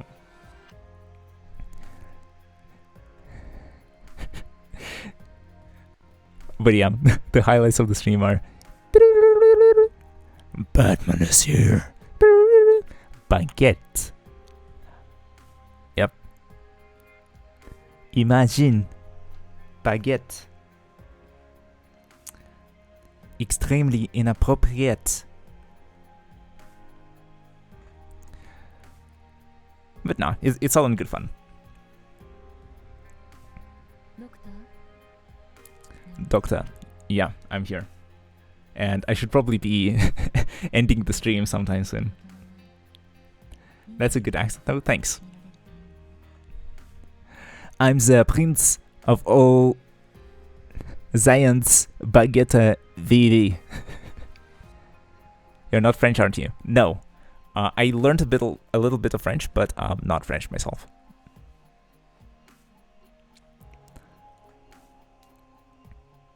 And for now, I prefer not to disclose too much personal information about myself. I don't want to dox myself just yet.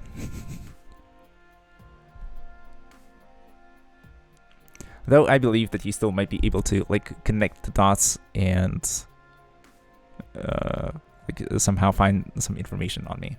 But yeah, I'm sort of, for now, I'm not too comfortable putting it out there and linking it to my Ireland identity.